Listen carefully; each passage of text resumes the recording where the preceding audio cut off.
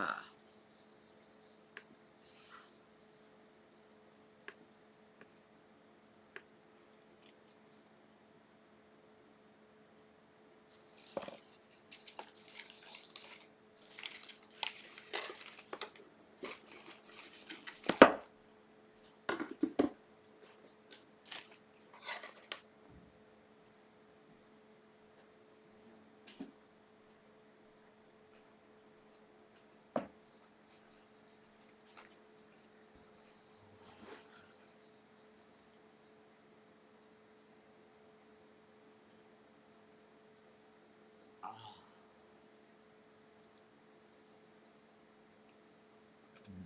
Chin hairs are the devil, bro.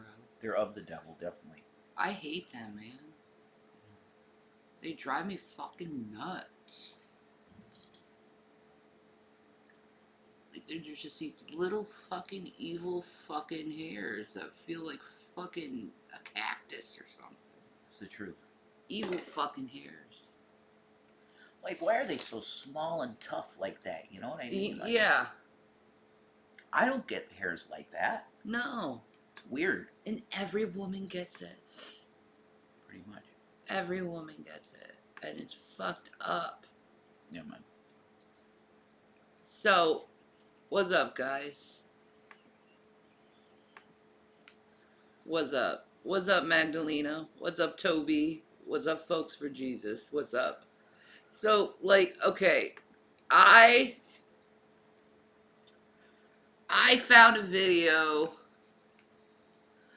on how it's like to be, how Kuwaiti apartments actually are like. Are they actually like that? Because as an American,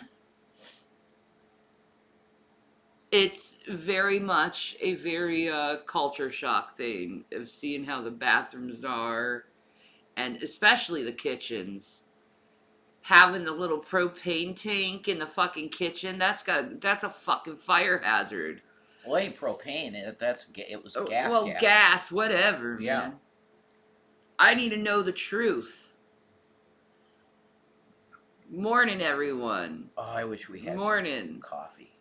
Oh, I wish I had some coffee. Oh, coffee would be so good. I know. I have a little wrap and a little bit of Coke. You could go to the store and get some, like, We gotta check how much money we got. 26. Okay. And then I got some like Hostess raspberry zingers. Cause I fucking love these things, and like some beef and cheese. Am I gonna eat it? Maybe, maybe not. Oh my God, that would be amazing. Oh, that would be beautiful. Yeah, that would be amazing. You could talk to the details with this man. I'll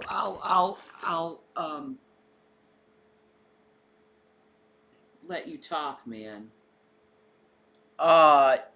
There's a Dunkin' Donuts near us. So if you go, how would they get our address? They probably have it. If you have the address, then there's a Dunkin' Donuts near. If not, you can use my, yeah.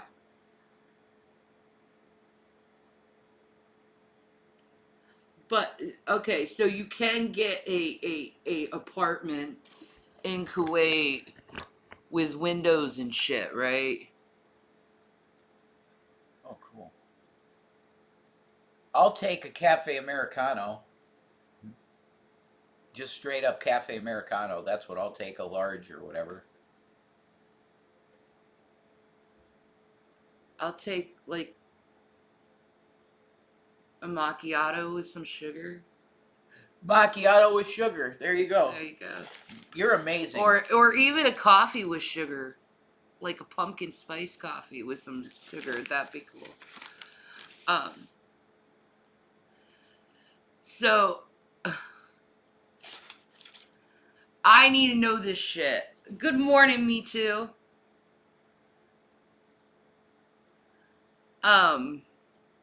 About how apartment living is in Kuwait, because I honestly, I'm just gonna be honest, I think her husband's cheap. I think he's putting up a big show that, like, oh, she doesn't know the country, so I'm gonna, give her the very minimal, because she doesn't know any better. I don't know. I just something is fucking off, and she's very defensive over this shit. And when Chantel is defensive over shit, when Chantel is defensive over shit, and this is just because I've watched her through the years, it means she's hiding something. No one got me a mushroom and pepperoni No. pizza, man. No, that didn't end up happening. I was devastated. I had to walk again and go get food. I was devastated. Shanny loves cake. You do love cake. I love cake too. I'll eat that shit too. Shanny loves cake. Yeah. I can't hear you over the ads. Babies are going in. No, I'm not doing no fucking one chip challenge. I'm not Fuck that, insane. no. Not good. I can't do that to myself. I love myself too much than to punish myself. Are we having a kitty fight? Yeah, they were doing it. Are we having a kitty fight? Aw, they're getting each other.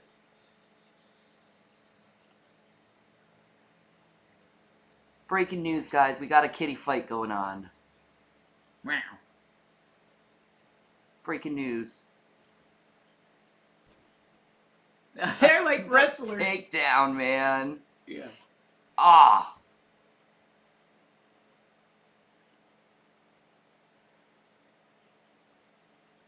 Look how he just stares at her like, I'm gonna get you. Yeah. I'm gonna find the right place to bite you. Ah, right in the asshole. If someone would like to drop cigarette money, that would be cool. That would be. That would be nice.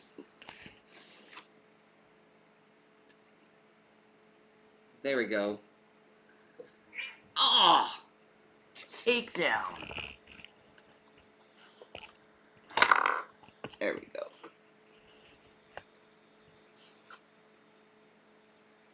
There we go.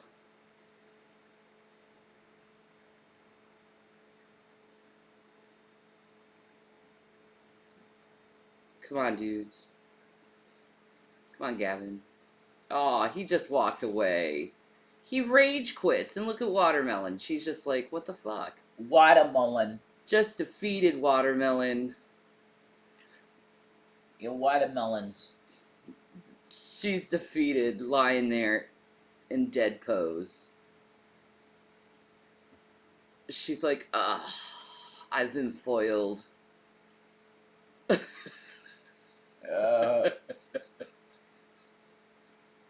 Every once in a while, she twitches. Watermelon? You alive, girl? Hi, baby. You alive, child? You've been defeated. Gavin kicked your ass. You got knocked the fuck out. How do you deal with this loss, Watermelon? Mm-hmm.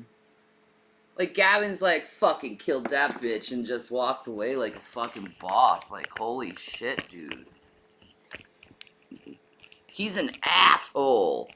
Anyway.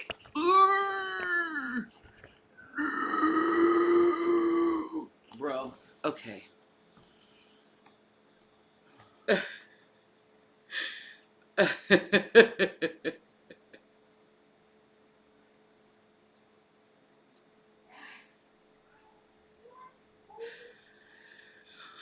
Watermelons, we will avenge you.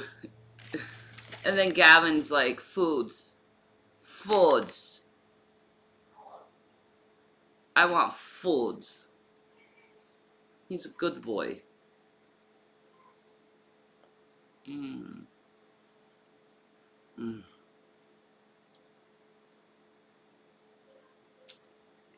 It's a cheese and ham wrap, and it has Duke's mayonnaise on it.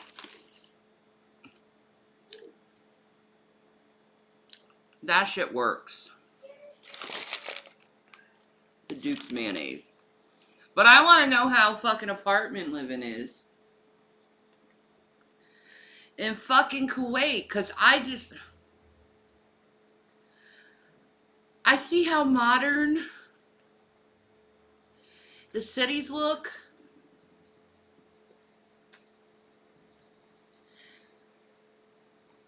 And I cannot help to think that you can get modern looking apartments that are nice looking and not look like it's a fucking janitor closet. So we're gonna look into that. I know I'm sounding like a bitch. I really don't care anymore. How about that? I don't care if I'm a bitch. You talk shit about me after me being nice to you for years. It's on, lady. It's on. Alright. This is from Unbelievably Annoying Cat Voice. If you would like to subscribe, I don't know who they are. I just want to know the truth about apartment living in Kuwait. I don't think there's anything wrong with wanting to know how people actually live.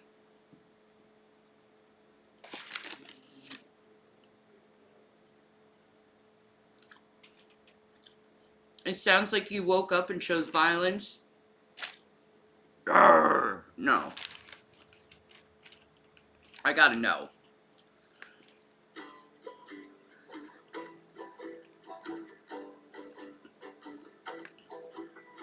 So in case you missed it, Chantel finally gave us an apartment tour. In this video, she'll show us about 90% of the one-bedroom apartment where she currently lives with Salah. Or does she? After taking a virtual look around, I personally had a bunch of questions, so I pulled up some research and I'm including it in this video as well.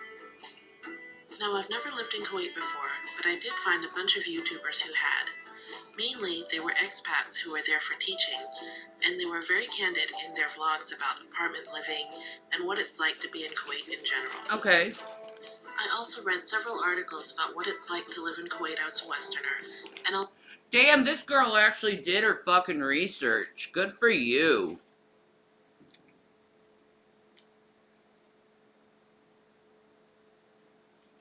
Good for you.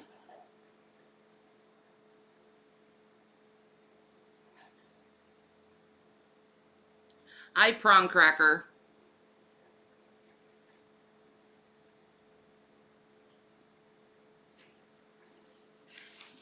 I'm just curious, man.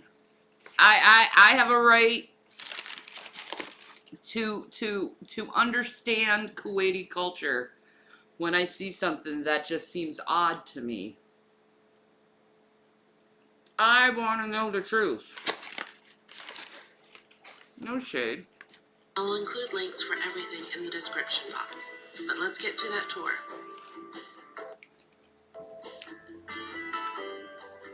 This is the front door area. Right, and here is Salah's gaming. Okay. Why is there so many keys and locks to that door?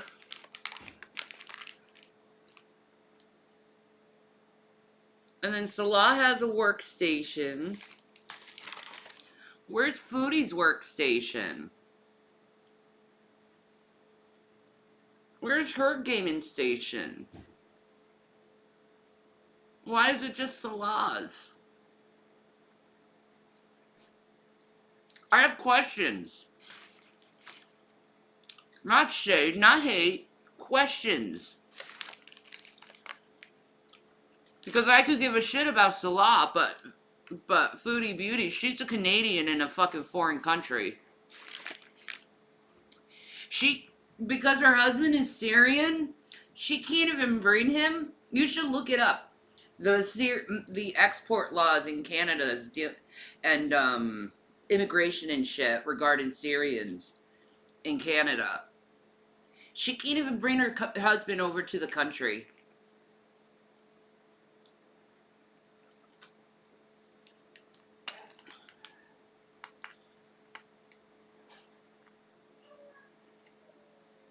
She can't even bring her husband to her country because of the laws. Because apparently they're having a.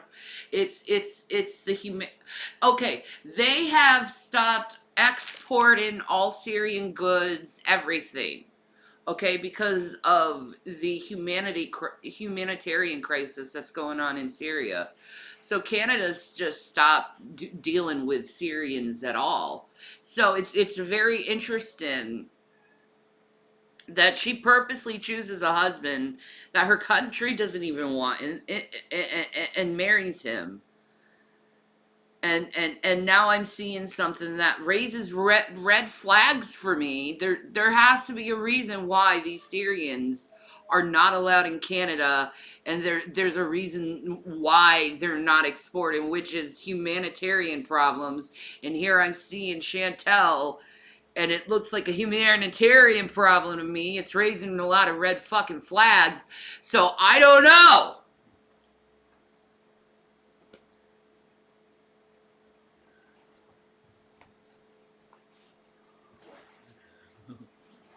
But the things you learn about these countries and how Canada feels about Syria, it's like, what the fuck did you do?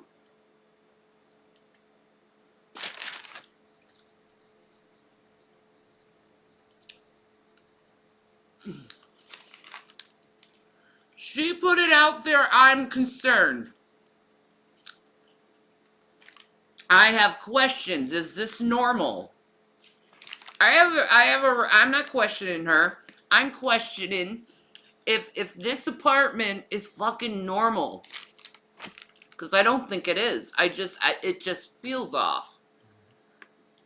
Station.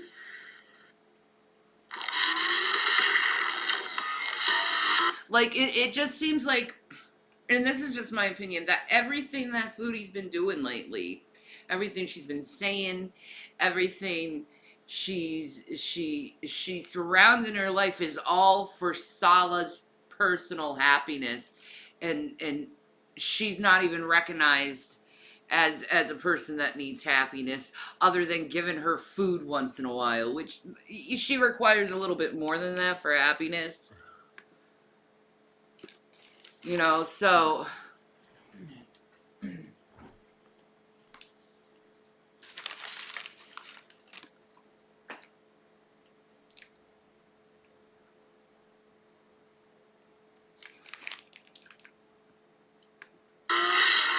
I don't know.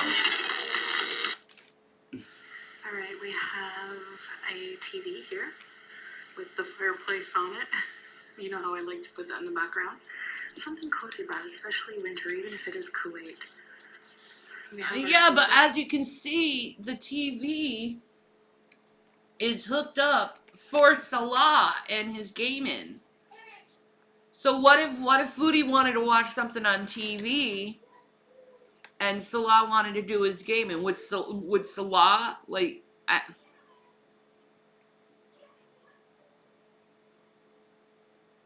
I need to know these answers. I don't know why. There's none of my business. But it just raises red flags. And I can't help but to see this red flag and mention something. I wouldn't be a good mental health advocate if I didn't mention it. Concern.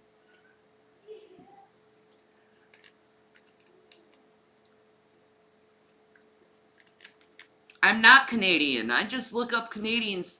I just look up the law. It's not that hard. It's like a simple Google.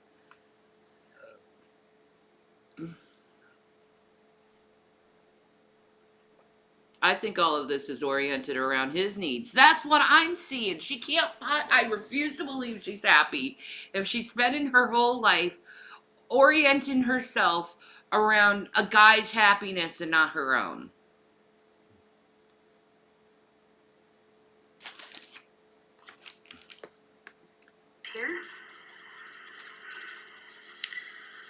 longer, bigger sofa here. And it takes up the doorway. That's the central air control. This was who comes to. Oh, shit. I didn't mean to do that. Oh, wow. I stopped it right at the right part. No, that's her window.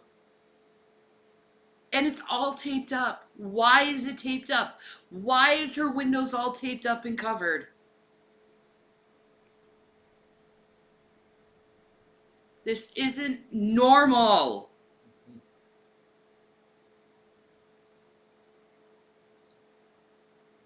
Just do yourself a favor and research Syrians and international law and the humanitarian crisis that they do. Just do it and just tell me why I shouldn't feel concerned about this.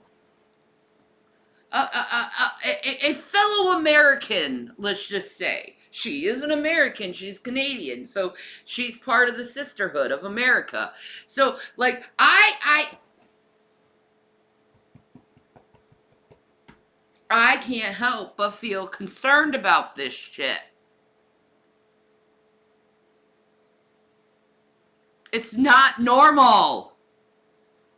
And I can't wait to see the rest of this video, actually.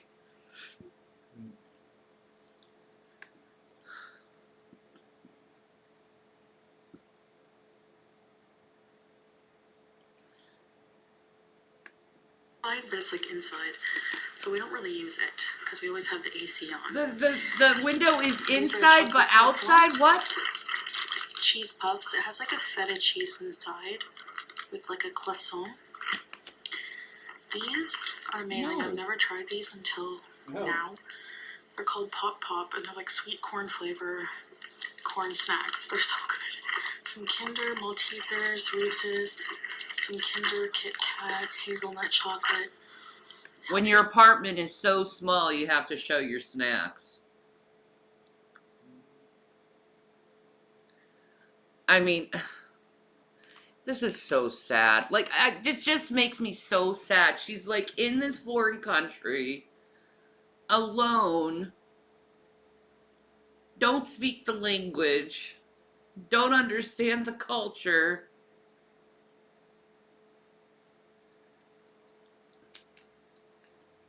And how she talks on her stream, she's like, I'm not sure I'm allowed to talk about this, or I'm allowed to talk about this, and it's like, Yeah. what? Allowed? Excuse me?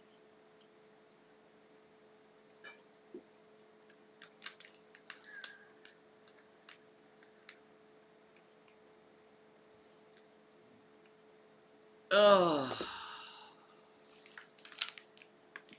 Yourself, guys. There's also a roll under here of this plastic. Like, this is all she has is a TV. And it's used as kind of like a Alone in a foreign tablecloth, country. She disposable probably doesn't tablecloth, even, I can't guess. even really Very understand custom what's here. being said I on the eat TV. around with it. Okay, so I had to stop for a second and look up this plastic tablecloth roll thing. It is available, pretty widely available in Kuwait, and it's not that expensive for a package of 3 rolls. And as per the description, it's perfect for a number of festivities, celebrations, and summer picnics. So to me, this is sort of like vinyl tablecloths that you can buy at Walmart. All right, here's the light switches for the bathroom. Here's the bathroom door. The bathroom. This is what I'm, It's like look a at this key. bathroom. All right, here's the bath.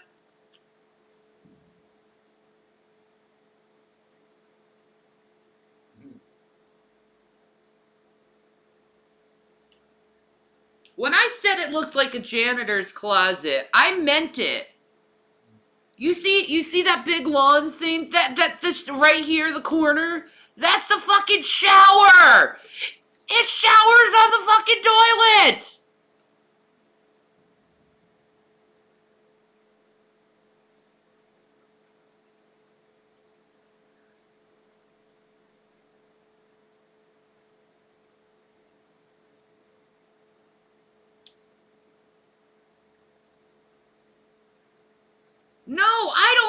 this is normal, dudes.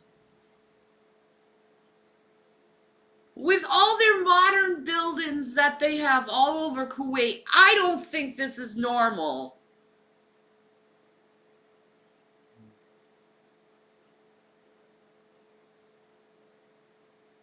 No, it is the shower. Look, it's the shower. I'm serious. Look at the shower. It's right there. You put my wait. I have some bathroom Crocs because the floor can get wet. And then in her other live stream, she says they wear the Crocs because on the floor her feet will get dirty. Not wet. Dirty.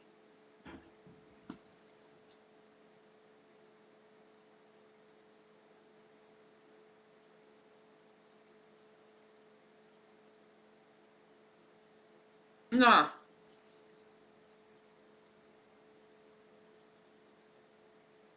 Mm-mm. Something's off. I don't like to, like, something is off, dude.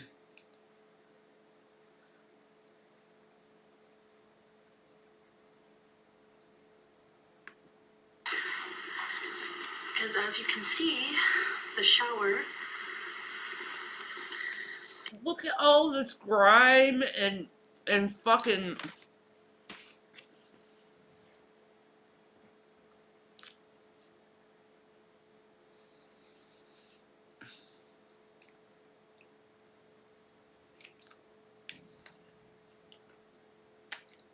I would not show this. This is like a cry for help. Like, this is how I'm living. You can't be happy living in a situation from where you were living in Canada compared to this. You can't be happy.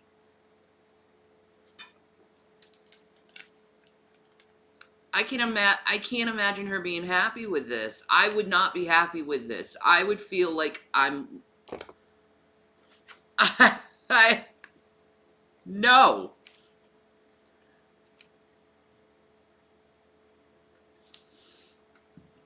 It's like a camper bathroom. I know.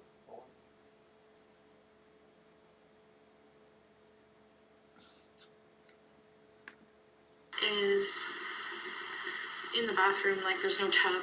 So the water drains in this drain. We lift the cap. I did step on it. So She can't even have a bath. It's like in the bay, I don't know. Anyway, we have She can't even have a fucking bath, dudes. Was your hotel worse? No, it wasn't actually. There was actually a separate situation between the shower and oh.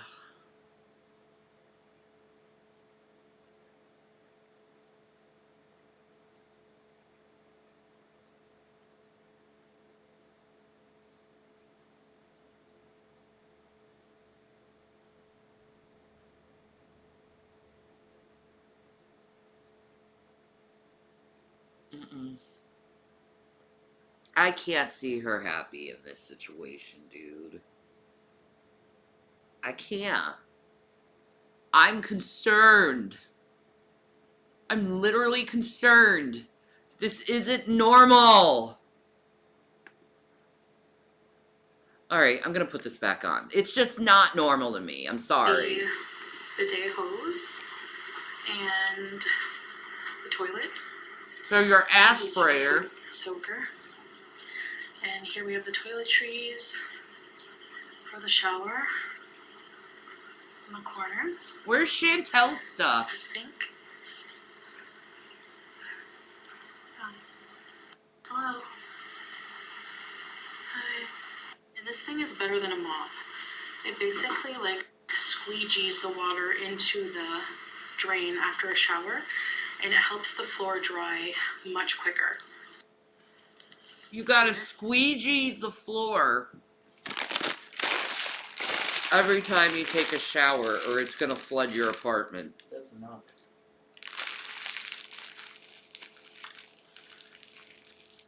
Honey, can you entertain the folks while I take a pee-pee? Yeah. I gotta pee.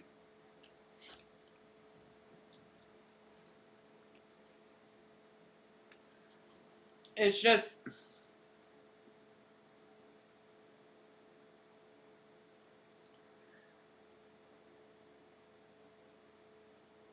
Wash my hands. I'll remember that.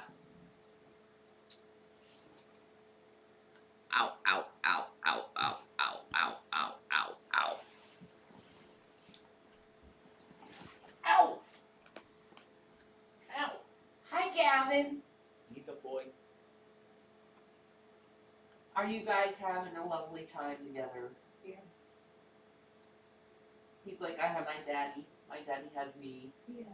They're all cuddling bugs. Yeah, he's a good boy. You can show it to the folks. I gotta pee. Oh. Here's a Gavin good boy. I don't think he wants to. He's not into it right now. You got a little Gavin. I'm doing all right. I don't feel very good, but what else is new? What's up, guys? Yeah, I feel exhausted. I do.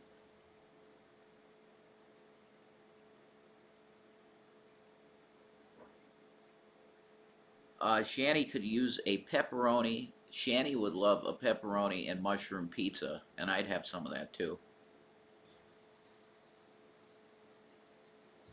What's up, guys?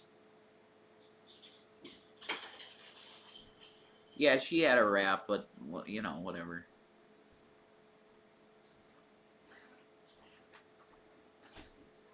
Propane in the kitchen.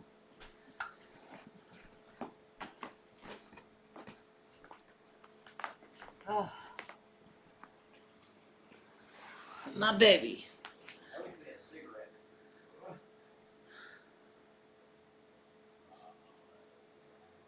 You lived in a place like that in Mexico? Yeah, but that's Mexico.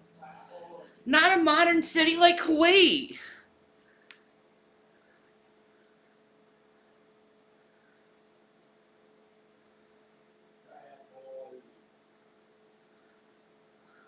What about what I want? I'm getting everything what I want for myself. I don't need anyone.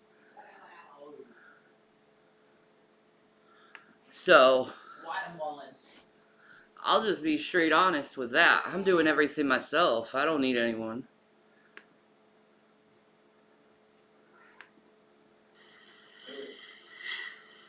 And the dryer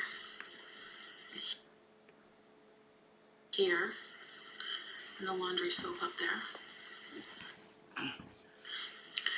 We have the gas tank for the stove, more laundry fabric softener. Here's the gas stove. Oh! I wanted to pause here and really focus Thank on you! the gas stove. Is this... Thank you for telling me about the stove if that's normal. That does not seem like it's normal. It's like he permanently makes her think that they're going camping at all times. It can't be normal.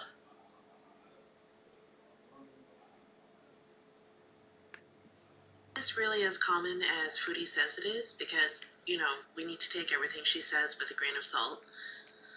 So I'd like to introduce you to another YouTuber, Amy Rebecca, and she was an expat teacher from the UK living in Kuwait, and here she is telling us a little bit about that setup. You buy these like bottles of gas, and then you go in and attach them to your cooker, and that's how the gas works. And this made me very uncomfortable. I'm sure they've checked it, I'm sure it's safe, but the idea of having an entire bottle of gas next to a cooker that you have to install yourself seems like you could die. All it takes is to just not plug I agree. Nowhere in America would we say that's safe living. Nowhere in America. That place would be condemned on site for that shit. Or they get like some kind of violation code or something. Something. If they were in America with that propane tank. Like, have you guys ever seen a propane tank taken off before? Let me just show you. This is how dangerous propane tanks are, okay? I just want to show you this.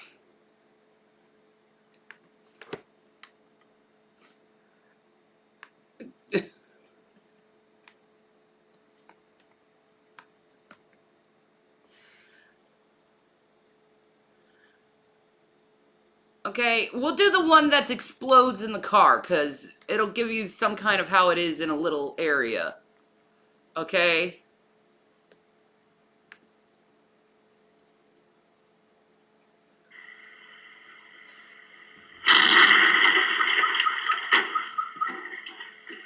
Did you see that? The thing fucking exploded. Okay? Maybe they'll show that again in slow motion. They didn't. But look at this. Boom! That's what Chantel has in her fucking house. It fucking blew the goddamn doors off of the fucking of a steel fucking truck. Okay?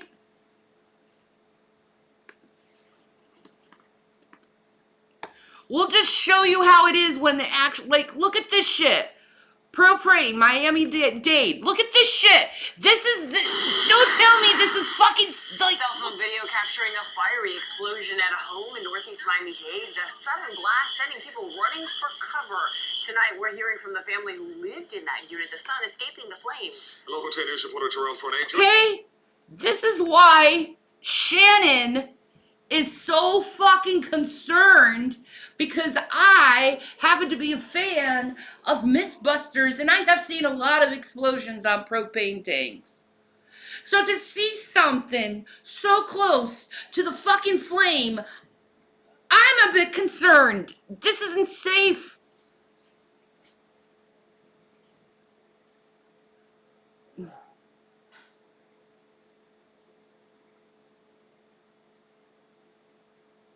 This isn't safe. At all. And no, I didn't use an air fryer in bed. Like something incorrectly, and either you poison yourself to death in your sleep, or you go to like the cooker and you blow up the entire apartment building. Like, it's a big responsibility to have to install your own gas every few months.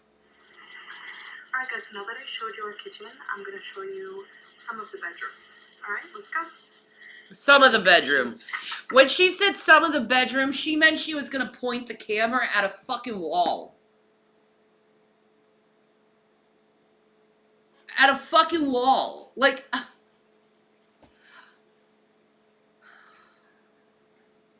you'll see. You need to lock it. Look at the bedroom, so huge. So, this is like the lighting. Look how huge this bedroom is. But we keep this drawn, this closed, because we have a neighbor in front of us. So she can't even look out of the window in her bedroom. It's still all locked up and stuff.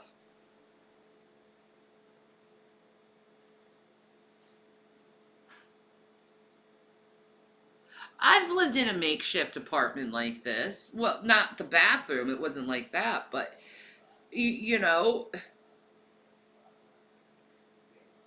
But see, here's the thing. You look up that apartment. Now the apartment burned to the ground. The makeshift apartment that I lived in. It actually burnt to the ground. My friend from Duluth was like, oh my God, Shannon, the old apartment you lived in burnt to the ground. And I was like, holy fuck. So that shows you the safety of these makeshift apartments at the end of the day.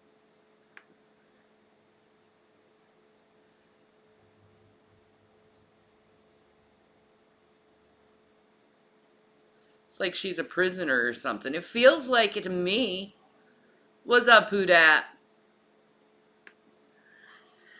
It's part of the bed. We have some personal things on this side of the room that we don't want to reveal to you guys. Yeah, you just have another wall on the other side of your bedroom. I mean... Entertainment area, some candles down there. Yeah, entertainment area. Let's see. Salah, Salah, Salah. And then she gets some candles. Here, honey, you get some candles and your dress so you don't turn on all the men. Like, holy fuck.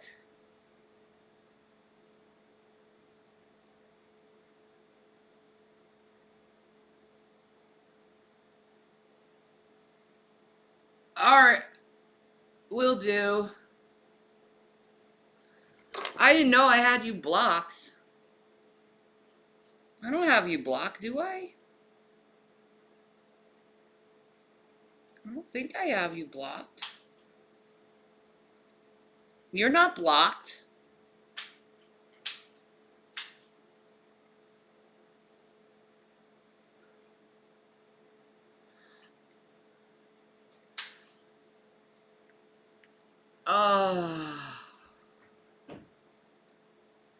Alright. Good morning, hot mama. How are you, sweetheart? There we have a bass and a soundbar for movies.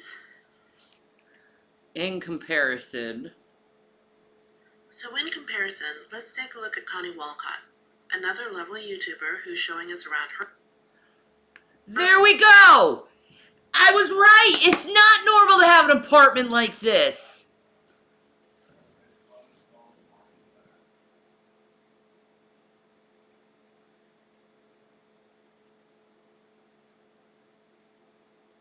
This is gonna be a normal fucking Kuwaiti apartment. Normal. Apartment on a teacher salary in Kuwait. Her one bedroom is probably closer to what Foodie's living in right now. What I've learned is that furnished apartments, including dishes and pots and pans, are generally included in employment contracts for teachers. Look at that. Now what you'll see here is that her guest bathroom, which is adjacent to... It still has the shower and the toilet situation, though. It still has it, but it looks a lot better. The dining room does indeed have that open shower plan. Now I've seen these before. They're actually pretty convenient, but the one I experienced was at a resort beach hut in Thailand. So to the rest of the world, this is not entirely uncommon. Okay. Connie's kitchen is much bigger than Chantal's, and She's got a normal fucking stove, though. She doesn't have that unsafe fucking thing with a propane where you're gonna blow up your fucking apartment. God, that is so unsafe. That is so fucking unsafe.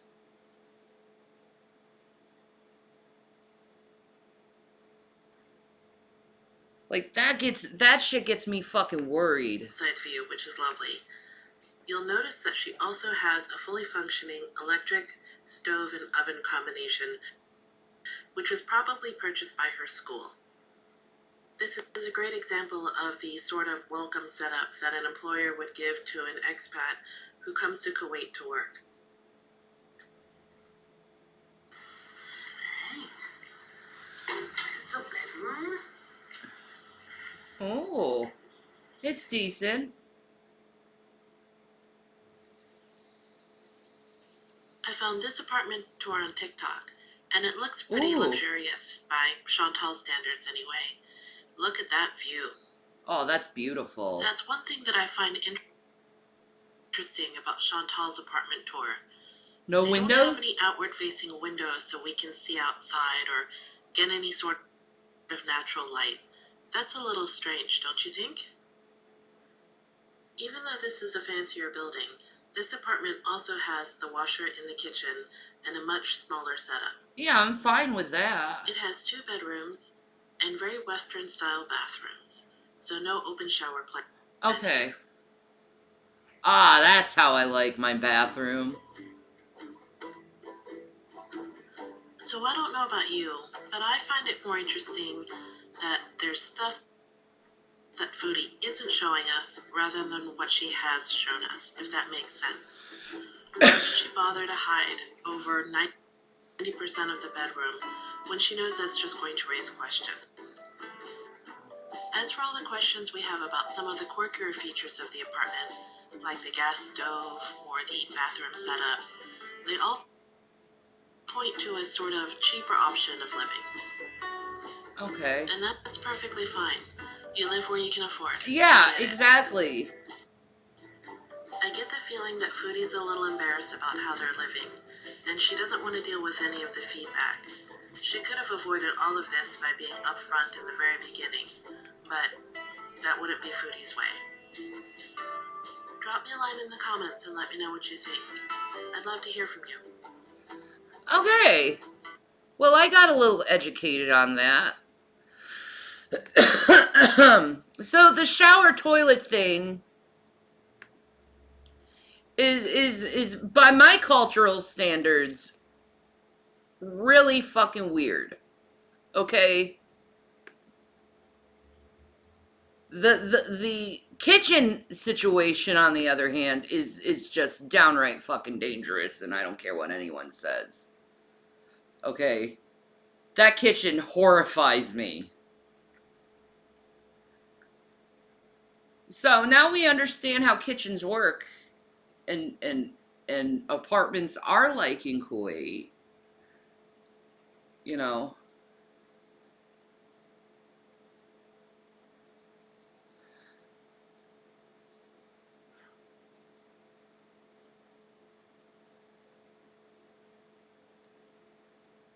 Yeah. You saw a similar shower style to the ones you saw in Sweden? Oh, okay.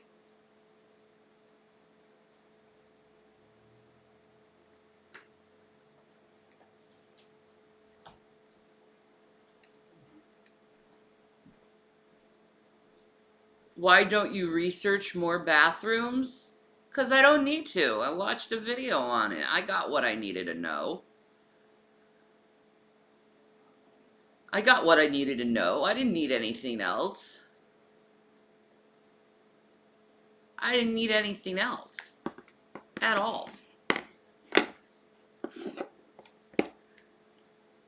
You know? Interested in how they live.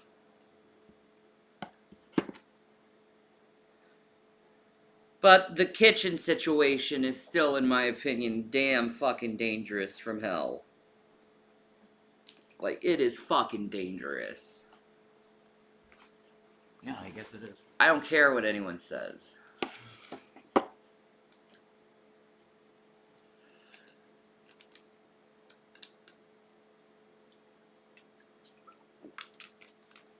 Alright. Now, if you're going to continue with your rude comments, gentlemen, since you don't know how to treat a lady, do you want to be blocked? My opinion is uninformed, though. No, it wasn't, because I was literally questioning what was going on in Kuwait, and I saw a video to answer my question of how this shit is like. How is that being ignorant in any fucking way? It's not. So, nah. You can try to make it into something that it's not, but fuck you. Hi, Cat and crew. How are you?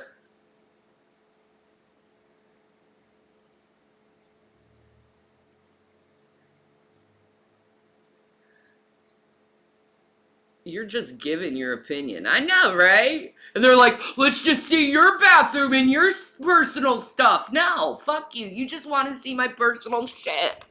Okay? I didn't volunteer to show my personal shit. She showed her shit.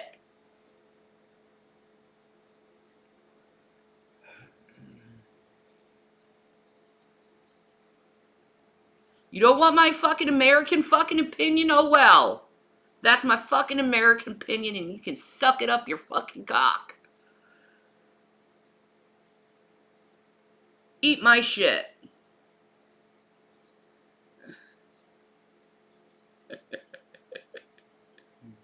Did I see her abaya shopping? Yeah, I don't even get the abaya shopping like it's a big deal because abayas, every single one looks fucking the same, man.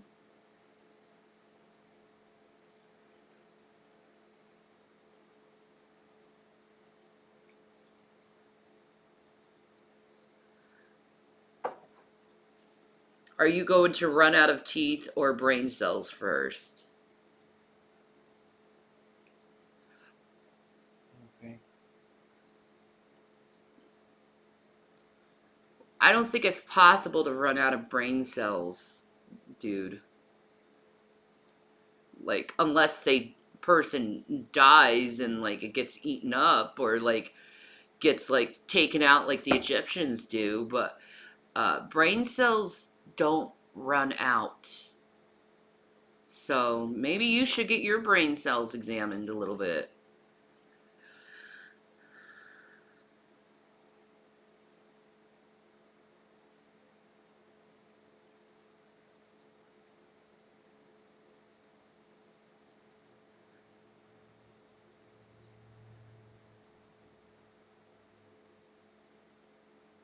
Brain cells die.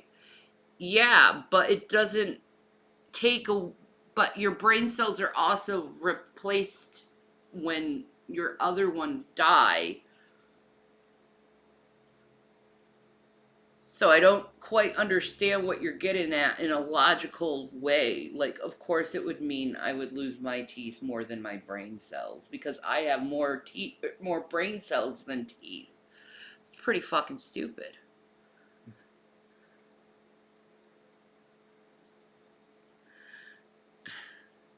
You're just dead, brainless. Yeah, and you're banned because you're an asshole.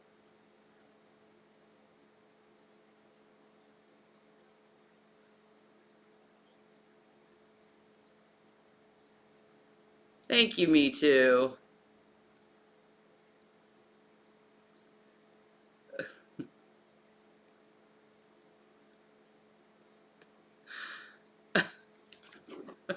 Fuck.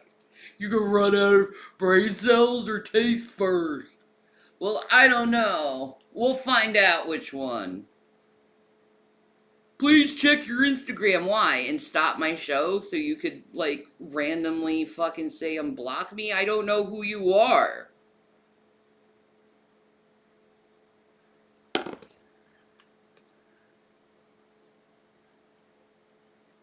I don't know who you are on Instagram. Anyway, I'm gonna continue on with watching videos and not be distracted. Hi Woody, how you doing? See, Cookie Lady, you're smart. Carbon monoxide poisoning. It is a true thing that happens with fucking propane. It's insane.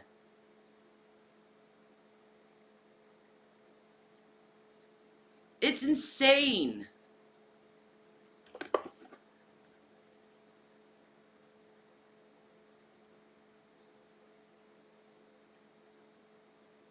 They keep saying send in my check your Instagram, and I have several times, and there's no messages. So it's distraction technique. Yeah. Yeah, I didn't even see any fucking fire alarm in her apartment. Like they don't have that as restrictions in their country, like fire alarms.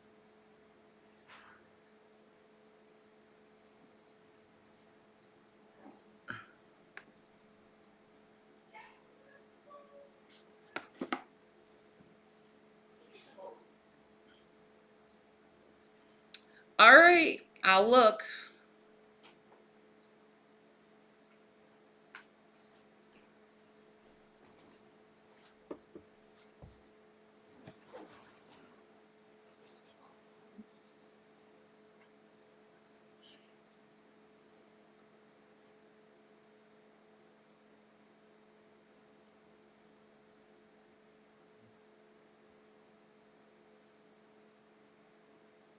Jesus Christ.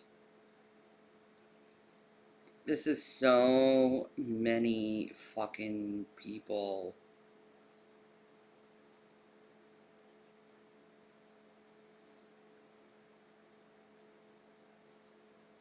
You think I'm gonna find you? I doubt I'm gonna find you. Oh, did find you! Haha! There. Jason, can you do me a favor and do all communications set on said phone for me so I can do my show? Thank you. What are you talking about? What? Someone's gonna send something on Instagram. Oh. I wonder if Chantel clogged the toilet with her. Oh, stop it. Stop it.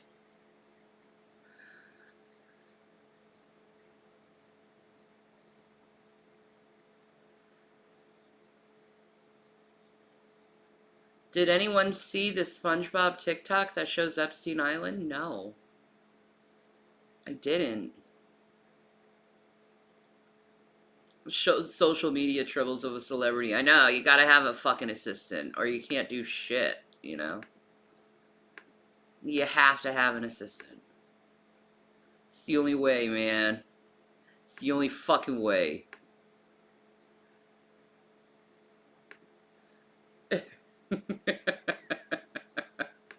Alright, so I want to show this video of Michael Rappaport. It's a palate cleanser from the whole Foodie Beauty debacle of her apartment and how I think it's so unsafe.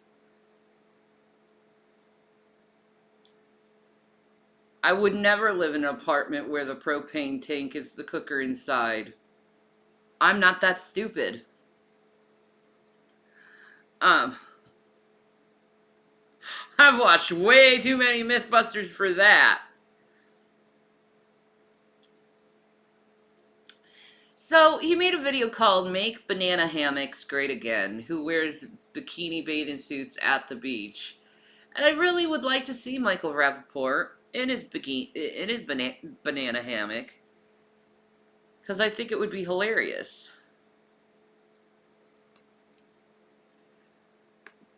That's not right. You lie. I didn't live in a condemned motel. I was living in the hotel and then it got condemned. There's a big difference.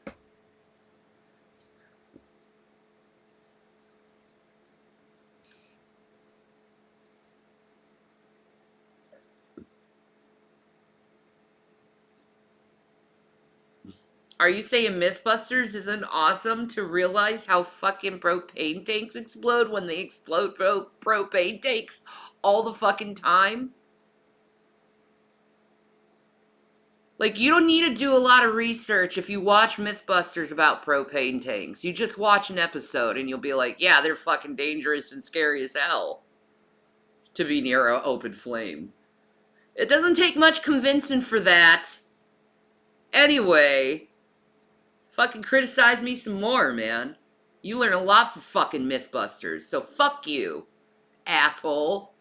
Piece of shit. The fucking show is based on fucking research.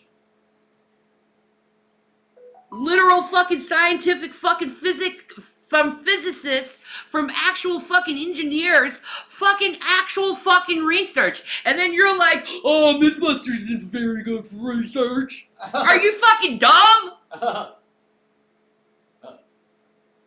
Dumb as shit. Anyway. Sorry. Very passionate about that. But that's just a stupid fucking comment, dude. That literally is a stupid fucking comment you made. You're literally talking about a show that does research and be like, it's not a good show for research. It's a show based on research and testing shit. What the hell are you talking about?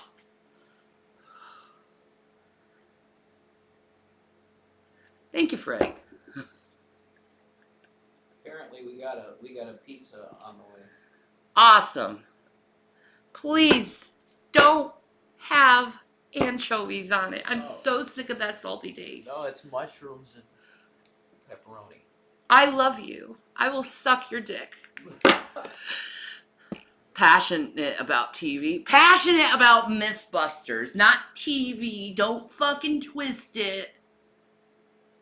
Mythbusters, okay? Because I like science. But now we're going to learn about bikini hammocks or banana hammocks. Because that's entertaining shit. Duh. Anyway, subscribe, rate, review, ask a question, give a request. Okay? But leave a comment, ask a question, subscribe, rate, and review. Welcome to my YouTube page. Let me know what you think of this. Boom. Yes. Oh, yeah. Oh, I'm not frozen. I'm right here. Have no fear. The I Am Rappaport stereo. Everyone's like, I don't like Michael Rappaport. He's too edgy. And I'm like, dude, do you even know who the fuck he used to belong to? Like, he literally is from NWA. If you don't know what NWA is, it's literal, like, N-word with attitude. So if you don't expect someone to have an attitude, don't be going to someone who's in the NWA. I didn't even know that's what that stood for. That's hilarious. Yeah, man. I didn't know that. Like he was with the greats, Ice Cube, Ice-T, fucking Snoop Dogg. Like, he knows them all. So of course he's gonna be edgy. He's from fucking Hell's Kitchen, New York. Of course he's gonna have an attitude. That's just how they are there. Attitudes. Like, tough, like, fuck you, I'm gonna say what the fuck I'm gonna say, American, fucking, like, yeah. You know you're a true American if you say fuck you with pride. All right.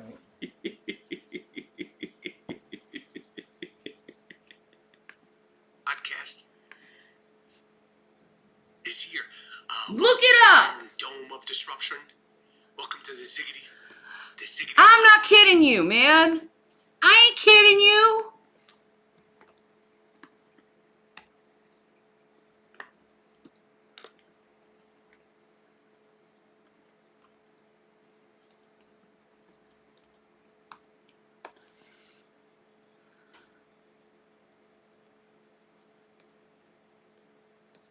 Banana hammock. There's the NWA, man. Straight fucking awesome guys, man. But he talks about it, being part of them, going out with them all the time.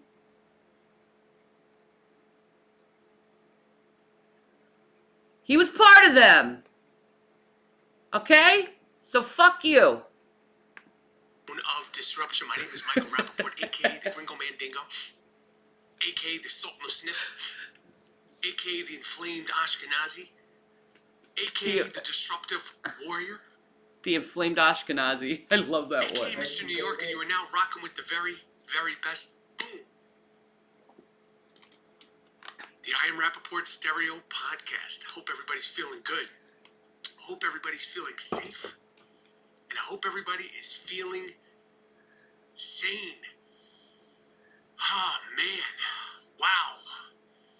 This is it, ladies and gentlemen. This is it. We are literally at the end of the end Of the year? of the very end of 20. Thank God.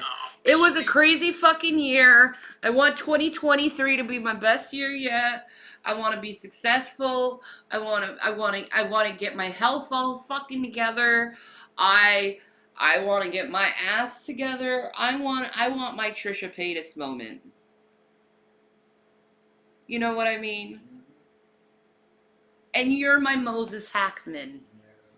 I wish I was an architect. You're an architect to my heart, baby. Oh, that's so sweet. You're cute. That's cute.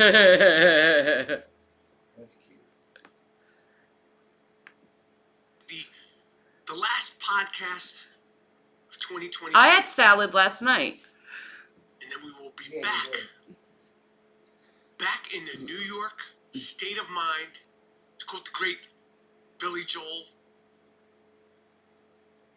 to quote the great Nasty Nas, in 2023. But this is the last podcast of 2022, and I really, truly hope everybody's going on holidays vacay. have been great. Hope everybody's holidays have been fun. Hope everybody's holidays haven't been too, family is complicated. Is it? I'm playing video games? I didn't know I was doing that right now, bro. It's good, it's bad, it's frustrating. I thought I was It's watching a lot of Michael things. I don't know one Rappaport. person. You're playing a I Michael don't know. Rappaport game. I am, I guess so. Spends a lot of time with their family and walks away. It doesn't go, okay, it's just a lot. It's a lot.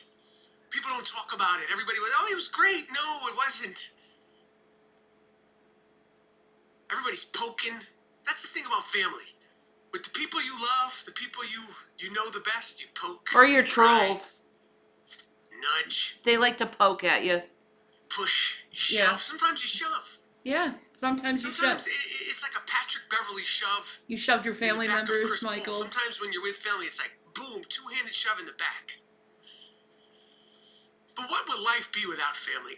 Who knows? Sometimes I want to know. I'm kidding. I kid. Anyway, You really don't want to know how's life without family. It's you kind of you go into a state of madness. But yet you accept said madness because it is your reality.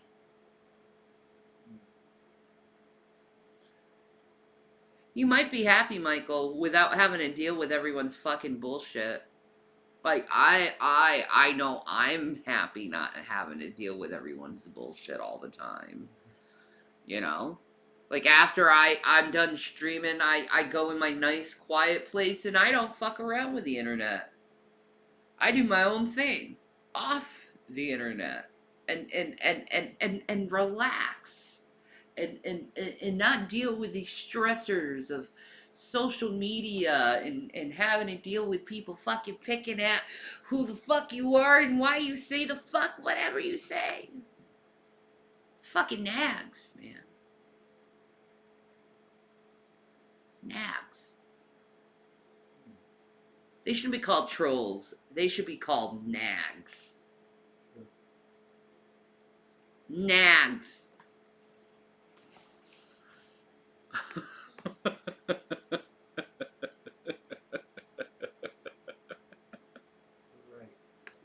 Anyway, I hope everybody's feeling good. I hope everybody is feeling safe. Like I said, this is the I'm a last psychopath? podcast of 2022. I will be heading to Okay. Florida. Okay. When you see me next, I will be probably the same color. I don't get tan. But Neither. I will Well, I do have get been on a tan. I have to beach. burn Well, first maybe in not. order to tan. I heard it's cold in Florida. Unusually cold in Florida.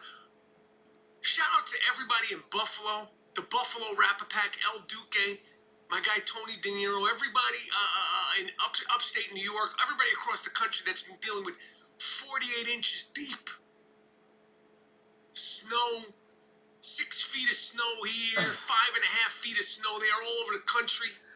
So does that mean that Veckel is stuck in 48 fucking feet of snow? Who wants to be that fly on the wall to watch Veckel fucking shovel that shit? Would he curse? You think Veckel cursed while he was shoveling shit out? I would just drive you right away. He's like, God damn! I wish fucking G-Man was here. He'd do this shit in like 3 minutes.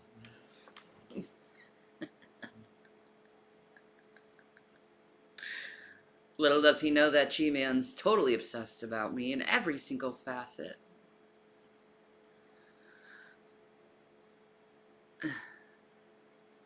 As long as Veckel doesn't open his garage. Ah, fuck you, RJ!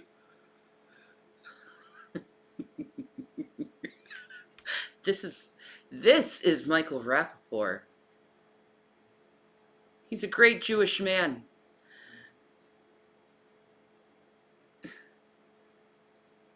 Does Gary really learn after you like that, Shani, or are you joking?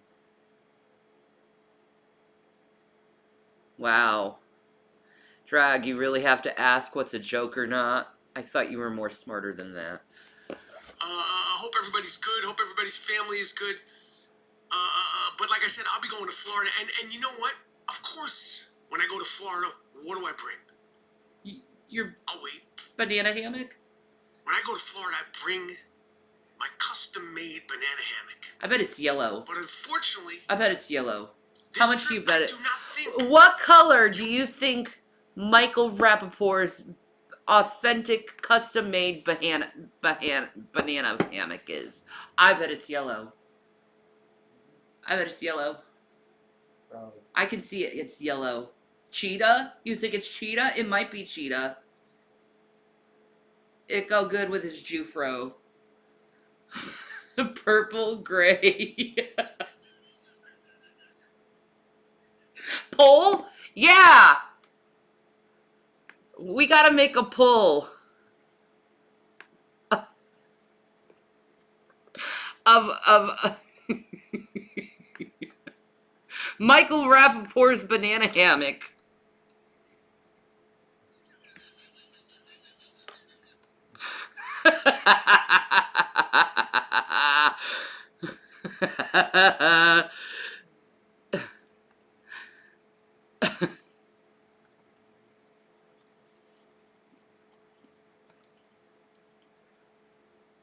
I can't even spell banana. I can't spell banana, folks. Okay. Okay. We gotta put yellow. Someone said cheetah. How about pink tiger? We gotta do with a traditional red. And then we'll do the classic nude. And then we'll allow additional votes. All right. Does not meet. Oh, it's because I said nude. Okay, I'll put beige. Does that work? Yes, it does. Okay, you can't say nude on the polls, obviously. But we need to know what Michael Rappaport's fucking banana hammock is. Like, what color? What do we think it is?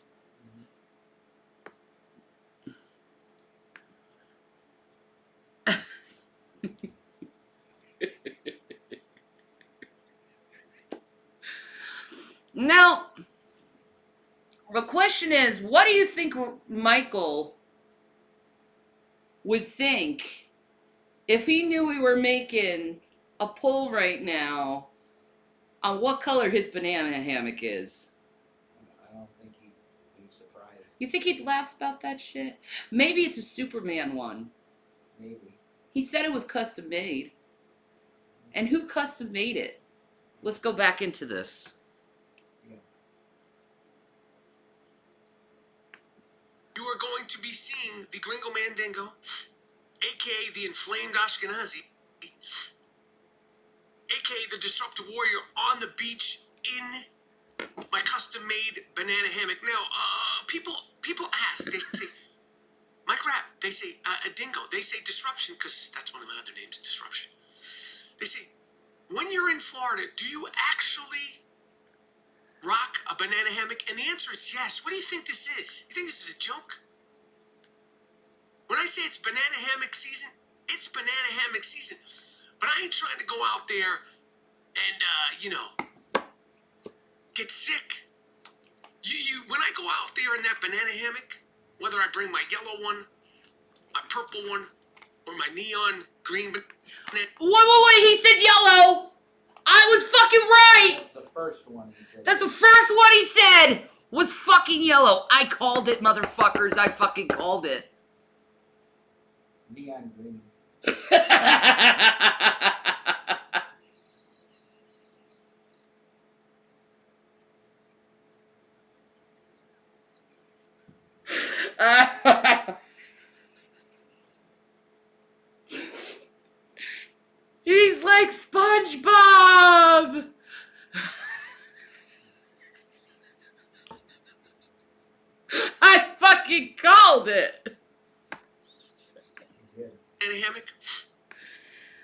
I want to get nice and bronzed. I want that sun on me.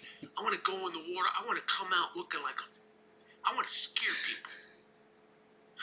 When I come out of the ocean in my banana hammock, I want women, children, men running for their lives like they saw fucking sea monster. That's what I want. I'm the When I come sea out of monster! when I come out of the water. When they see me going into the water and they see that banana hammock and it's I'm thonged up, I want them going, what the like I want them thinking they saw Bigfoot or like some sort of like decrepit, like I want them scared for their lives. Going, like a tsunami's coming. Like, get off the beach. Clear like Roy Schneider. Roy Schneider. In Jaws. Get off the Get out beach! of the water. Get out of the water! But unfortunately, I do not think I'm going to be able to. Okay, for the little people, the people who don't get the reference on why he said Roy Schneider. It's a Jaws reference, the movie Jaws. Oh my God. Please, Lord Jesus, please don't let the Hollywoods ruin that franchise, but they probably will. Now that I said it, they're gonna ruin Jaws too. We're gonna redo Jaws! Woo-hoo-hoo-hoo-hoo. First of all, who's gonna replace Roy Schneider and Richard Dreyfuss? Speaking of Roy Schneider, we should watch some more Sequest, because that's a great show. Yeah, Sequest. It's a great show.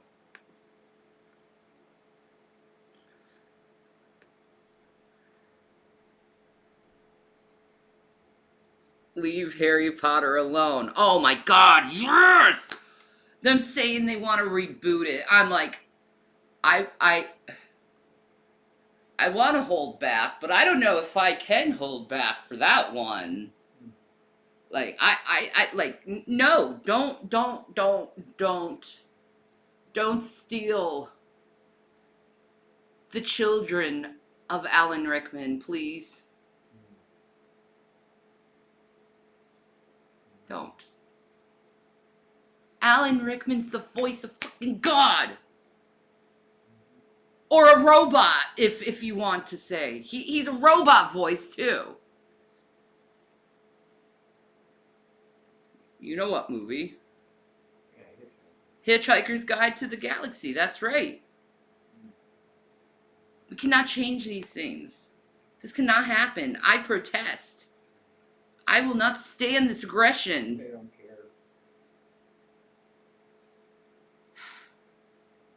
Oh, fuck Rob Zombie. I hate Rob Zombie movies. I'll just straight up say that shit. His shit is trash. I've never watched a Rob Zombie movie and was like, wow, I really enjoy this shit. It's usually like,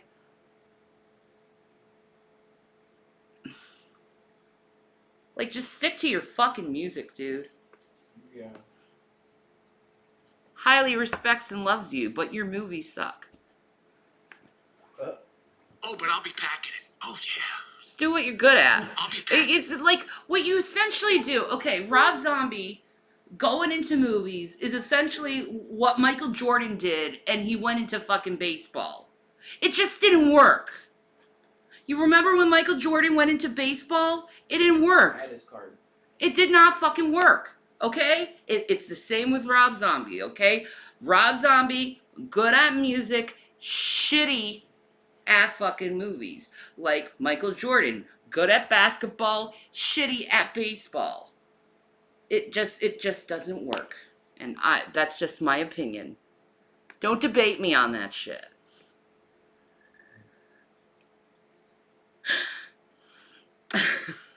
All three of my banana hammocks. And then heading into 2023, I get rid of them.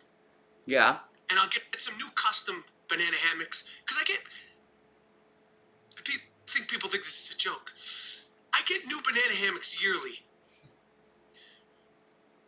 Every year I get brand new banana hammocks, which brings me to, yo, Happy New Year. Have a good one. Have a safe one. I appreciate you watching. Is that how you ended? You didn't even go even in the more of the banana hammock story? I wanted to know. Oh, I got caught. They know what I watched before I started this channel. Oh no.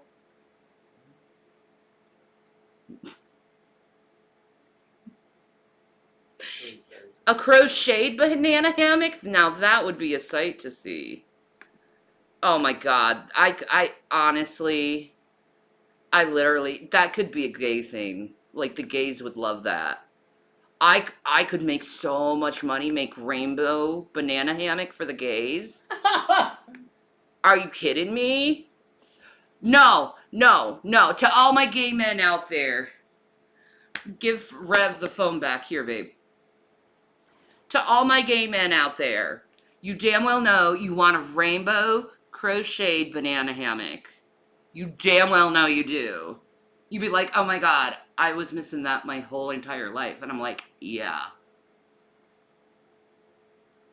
All those little peepholes. I know they'd love that shit. Yeah, I should make one for G-Man and then send it to him in the mail. You think he'd know what it is when he sees it? Maybe he'll put it on his head. And then we see G-Man going on screen with a banana hammock on his head thinking it was a hat.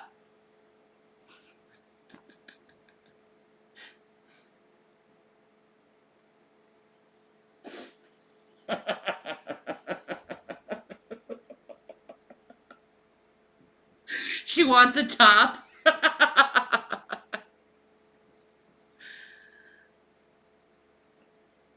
How would I know the size to make it for G-Man? Well, I just get like a fucking teddy bear, right? And I'll just do it around the teddy bear because that's G-Man's size, teddy bear size. I think, I think it'll work.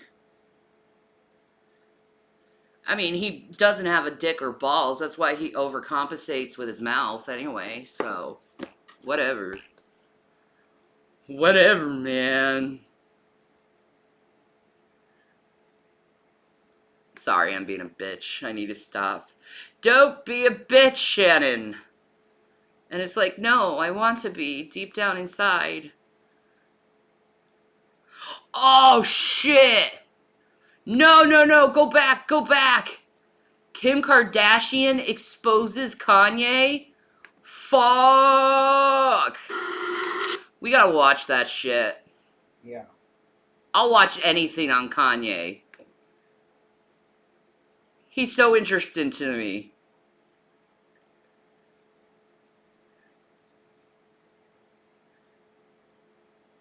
He has a big mouth.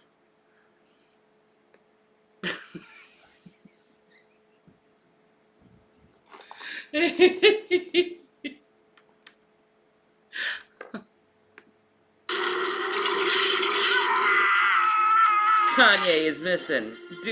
Kanye's missing? Oh no. Stop, dude, that's crazy. Oh, I can't wait. Why is she? I need the tea. Okay? I don't care. I need the tea on Kanye. Okay? This stuff with Kanye is hilarious to me. It's hilarious how this dude just was like, I don't get it with these dudes. They're like right on their fucking A game and then they fall and plummet just all the way to the bottom, and I'm like, damn, I thought I was a train wreck. And I can't look away.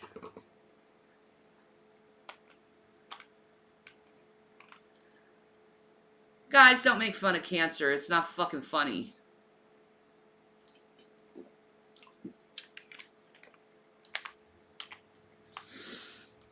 Anyway.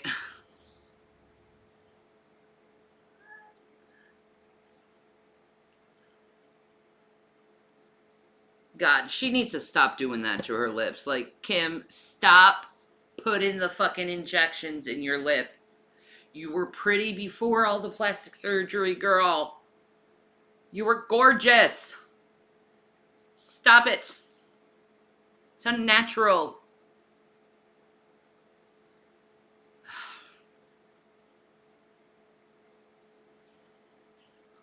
All right.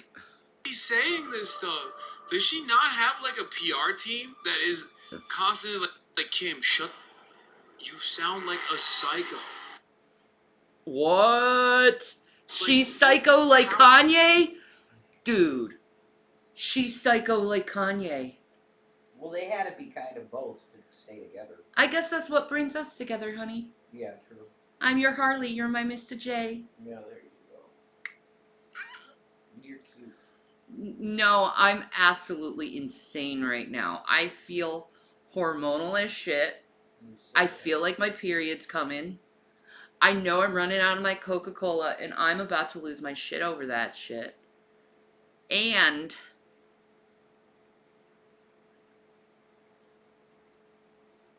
I didn't take my medication today. That's not good. That may be my problem.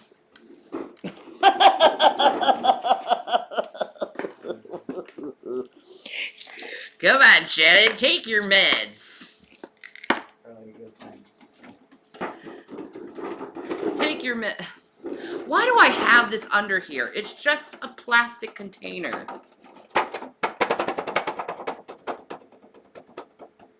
Hey, watermelons.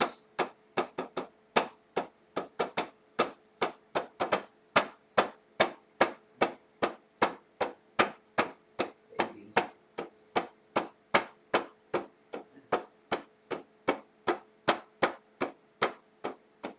I don't know what you're doing.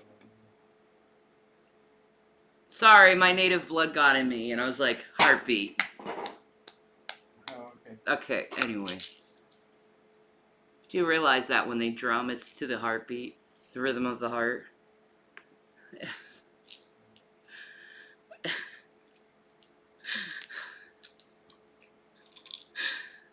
I know someone who also has those plastic containers all over the floor. Oh, no. It's just one. It's medication time. Do the kitties like the toys? Oh, yeah, they do.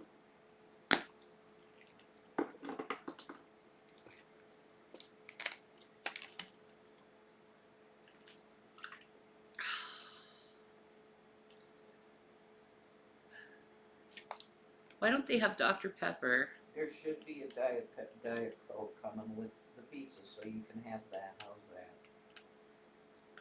I'm a very thirsty girl, ain't I? You drank 4 of them, dude. I know. I got 4 of them for you. I'm a PMSing fucking hound, yo. Can't help it, I'm Yeah, well, I extra. have to walk for it, dude. Like, You're hot. imagine 4 of them, dude. Watermelon's like, I walks all over the place. And I'm like, nah, man. Anyway. Okay. She's a good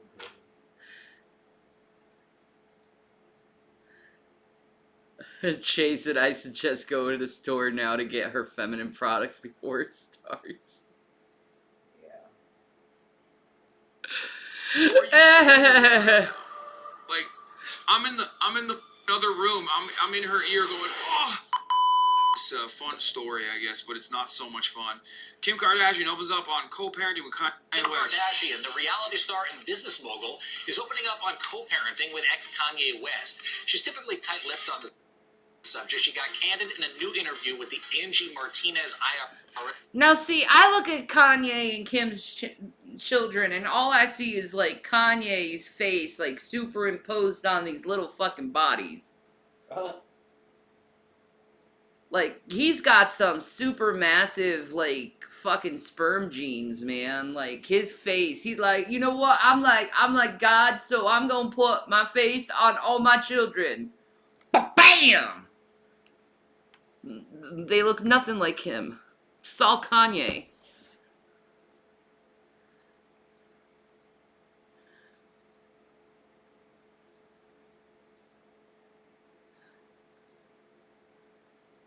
I'm untreated diabetic.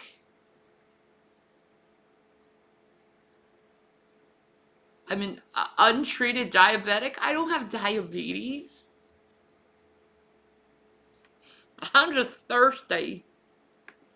Podcast, and she was pretty emotional. She spoke about how she protects her children from negativity. Listen. co-parenting, it's really hard, you know? And like, You're not co-parent. Does anyone have the Angie Martinez IRL podcast like full video? Is the full video out yet? Angie, Alright, we'll do. Co-parenting is so hard, especially when my ex-husband lives right next door to me. It's so hard passing the children away. It's like I barely see them.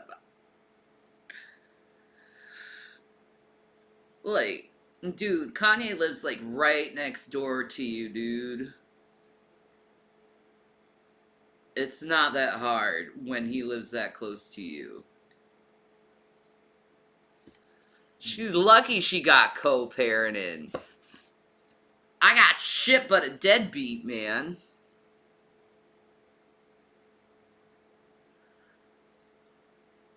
She lucky. Yeah, communicating with Kanye is probably like communicating with G-Man Drag. Just impossible to actually get what you're trying to communicate into his head. I figure it's like that.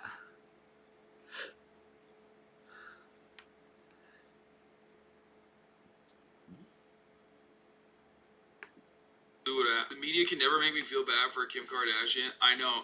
It's weird because, like, you should kind of feel bad for her in this one very unique instance. She's But, like, it's still co-parenting with I'm Kanye? not gonna lie.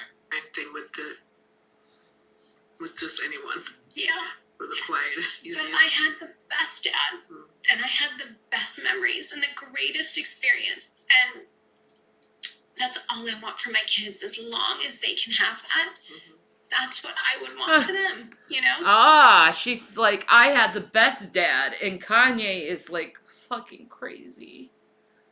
Honey, why'd you marry Kanye? You knew he was crazy.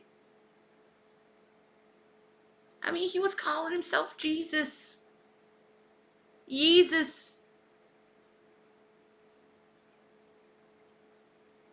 Poor girl. I know how it is to have a shit fucking baby daddy, though. Probably a lot more than you. At least you get paid. So Why? Because she's rich. She's rich. She's annoying. She's like mostly. I mean, she's a media demon. Like, she's rich and famous because she's like very publicly annoying, accustomed to a lifetime of privilege. You know what I mean? Like, no, her being Armenian has nothing to do with this. What is wrong with you? Okay, Jesus Christ, dude, come on. if they don't know things that are being said or what's happening in the world, like, why would I ever bring that energy to them? You know? I think every parent wants that for their kids. She also explains, by the way, how she monitors any social media her kids have access to, and she also checks in with their teachers to see if other kids at their school are talking about their family. Pretty vulnerable. You can check out the full podcast interview. That is You're streaming. that worried about your family's image, Kim? I mean, literally, you were in a porno. You shouldn't worry about your image after that. My love. You okay? Yeah. There's a boy. I'm sorry, I'm just wanting cigarettes, Pat. Oh, you would want cigarettes? Oh my god. You Jones and baby. Yeah, it's bad. It's sorry. Have some of this. You're like, no, fuck that shit. Okay. Right now. Hey, thanks for watching. Don't miss the Today Show every weekday. Alright, let's watch this. I've been meaning to watch this. I kind of. No, like seriously, who fucking calls your fucking school asking about your fucking family image? I don't think I've ever done that. How's my family image according to you, the school? Never done that. I want to see it. Martinez in real life. It's Beautiful. The chairs are looks lovely. like my house. It does, right? It's like all like monochromatic. Like when I post pictures of my house, they're like, wow, this is so. You didn't feel bad for her, even when Kai was openly threatening her and Pete. It took a lot for me to. I mean, it took a lot for me to like not feel bad. Now she's talking about the aesthetics of her house and how people congratulate her over the aesthetics of her house. Oh, God. Okay. See, Okay.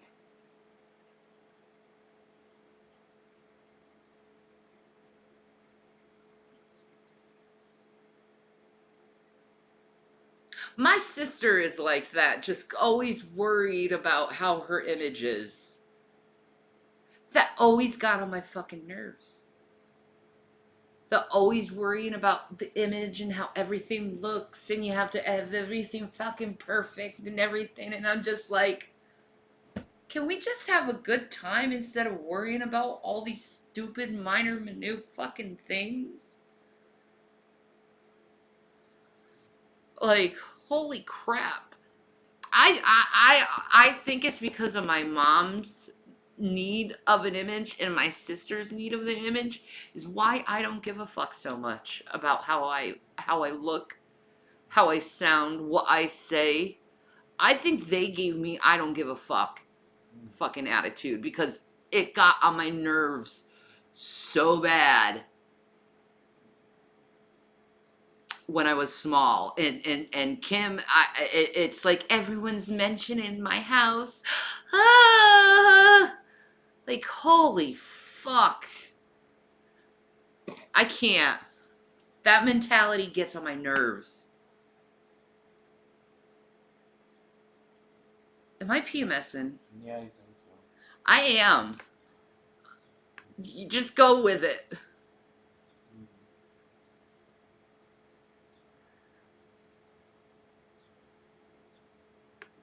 Kanye West. I think it took a lot for a lot of people to not feel bad for Kanye West and start feeling bad for Kim. That's a whole different story.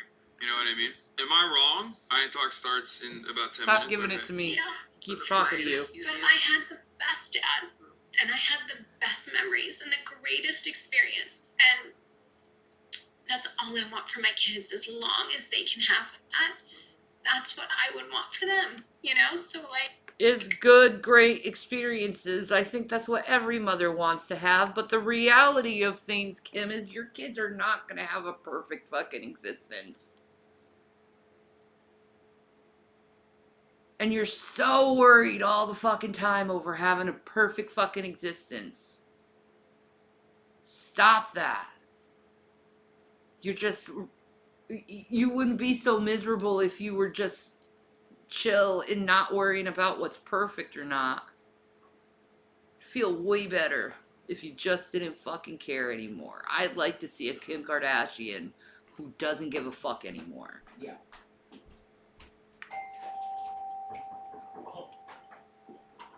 How you doing? Thank you so much. Thank you. Thank you. Yay. Got some chicken tenders too. Chicken tendies? Yeah, you can have that. Thank you. Cannoli. Oh my god, a cannoli? You sexy, sexy person. Chicken tenders and fries and ranch. Okay. Oh my god. And there's your pepperoni and This should be a pepperoni and mushroom. Oh my god, I love you. It's also got a cheese for you. A half cheese. Oh, Shaft. Okay. Half Wow, cheese. Really great. That's so sweet of you. Thank you. And it doesn't look like no fucking anchovies this time. Thank you so much. No fucking anchovies. Oh my god, I just got so sick of tasting that saltiness in my mouth. Oh my god, look how cheesy that is. Let me cool this off for a minute. It's really freaking hot. Oh my god, you roll one. You roll. Bless you.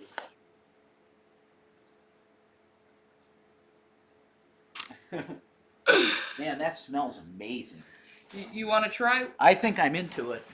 There you go, baby. Oh I my need to God. let it cool. It's a little too hot for my It's too taste. hot for your taste, all right? That means it's perfect for me. Yep.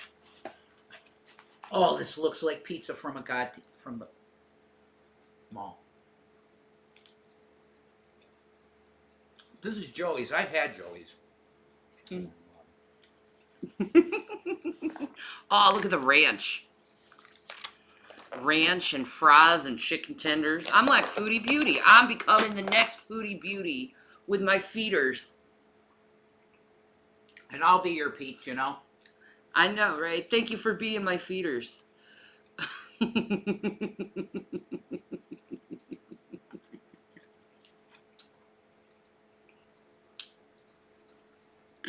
Keep paying it forward. Who gives a fuck? Yeah, exactly.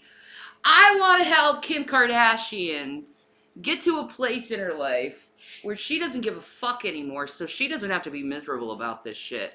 And her first thing she needs to get rid in her head is I need everything to be fucking perfect shit. Fuck that. Accept the fact the world isn't perfect. Not everything's gonna be perfect, and it's okay if things aren't fucking perfect.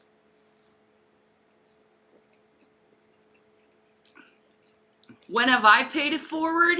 Several times. But you can keep criticizing me. Because you know what? I don't give a fuck. I would have. Dude. Okay, fine. I have this hand sanitizer here.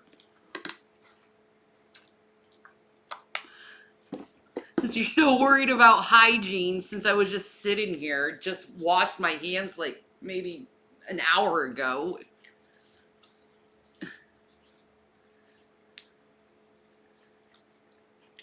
I don't think Jason wants to be Pete. Chantel cheated on him. Well, I wouldn't cheat on this dude. Why would I cheat on someone good in bed? Baby. He knows he's good in bed, too. No, I don't. Yeah, you do. You said you are. You said I am. You should know. Okay. The twitching leg. The twitching leg tells me I got it right. Meow. Jules, meow. She's meowing. Jules, are you in heat, honey? Uh-oh. Are you in heat? She might be. Can I find out how good Rev is in bed? Oh my god, damn. Damn. She just leaves it all open and shit like that. Fuck. Damn. She wants to know. She's got a huge crush on you, dude. She always has. Just fucking around. Jules likes to have fun. I'm great in bed. The minute my head hits the pillow, I'm straight out. Great sleeper. Woohoo! Oh, you don't see Rev? Oh, I apologize. There's him in his gloriousness. Being a man. Mm.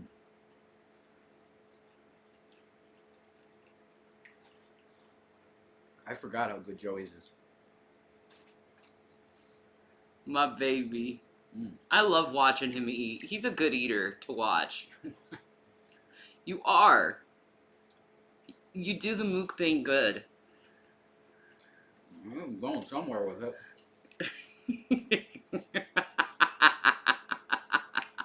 I was. He's eaten like a prisoner of war who's been starved. Exactly. I always do, pretty much. Could I have a sip of Pepsi? Thank you. You're welcome. Oh. It's so fresh, folks.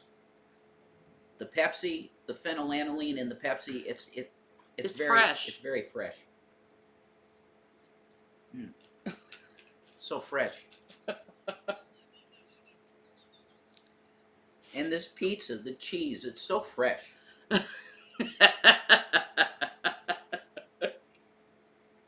I enjoy fresh things. And this is fresh.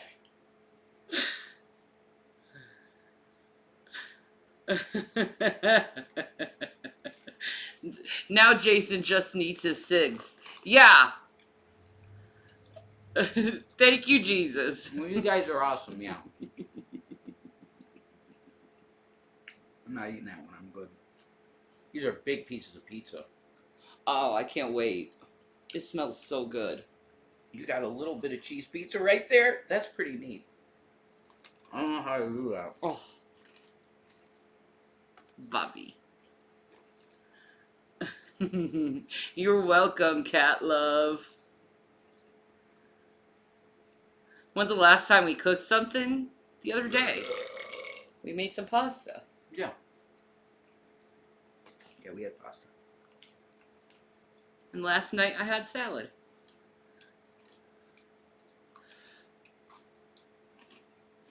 Motorboat the pizza? No motorboat me. Motorboat? Hi, Gavin.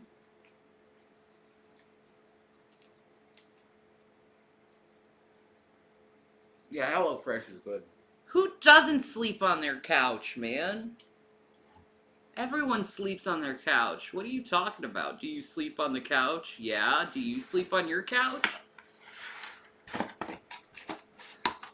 What they mean as a bed. Oh. Like whatever, man. It depends on where we're at, where we sleep. I never sleep on the couch. That's a lie. That's a lie from the devil. You never sleep on the fucking couch. Never? Never? You Okay. never fell asleep on your couch once? Nah, man. Okay. That's a lie. Jules is just cosplaying a cat today. Yeah, she's just meow. She's in heat.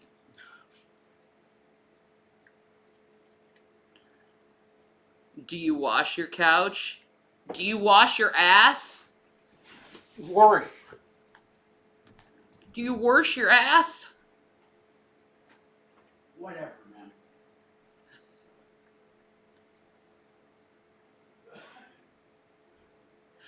Oh, the world isn't as trash as you both. People have this thing called self-respect. What? Self-who? I always wash my ass. Yes. Well, good for you. Let's watch some Kim. I'm gonna eat some pizza. All you weirdos can kiss my ass. I do what I want and I am who I am. Eat me. Eat me hard. Rarg. If they don't know things that are being said or what's happening in the world, like, why would I ever bring that energy to them? The libs are gonna tear you up for that one. Why would you feel bad for Kanye? He was never as smart as he thinks he is.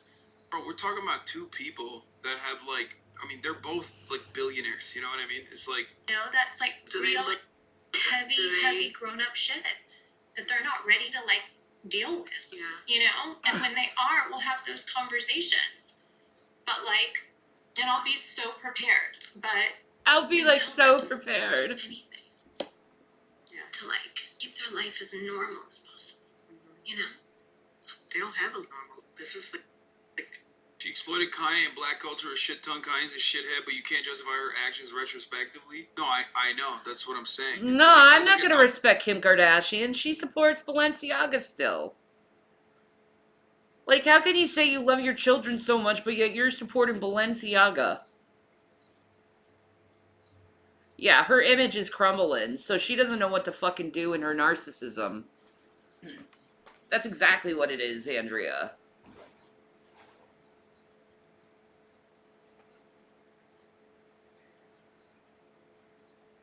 Hi, Olive Oil.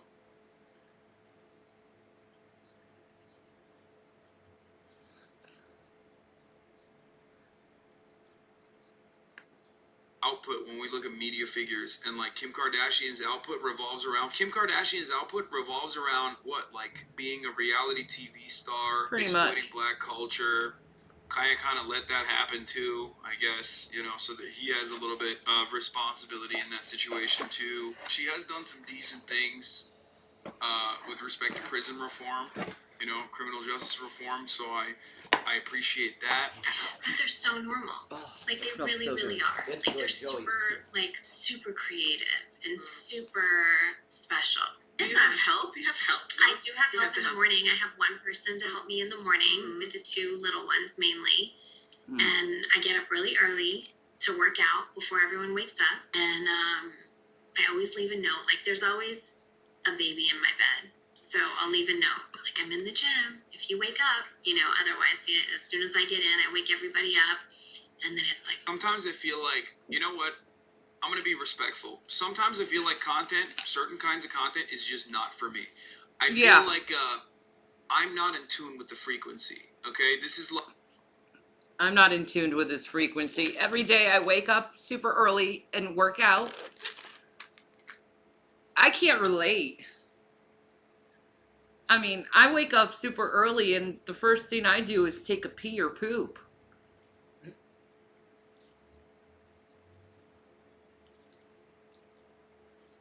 It's not, let's work out.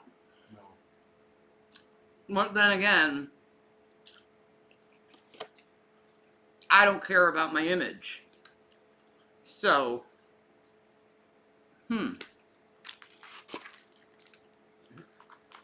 I don't try to make myself out of my image. I make myself out of my fucking mind.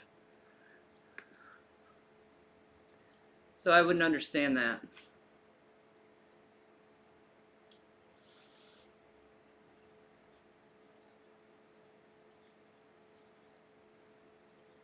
Like, it's so bad. Like, she really needs to learn how to relax and not give a fuck about this shit, man. Shani could teach her that. No, seriously, that's what I do for people, man. I come into their life and I bring this philosophy of not giving a fuck what other people think or feel, because your happiness is important too.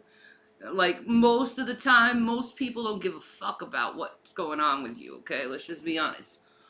Most of the time, it's a very, like, petty reason or a very superficial reason why someone would, like, reach out to you, usually, right?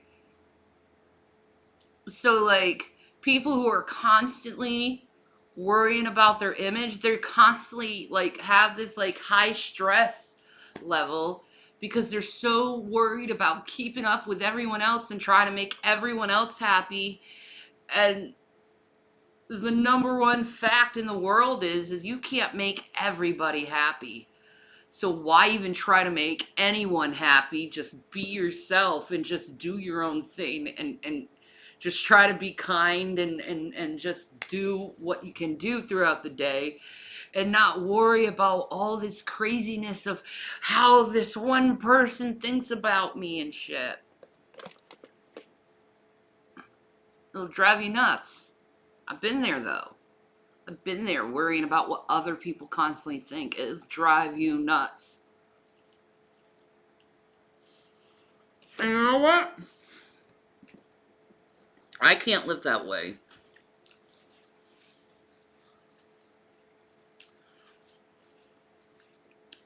I refuse to live my life catering for others to be happy about being around me. Fuck that. It's either you love me or you hate me. I don't care which one, just pick a side. Just, like, I'm just gonna be me, straightforward. And I want everyone to feel that way. Just be themselves. And it's okay to be who you are without this constant, like, stress of having to keep up with others. You don't.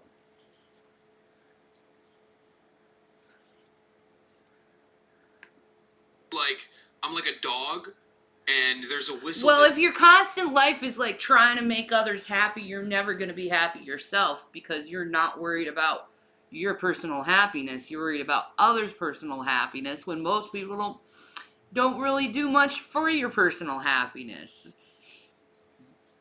Everyone's responsible for their own happiness, so it's like, usually when you're happy, happiness tends to, like, trickle down to other people.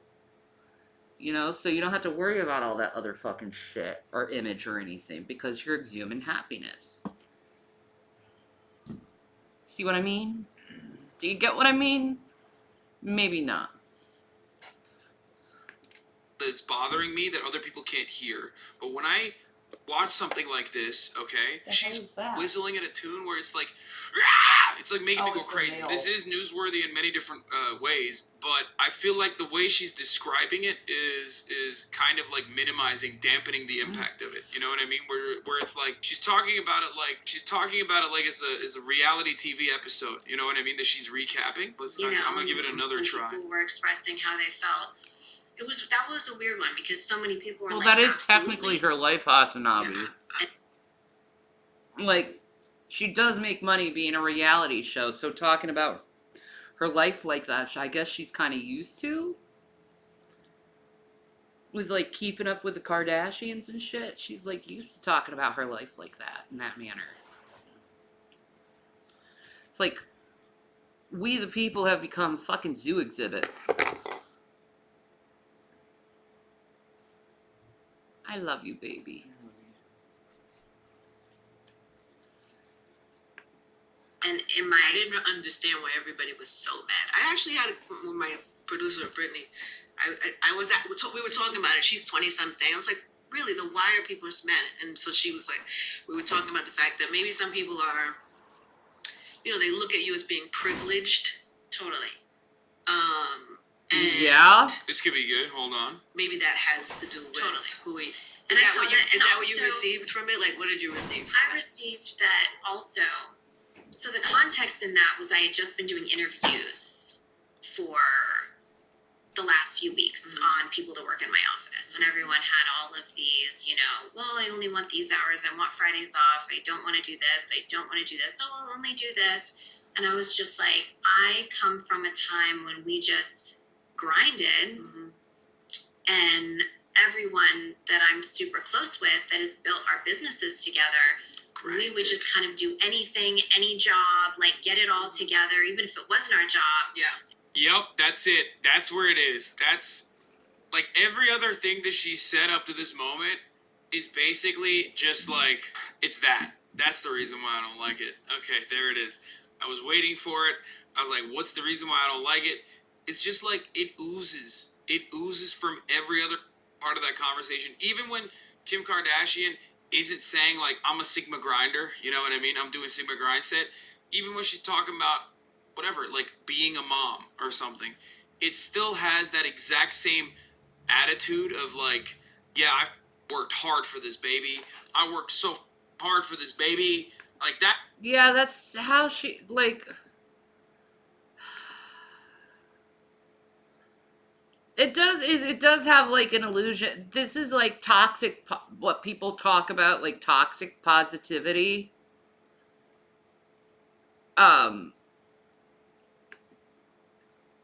Because it's basically, I did this, I'm better, I'm greater, I, like, it's almost like she's putting herself up on a pedestal.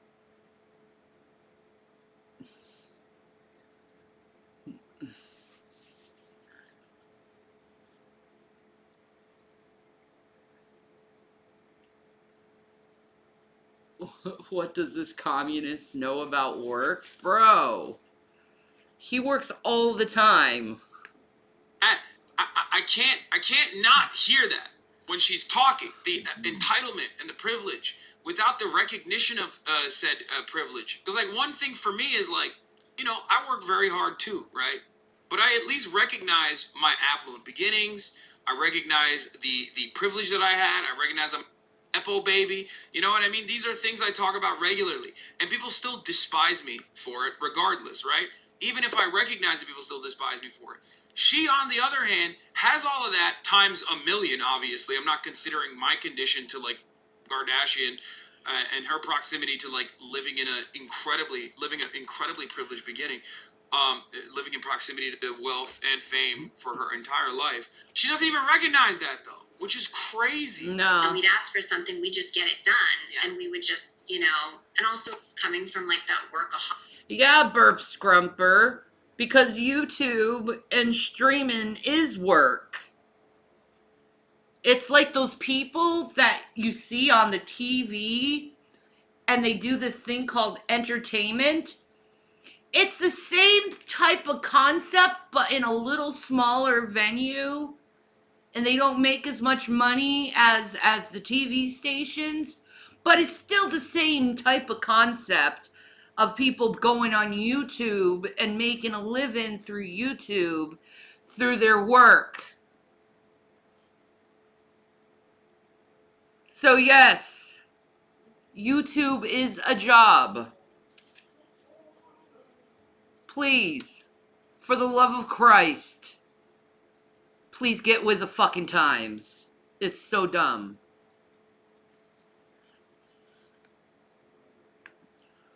Mindset. I think I just came off of all those interviews being like, damn, like no one really wants to work. Everyone has all these like, God, I'm blanking on the word, but everyone had all these like provisions of what they wanted in their job. Right. And I just never would have come into a job interview like that. Yeah. That was different for me, you know, and like this younger generation. But I think people also took it like it was coming out of COVID. A lot of people that really wanted to work didn't have the opportunities to work and might not have had the opportunities that I have had. And so I saw that and I was really mindful of that like sometimes people do really want to work their ass off and they're not given those opportunities. Well, thank you for thinking about the little people, Kim. You're such a fucking saint for thinking about the little people. Thank you, Kim. Husband, I need you to entertain. Oh, okay. I have to go potties. Okay. Sorry, guys. Duty calls. Duty calls. It's so fucking dark. The fuck, man?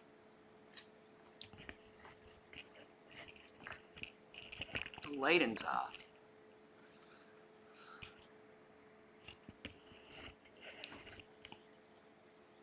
Alright, hubby. I love you. I love you too. Oh, yeah. It's good. Alright. I'm eating a pizza. I gotta take a shit. I'll be back. Alright. Here's the Remy poo. I gotta poo. Great.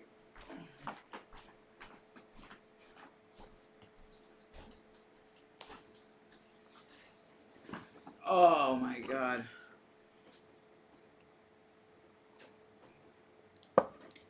Yeah, I have to actually go through my decks because it turns out that there's missing cards in my decks.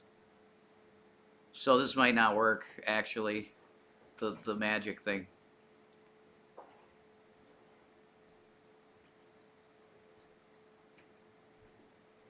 Thank you.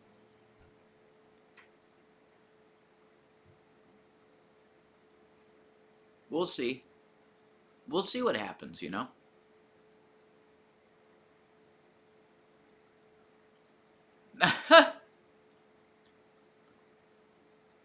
I mean, Hassan is, you probably, I'm doing all right, Cat Lake, thank you. Hi.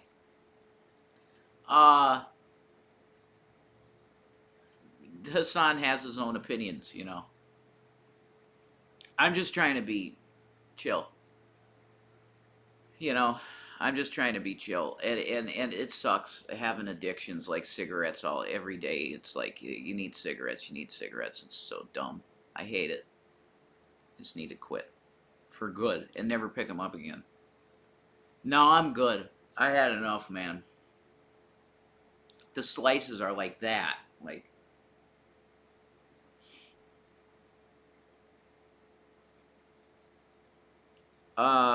I don't know. That's a weird. That's an interesting question, but it's the. I've been pretty depressed, man. For various reasons.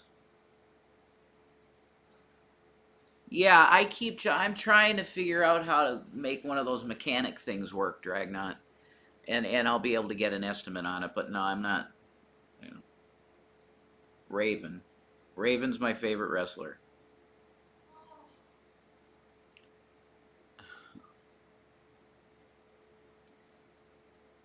Yeah, we had some vapes, and they just suck.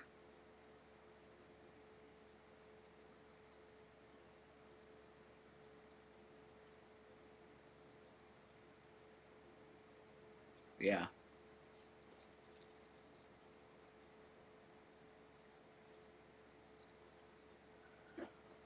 I don't exactly have tools to be fixing shit. No, they don't hit the same. Cigarettes are different from vapes, man. Nicotine pouches, two packs of 20 for like $5. Okay. That's interesting.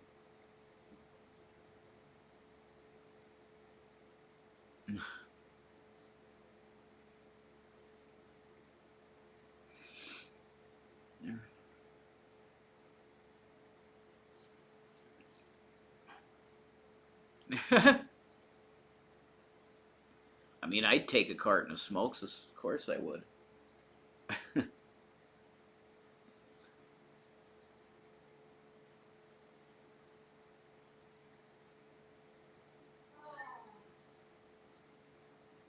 Yeah, I'll quit sometime.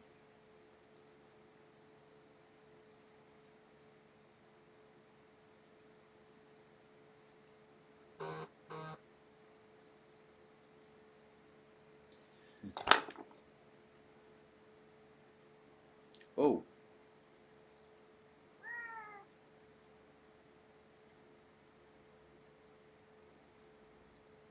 What is it with PayPal forcing it's nuts, guys. Why does PayPal force you 15, 17 times to go into a freaking into the app? It's like it's bizarre. Oh my god, you're amazing. Thank you so much.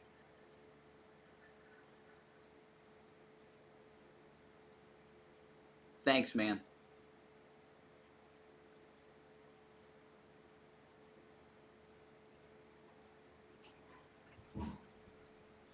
That's appreciated. Big time.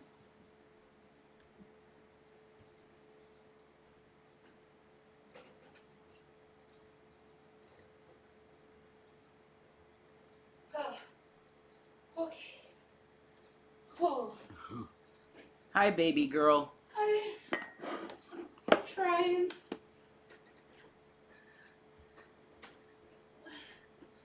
Oh, my hands.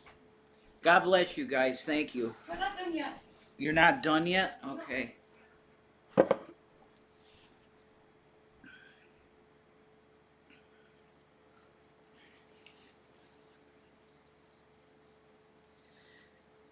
Jules, you're still meowing.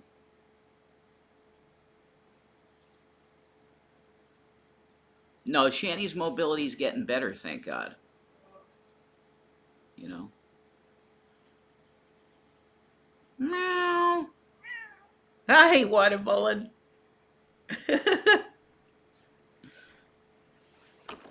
Oh, my love.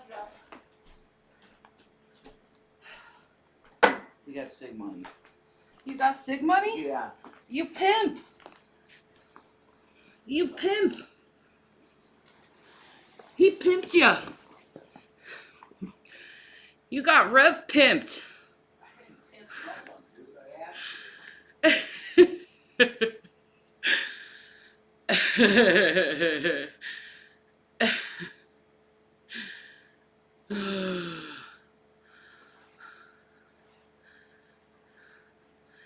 The pioneers used to ride Shanny, rocks for miles.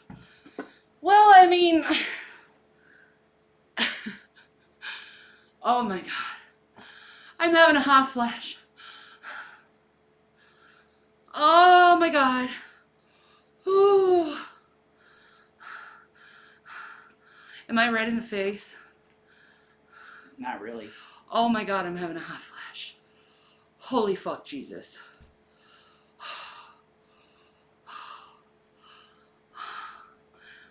Oh. Can you put the fan on? Thank you, love, love. Oh.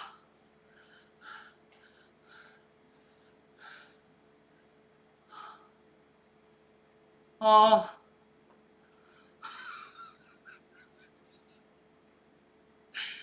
To the young ladies, this is your future. Just randomly doing something, and then you come up with a hot flash way out of the middle of nowhere, and you're like, holy shit, I'm burning up inside. You know what comes after the hot flash, though? After you sweat? The cold flashes. Oh, yeah.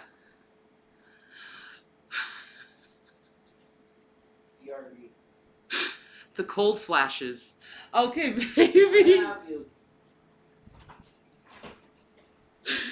Stop. I'm the same age, like a month apart. No menopause. No. It's called being a healthy. No, it's called being a middle-aged woman, Sven. I know you can't. I know you can't relate to that because of your penis and all, but it is something us women go through. Oh.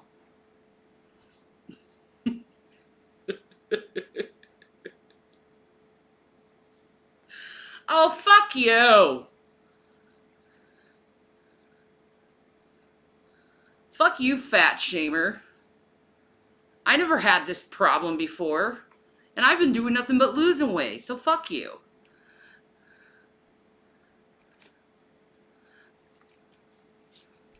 Shit. Let's watch Kim talk from her fake lips that she bought.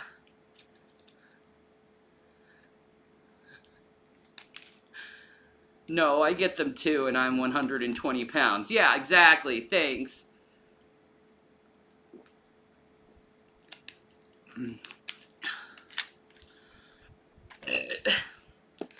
And now you're blocked because of that. Was it worth it? I'm almost 40.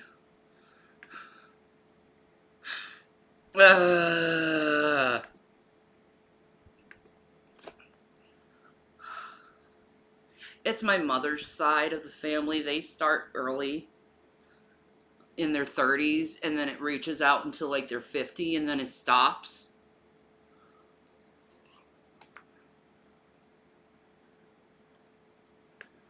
What a dick. I'm just gonna bring up your children for no fucking reason other than being an asshole. You know, when you go personal, your argument is completely and utterly lost. Anyway. And they're not in the position to do that even if they really want to. So I saw that, and I don't want to cycle anymore either. Super sensitive. I so want the menopause to like fully come in fruition, where I don't have to have a period anymore. I don't have to go through these like hungry fucking cycles, these hot cycles. I don't, you know, yeah, I'll have a little extra more hair on my chinny chin chins, and I'd rather have hair on my chin than my crotch bleeding every month and me going absolutely insane because of it.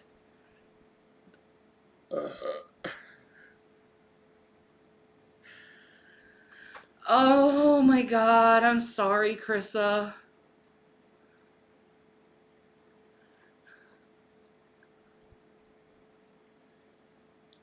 Hot flashes make people... I've just gotten you... Oh my god, there were times when I first started getting my hot flashes where I thought I was having like a panic attack and dying. Like, I've gone to hospitals before thinking I was like fucking dying and it was a hot flash. Oh no, you and your girlfriend synced up this month? Oh no.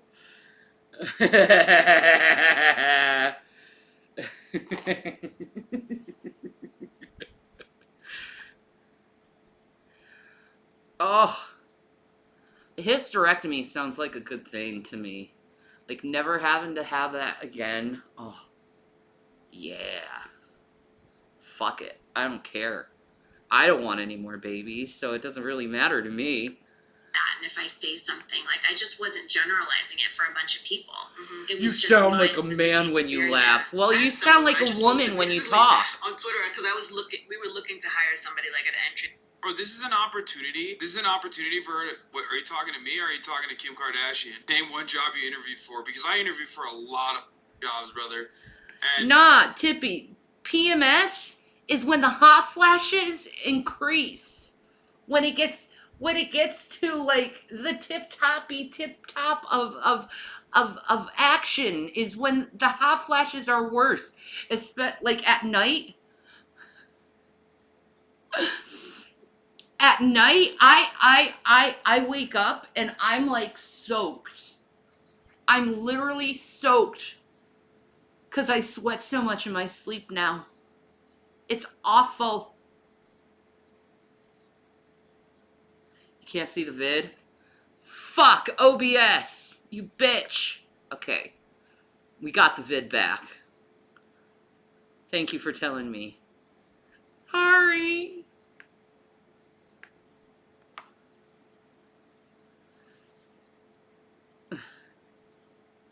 It's nightmare causing. Cold shower help? It can. But see, you get the cold flash after the hot flash, so you get like extra cold. Like at night after I'm done with my night sweat, I get extra cold cuz I'm so fucking cold. Cuz you're wet and you don't want to move cuz you're tired. It makes no sense.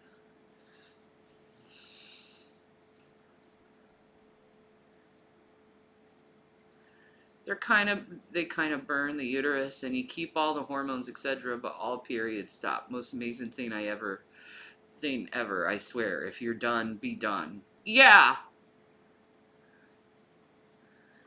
Yeah, what's the found employment yet? Yeah, it's called Jeff Bezos, dude. And earning your own shit by making your own show, bro. I know it's difficult for people like you to understand. You're a little behind the times on how people make money nowadays online, but you literally can do what I do and make money. I know, it's shocking, huh? Anyway. some of them I got, others I certainly did not get. But I've interviewed, okay? Entry level to help us with the podcast and stuff. And so I was like, we're old bit like back in the day we had interns. You'll see, my man.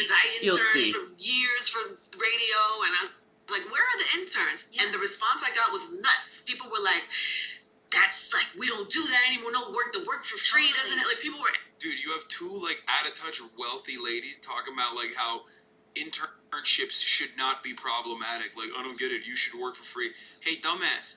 Of course you I wanna- love how these rich ladies want people to work for them for free. Like, they're like, what the fuck? Thank you, Krista. Streaming is a job. I know, right? It depends if you're good at it or not. If you're good at it, you can make money. If you're not good at it, you can't make money. That's why most people go into the fucking reaction videos and shit. Now, you may say, but you're doing a reaction right now. Technically, yes, but I didn't start my platform on reactions to make money. I'm just doing this because it's something to talk about. And I could turn this off right now. Simply. I'm just interested in this. It's like I have to. Here's the problem. I have all this interest in shit that I would like to watch, but at the same time, I gotta make money the way I know how to make money. So, like, how the fuck do you make money while doing what you love? Ah, I know.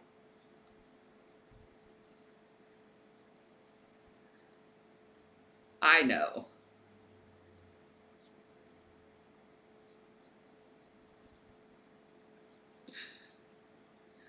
I love how he puts probably on these things, man. Does Sheets accept Dogecoin? I don't know.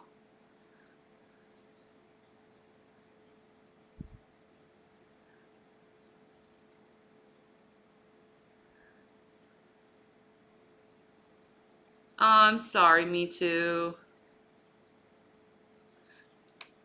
Aw. It sucks, doesn't it? Making money off other people's YT content while they're streaming other people's content. I know. I know.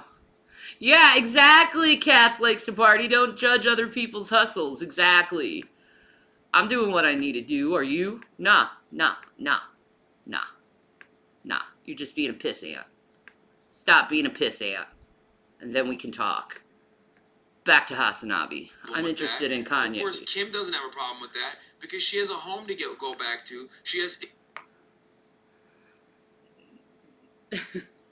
expensive fucking designer meals to eat, okay, in between her internship that she got. How can people not comprehend that if you have free job openings that you are only giving to a select few group of individuals who can like either pay for it, okay, because like you're doing a job for free, you're paying for it. You're either paying for it or you're either paywalling it, making it so that only people above a certain level of wealth and their children can get this job. I mean, that's it. There's no other alternative. You're just doing that. Angry, and I was like, I was trying to give somebody an Like a paid opportunity. intern It was I was also. looking for Yeah. a paid intern, Same. and not even a paid intern. It was more like an entry level kind of gig. But I was just looking for young, hungry Yeah. people who wanted to learn something. And but the times are different. And so Some that people was just want to education be for me. I dicks was to like, be totally, dicks. I get it. And actually, they're right. People shouldn't, because I'm sure people have been abused in those type of situations, Totally. and so I got it. But I come. But that's what I was talking about. But I come from the same thing. I come from working my ass off until I passed out. And I hate this. I hate this Sigma grind set. Oh my god. I don't know who the Angie Martinez is, but like her attitude on this situation is really annoying. American radio person. Wait. This is on internship. So, okay, let me get this right. I worked my ass off, so that means I don't have to pay my interns? That don't make any fucking sense, man. Like if I opened up an internship for people, right? I would want to pay them. Cuz I think interns should be paid for the work they do while learning how whatever industry you're getting into, you get into. That's how internships used to be. Like, you want them to do it for free. Yeah, you're just cheap. Cheap rich bitch. Personality. It's possibly because like she just is so far removed from like being a normal person, okay, that she cannot remember Drag, I would have paid interns. like what she began as. You know what I I'm mean? not I into guess that she is, fucking independent, shit though. where She I is, like, fucking self-made. It's take away from the so I man. understood how that happened for you, and I just wondered what you got from it. It opened my eyes Is it? to that. Huh. Yeah. No, it really did. I just always try to, like, I think also no matter what phase, no matter what stage I'm at in my life, I'm never too above or never too good to want to learn something new. And to not, I never want to stop evolving. I never. Do you think the little people, Kim, don't want to stop learning and evolving as people? Is that what it is? Because that's not true. Like me, I'm always in the mindset of learning and evolving as a person and just, growing as a person,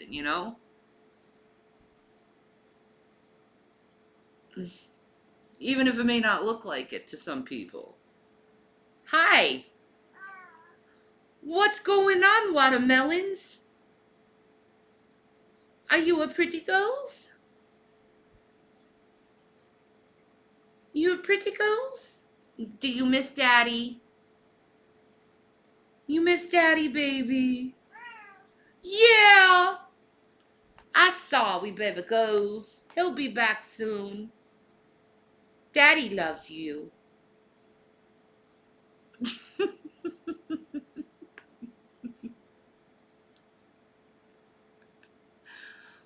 Watermelon's gonna start crying for Jason.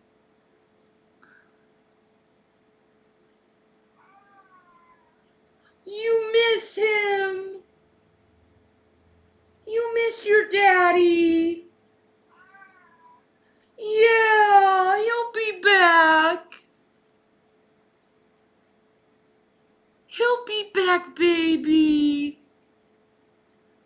You hear that sad meow?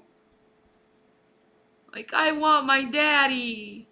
Do you want your daddy watermelons? She's waiting at the door.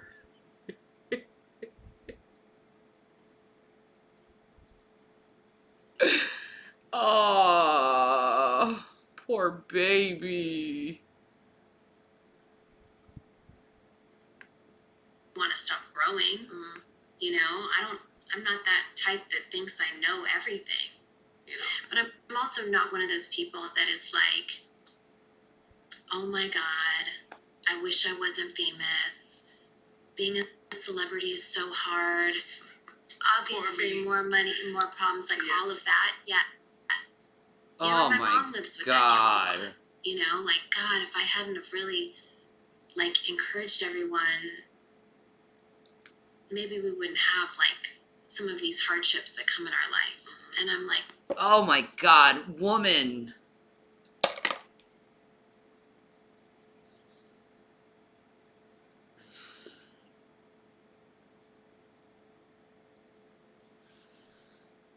Oh, this is hard to watch. Me and her are not on the same, like, energy in life. At all. What? Do you need daddy that much, watermelons?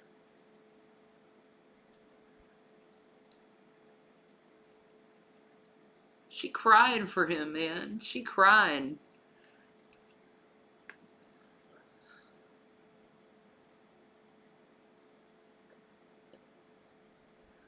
Okay, go fuck off, Aaron, and go shit a brick. Oh.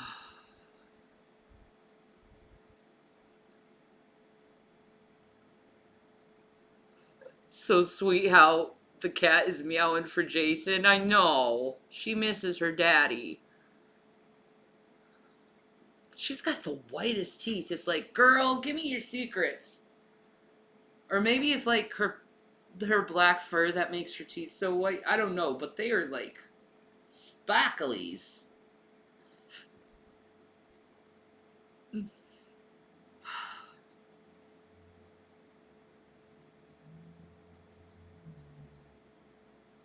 I'm just not on her vibe, man.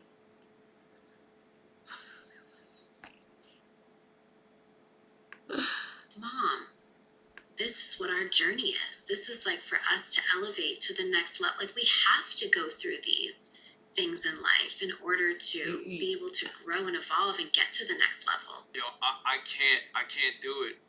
So, you feel the same? Oh my God. This is literally like watching a Sigma Grindset wealth podcaster. I feel like this is the same like MLM marketing, multi-level marketing schemer, entrepreneur Andes, but for ladies, dude. It's wild. Like, this is what our time. What is she gonna evolve into? Like, just a... I hope she evolves into like a Bulbasaur or something. Like, Jesus. We have to constantly evolve and become something greater than we ever have before. I'm so miserable. Everything has to be in my control.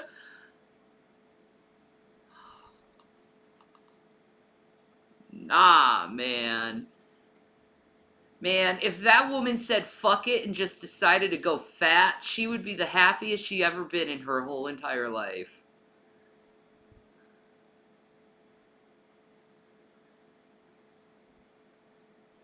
How about she evolve into a real person instead of this fabricated thing? Maybe.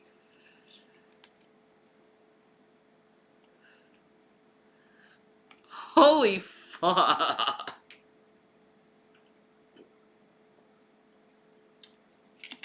She's turning into one of those celebrity gurus. I'm just so, like, thankful in my life that I have all the money and all the fame and the celebrityism. Because I worked so hard at fucking Ray J in that porno.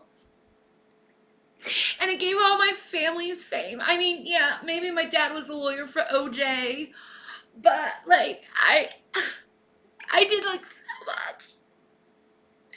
And I just want normality in my big giant house with my big, with everything. Like it needs to be perfect.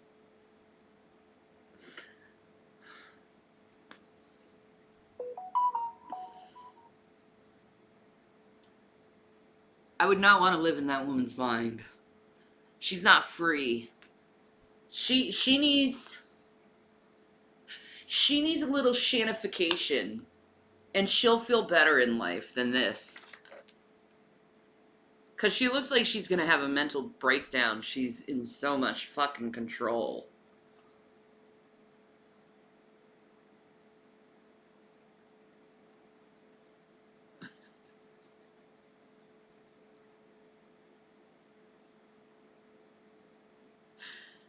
What kind of modifications do you think? It's not modifications to her life. It's more like her philosophy, her mindset of just saying fuck it with all that fucking needless control and just letting life be the way life is naturally, and just not letting it get the best of you, and just basically fuck it. Life is the way it fucking is. You know? Oh, Shani TT's live last night. It was awesome. She played different roles based on personalities. We commented. That's awesome.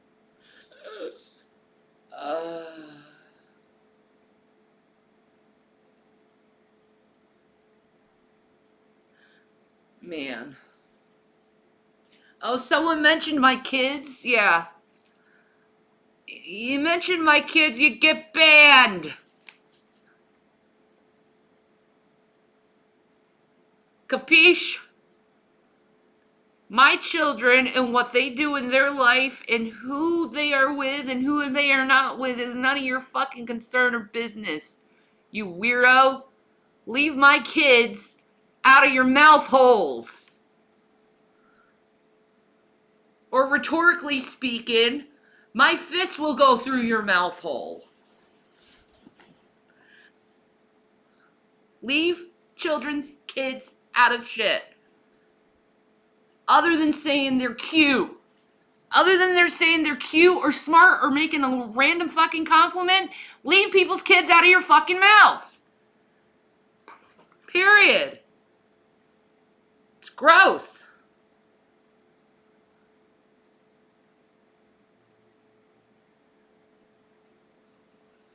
Back to Kim. Straight lizard? Like, what do you evolve into after being the Kardashians? Like, what is the next step in that evolution, dog? I don't even know. Do feel like you could. I know you don't. I know you're not the what was me. I'm famous. Maybe you go from being a Kardashian to a Carter. Maybe that's what happens. I don't know.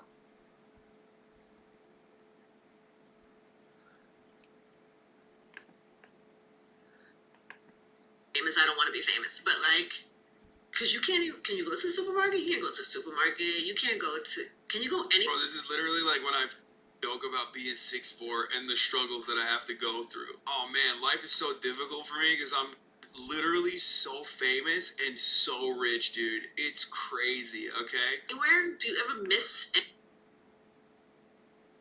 Do you ever miss a normal life where people don't know who the fuck you are and they don't fucking bother you and they just think you're just a random fucking person? Do you miss those days where you're a fuck all fucking person? Do you, Kim? Do you miss not being a fame whore? I'm just wondering. Do you? Do you like being the little peons, Kim? Do you like being the little peons?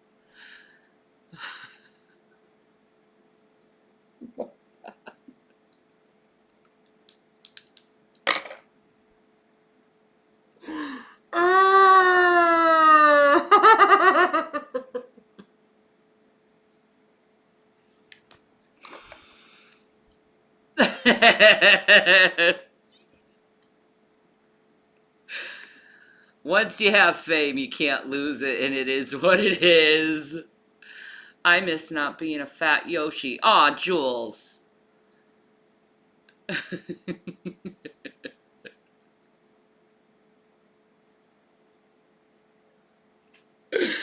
I'm jealous? What should I be jealous about? The woman's miserable and is so in control of everything in her life that she's a fucking spaz. What do I have to be jealous about exactly? Because she has money? You don't have to have money to be happy.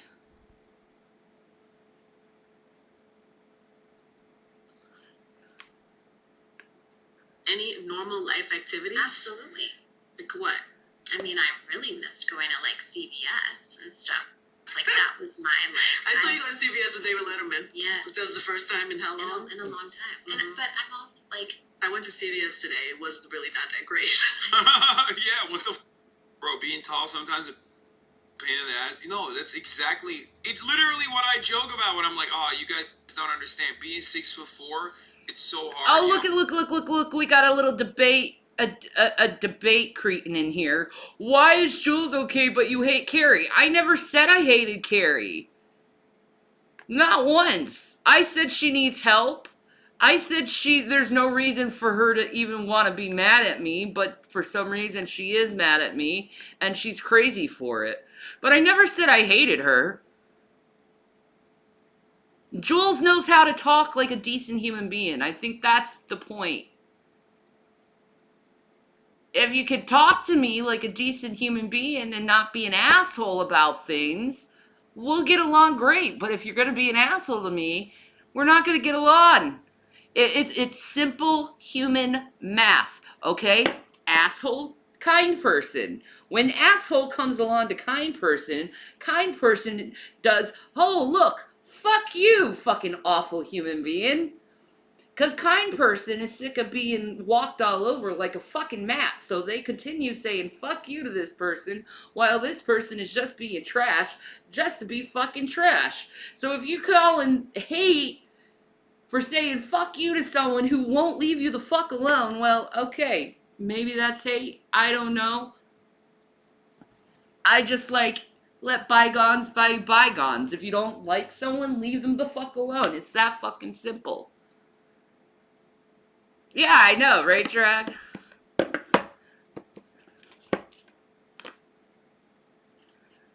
She thug? Damn. No, I can't fit into stuff, and like society hasn't made stuff for me specifically. Like it's a joke. Just not going up the aisles. It was okay. Target, Walmart, like all those. A grocery store. Couldn't you do like? Oh my god, I Beyonce so was want to go Beyonce. to Target and Walmart and be normal and not everyone want to take fucking pictures of me. And ask for my autograph. I just want to go to Target and fucking Walmart. Okay, I want to buy the cheap shit, okay? Hi, baby.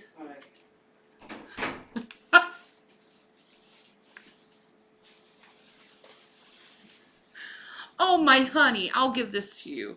Okay, thank you. I would appreciate that. That was supposed to be mine, I'm sorry. but you ran out of soda, so I'm like, take it. You know. I love you. I love you too. Smokes. Thank you, guys. Yeah, people trying to upset you, Shanny. Don't feed the trolls. Wait a Yeah, minute. fuck them. Wait a minute. Motherfuckers.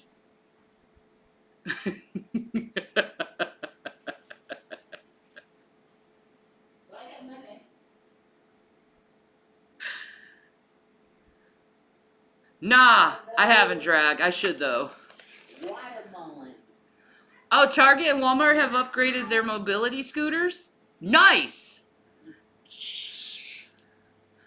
He gets the half drunken one because it's diet. He gets me the sugar drinks. Well, you like them. Yeah. I understand. Why. I don't understand either. We share what we share. Well, you said you ran out of fucking soda, and I wasn't gonna go running down that fucking mart right then. And you're my rescuer. Whatever. You're like Chip and Dale, the rescuers. Yeah. Ooh, do I get to see balls and ass right now? I do get to see balls and ass. I don't know why you have to. Oh, baby. Wiggle it, baby. Okay. Wiggle it just a little bit. Wiggle it just. Ow! Stop that. Can't even get dressed. That's what Big Brother would be like, though. If we were doing some kind of Big Brother thing.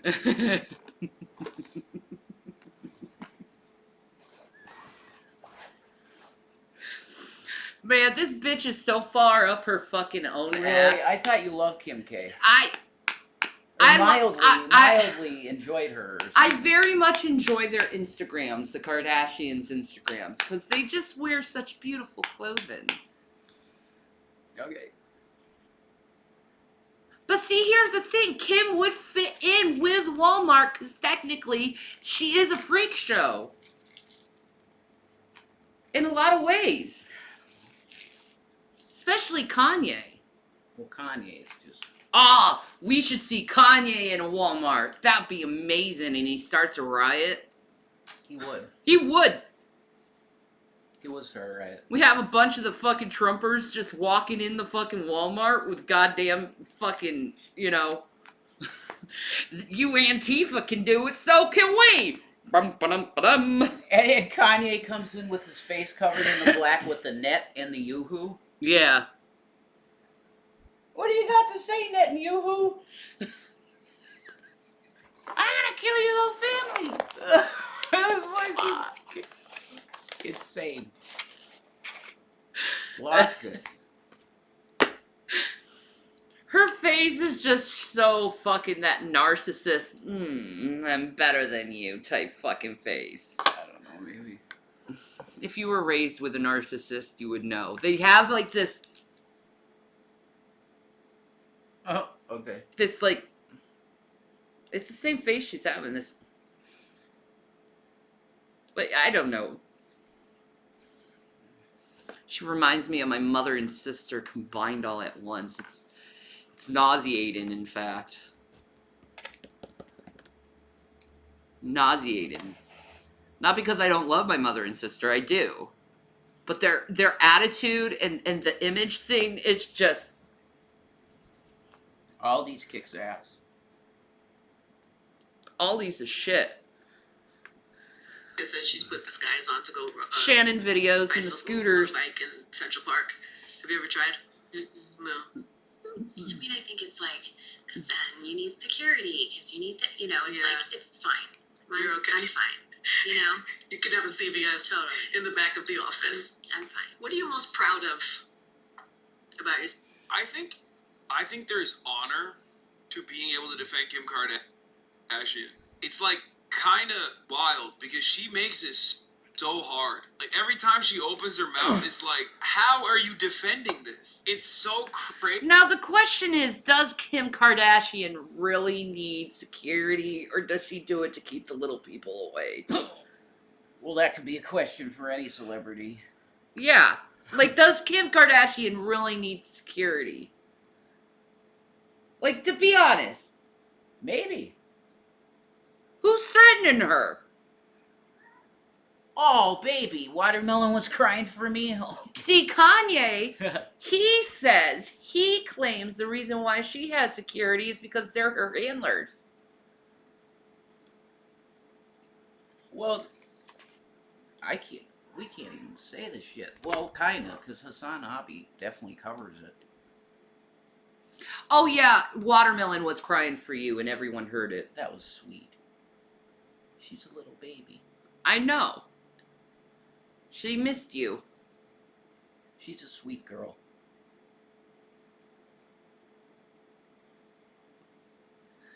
Rev, I looked up the Muslim short-term marriage. It's called Nikah Muta.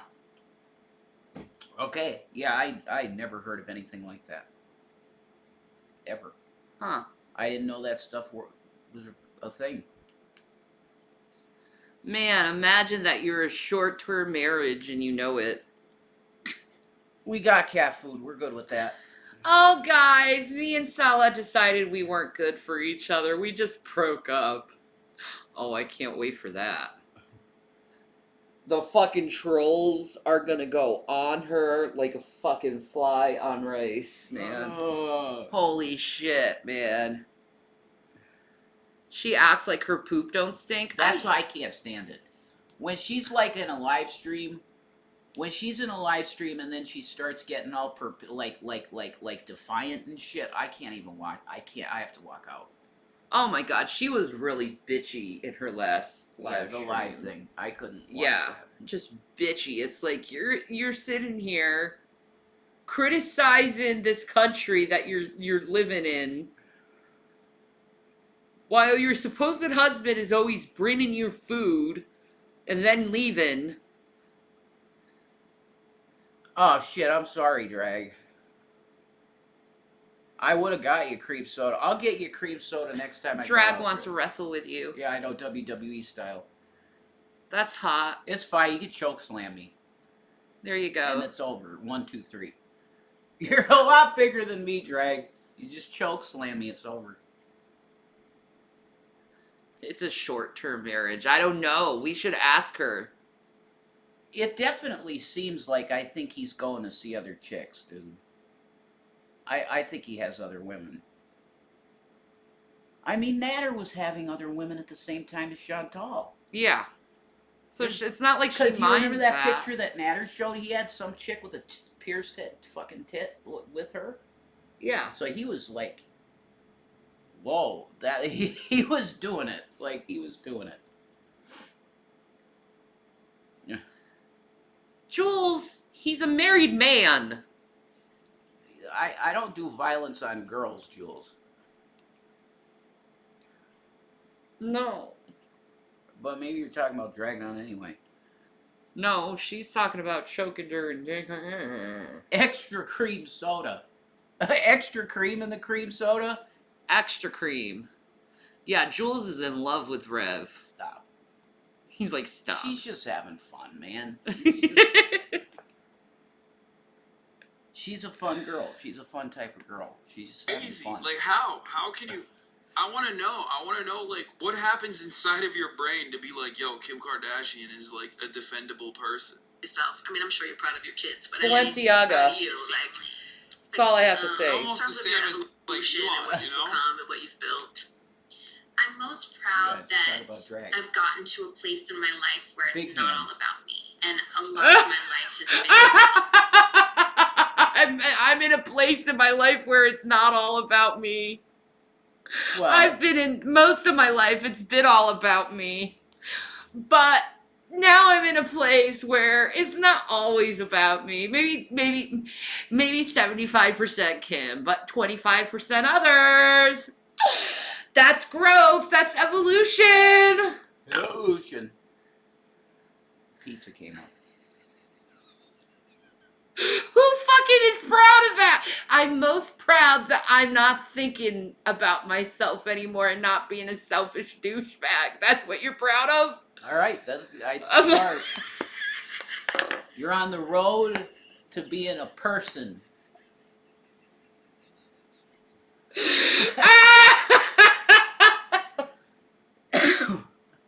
Oh my God, Kim. Keep talking, girl. I'm self-aware now. and How so? just in helping She's self-aware now. other people and dedicating a lot of my time and energy to helping as many people as I can. How do you just help in them? the prison system and learning a lot, and probably like the challenge of actually going back to school. I never was like a school girl. I never really liked it. So, her going back to school is not about her, guys. Totally not about her. It's about other people and helping other people who are going back to school. Totally not about her.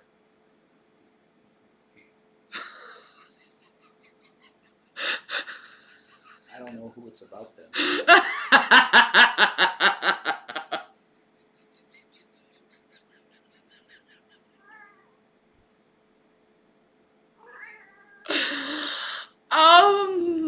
Oh, baby girls. Hi, watermelon. We got some love going on between the Rev and the watermelon right now. Did you hear her go? Prow? These are good girls. Like, I need my love for my daddy. I can't live without him. She's a good Oh, girl. she realized she was on camera. She's like, fuck that shit. Fuck that. She's a good girl. Am I a skank? No. Am I a horrible person? No. Watermelon ain't saying shit. She's like, no, I love you. Like, what the fuck? Stop downing yourself. Stop. So the challenge of like going back and having to study, I mean, I do like 20 hours a week plus, you know, every. Stop, dude. That's crazy. Why is she saying this stuff? Does she not have like a PR team that is constantly like, Kim, shut up. You sound like a psycho. Like, what? How are you saying this right now? I'm in the room. I'm in her ear going, oh no, don't say that. My Don't say that. watermelon. Plenty of people do that. Like, and then they also work for a living. Don't say that, please. That's crazy.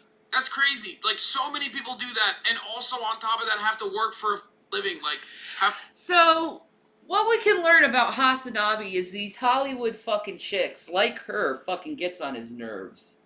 Yeah, he's not into that shit. No. He's not into- Hasanabi? Dude, I'm telling you, ladies, you need to pay attention to this because this is a fine-ass fucking man here, okay? He is a fine-ass fucking man. He's smart, he's intelligent, he's got money, he's got it all, okay? But you have to be smart for him. You have to have some fucking things in here for him, or he's gonna get fucking bored and leave.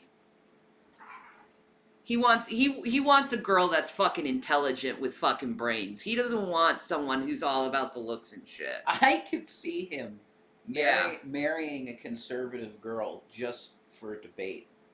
Yeah, I could see him doing that, man. For real, because I think he likes it. He likes it. Could I date a guy like Hassan? Hello? Do you not know the man in front of me? I thought you were our expert, okay? Man, I thought you were our fucking expert, dude. And you're telling me... Huh? Dude, you were Hassan.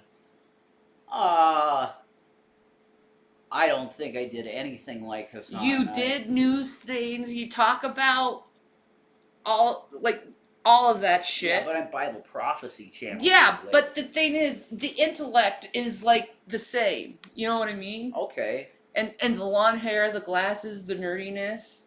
Whoa. I mean... Okay, but Hassan had short hair. What's the... You have short hair now. But the point is... He's gone. You're a lot like him. So would I date someone like... Dude, I marry guys like him. Well, I mean, I think more so he means like his ethnicity and shit. What does that have to do with anything? I don't think it had... I don't fucking worry about that shit. I've had all the fucking rainbow, man. No, I don't compare myself. My sex life is like Skittles, man. I've had all the flavors.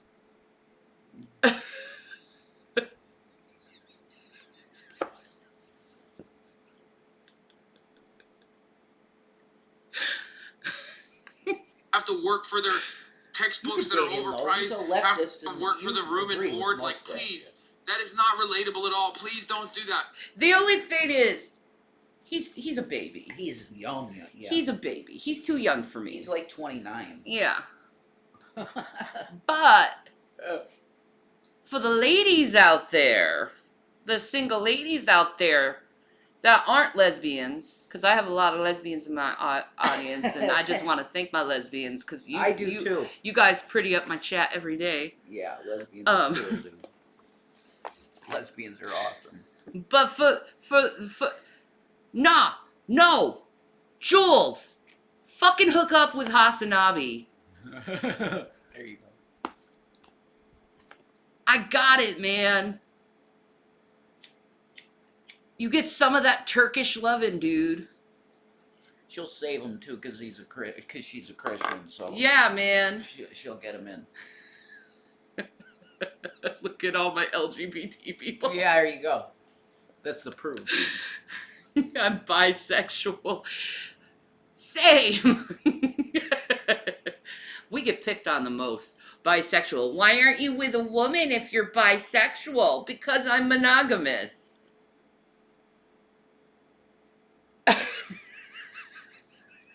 That's unfortunate for me.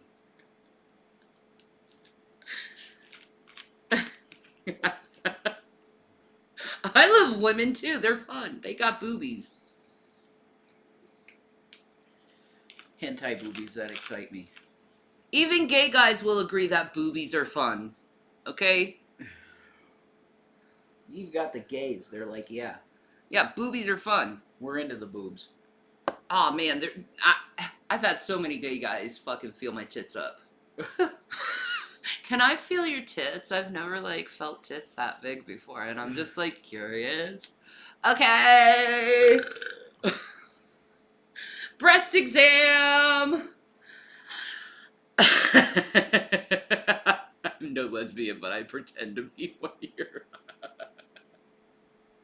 No, if I ain't having cigarettes, it's like I don't need nothing else. I don't need pouches of nothing. Cigarettes. I have kids, but I was not happy with men. It's usually the standard on why women just like fuck it. He's the last. He's the last of the penises. Last of the penises. Yeah. He's the last of the penises. I can't do it after that. No more penis after that. No penis for me after that. No. Don't want it. Alright. Well, you're my one and only. Isn't that cool? I'll have a nice love affair with a nice big fucking sexy chick. That's awesome. Go down. Mm-hmm. Jesus Christ, drag! Fruit roll-ups? That's unique.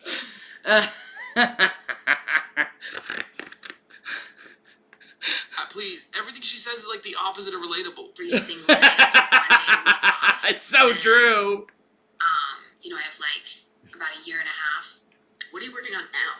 Like, what are the cases? Because you're doing, as you're studying and getting your... So I work on cases at the same time. Yeah.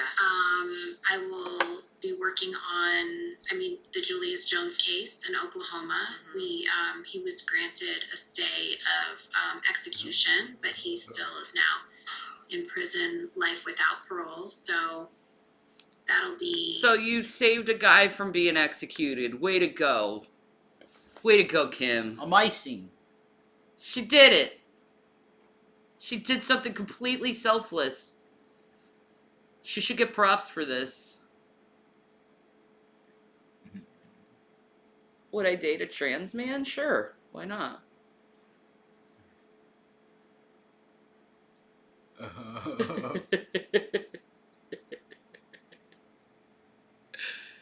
It's nothing too bad, drag. Oh, that's beautiful, Cookie Lady. She's been with her woman for 17 years. That's awesome. It's beautiful. Awesome. That's rare. something that we'll work on until we get him out and continue to fight for we him. gotta put the Okay, bot this on, is man. I think. Working just on looking Steve at Murder's us. case. Oh, yeah. Gotta Who put wants the her Zion. on their case? No. As a celebrity with an awesome amount of power and privilege and fame and a legion of loyal dick riders, okay? One of the Damn. most incredible things, one of the most awesome things you can do is literally work at the behest of the most marginalized people in society. In America, it's prisoners. Okay? Straight up. It is an admirable quality of Kim Kardashian. I don't even give a fuck if she's personally doing it for like clout or fame, as an atonement for all the things that she's done, like exploiting black culture or whatever. I don't care what her God purpose is. Or maybe damn. she's Exploiting doing it out of black the kindness of her culture. heart. Ultimately, He don't like her. God damn, Hassan. Don't go sniffing up Hassan's skirt, Kim. That ain't gonna happen. Holy shit, man. He does not like women like that at all. I'm not into it. Nah, man. Woo! He wants his girl next door girl. He's gotta have the woman he's with has gotta have some fucking brains, or you're not gonna keep up with him. Yeah, or a girl next door type of girl. Not the snob. Yeah. The snob shit. Like, he does not like it. No.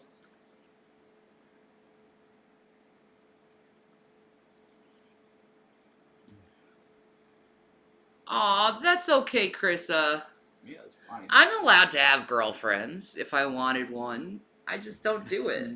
You're encouraged in every way to have girlfriends. But I don't, cause I'm like naturally monogamous. I'm content. That's cool. That's cool. If it happens, it happens. Whatever. Cute girls.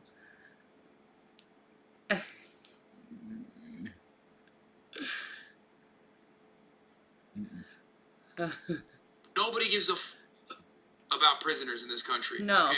Prisoners' rights is not even in the conversation. Okay? So for her to unironically humanize those who have done things that are wrong, or those who have been fucked over by the criminal justice system, regardless of whether they're innocent or not, is actually a good thing. And I will always defend her for that. Long time you've been on that case, right? Yeah. No What do you side do chicks. exactly? I got Like, is baby it- girls. What are you trying to do? Well, we're trying to This get is him my out, girl but and my side everything chick is and every everything. situation is different, and I do everything privately first. That's my strategy. So if I have to get to the governor and the attorneys, I will work privately until Until a fire fucking behemoth comes out and fucking blows everyone to shit. Like in this commercial. You don't need that. Fuck that. it doesn't work anymore. No, it's very fair. and we Don't really worry. have to get loud. And even when I get loud and I I'm mention happy. people, a lot of the time. Another point that she should make here is like, it shouldn't be left up to me, a profoundly famous and wealthy person. Like, it just exposes how big of a flaw our criminal justice system has. That's cool. How big of a flaw our system in That's general fine, has. When you have to have people like Kim fucking Kardashian go talk to governors in private. Times we have communicated first before. So I do like to communicate with whatever, whoever's in power to help make these decisions. And it's lengthy. Kim K publicly endorsed Rick Caruso, so forgive me. God, she's so boring. What did Kanye see in her? The butt. It's not even real though. It It used to be. used to be. And Yeah, it was that was better nice. Looking. It was better looking when it was real. Yeah. That's what he saw, honey. She's getting way too skinny though. She's getting that Hollywood look of gauntness and the weird plastic shit. Yeah. But she's been going that way a long time, Man, she's gonna be like Michael Jackson, no fucking nose left. man. Like, God, women, love your body and how God made your face, for God's sake. Stop doing this to yourself.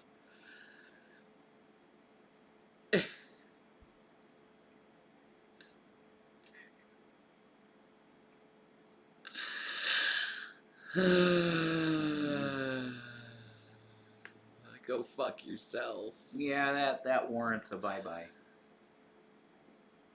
How about that, bro? You're abusing my ADHD by saying stupid shit like that. Okay? Oi. You're abusing me by me looking at negative comments, recognizing negative comments before fucking, positive comments, because my brain fucking is wired that way. And you fucking abuse that shit on me. Oh. Fucking asshole. Go eat an edible and calm your bitch ass down. Ew, God no, Den. No. Ugh. If I wanted something fake, I'd get a flesh doll. I mean, if I'm a bit skeptical of her intentions and actions, yeah, I mean, cringe, out of touch, billionaire piece of shit. Make no mistake. You're right, though. You're absolutely correct. Talking about it is still good, though. Processes. There's something I didn't know at the beginning and thought that everyone just got out when you make the call. Well, I agree with that, Cookie Lady. I'm for Stevie Nicks. She ain't about herself like that. She's not cocky or anything like that. Like, she wants to know people on like a deep fucking level. Like, she's a fucking cool chick. I don't know much about her. So. Oh. I don't have. Well, much that's to say. okay. You don't have to be a Stevie Nicks fan. Not everyone is. No, I'm a fan. I love her voice. Oh yeah, and you think she's hot. She looks like somebody I knew a little bit. Yeah. Especially in that video with Tom Petty. Yeah. Yeah. She looks a lot like somebody. But anyway, yeah. No, I always loved her voice though. Aside from her being cute and everything. I know, right? Yeah, her voice is great. I made him blush again. You see that? And with Alice, I was really naive to how this all worked. But it's a lot of work that goes behind it, and a lot of the paperwork and the drafts that have to be written. There's so many other cases that I'm working on. Why are you doing this? I wondered if it had to do with your dad. I think he would like love it, and he would be so proud of me and so happy for me. But do you think that that's the But- motivation for you? I mean, him and I talked about it actually. We talked about me going to law school, and he actually was like, "Listen, I don't think being an attorney is going to be your thing." and we talked about it, and it's kind of like I wonder how she is as an attorney. I ain't judging. I don't know. I mean,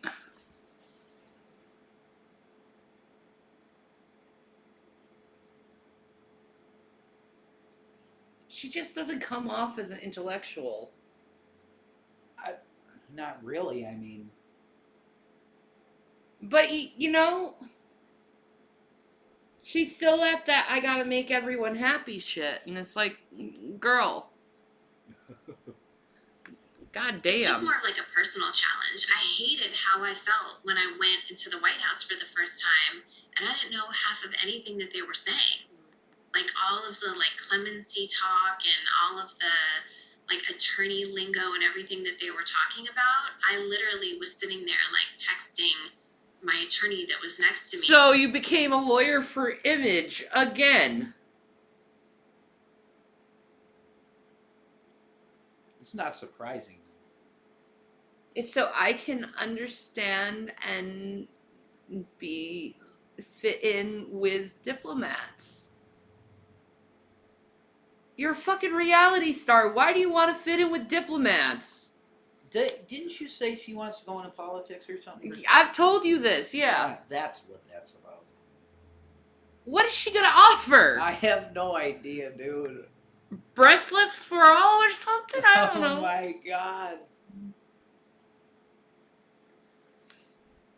Oh, go fuck yourself, mutant. Stop telling my husband to dump me. You're really fucking gross over that shit. Love Me, this like girl. it was to the point where I didn't even know like Telling a man who all loves the a woman to abbreviations dump in the White her. House. So they were like, okay. So you could have and the someone hot. DOJ and I was like, what is the DOJ? And my You are Oh hot. my god. Oh my god. No, bro. This is like, isn't this after she went to law school, right? Stop. This is insane. What is she doing? I'm in the room as her PR person going, stop talking! She said, what is the DOJ? Bro, you got to have a little bit of self-awareness. I don't. See, this is what makes me think she wouldn't be a good lawyer if she doesn't even know what the DOJ is, dude. Oh my god. What's the DOJ? Did she really say that? Yeah, Holy shit, I didn't hear her say that. it's literally right at the corner of the screen. Okay. Let's go back just so you can hear it. she doing? I'm in the room. As her PR person going, Actually, we talked about me going to law school, and he actually was like, listen, I don't think being an attorney is going to be your thing. And we talked about it, and it's kind of like, it's just more of like a personal challenge. I hated how I felt when I went into the White House for the first time, and I didn't know half of anything that they were saying.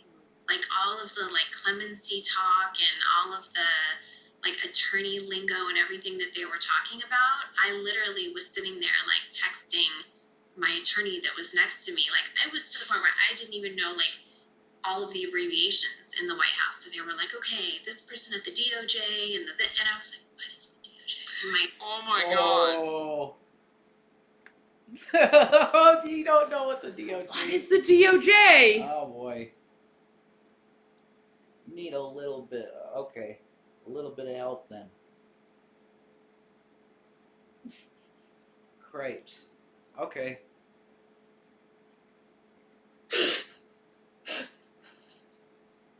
Did you ever pick up a paper before and read it, Kim? Or like a news article or something?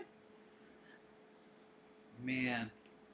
I mean, you'd think she'd like even going in the White House, she would have realized what the DOJ. Someone should have mentioned it or something. Man.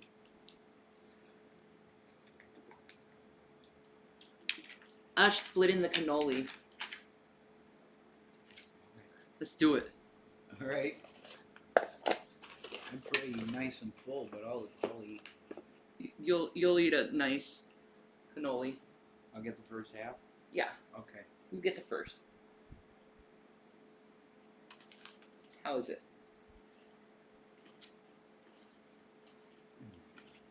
I got some filling here Oh my god. on the side. Oh my god. Mm. It's not quite as good as mine though. No. Mm-mm.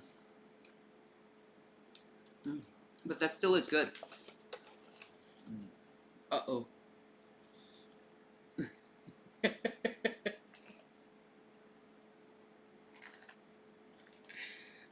Well. All right. Sorry.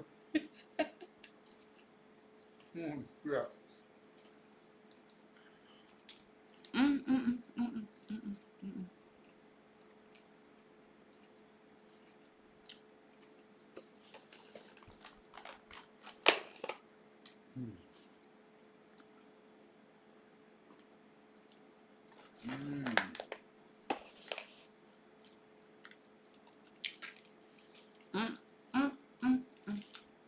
There you go. Mm. It's so good. Awesome. Mm-hmm. I will brag and say I make a better cannoli filling though. We'll get to that eventually. You do though. Mm. Jeez. I know. It's a messy cannoli. It's messy. Shit. It's a messy cannoli. Mmm. Better. Mmm. Mmm. Mmm.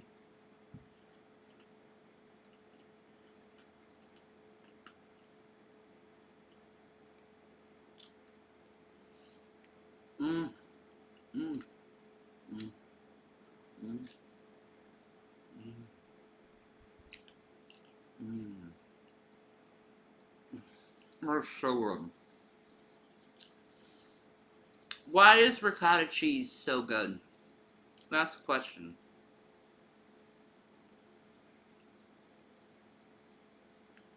You've eaten so much since Thanksgiving?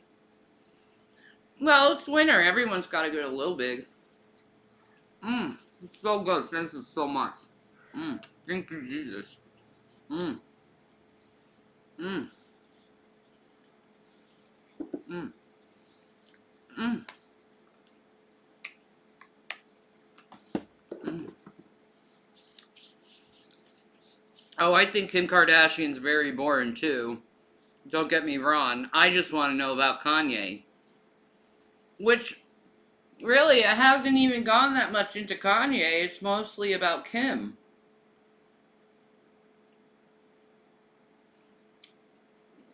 About how great she is.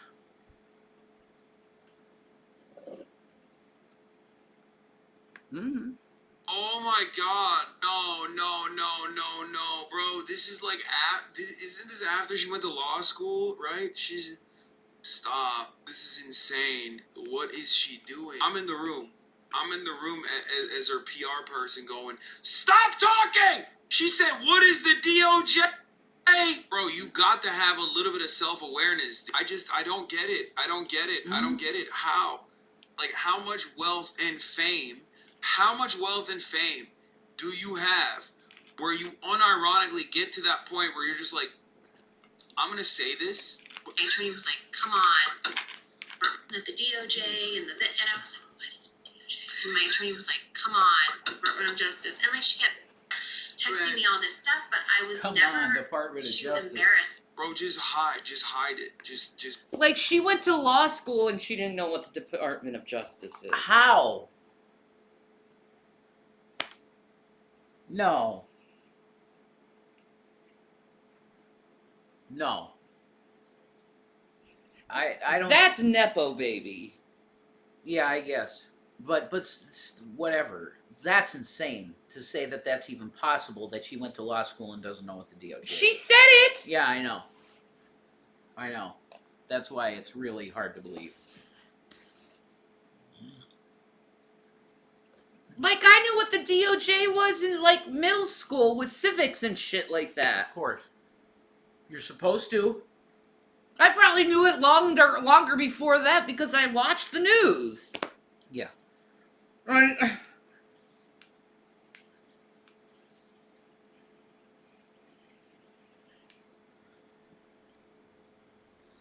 Yeah, but how can you be so not aware of reality where you don't even know what the definition of DOJ is?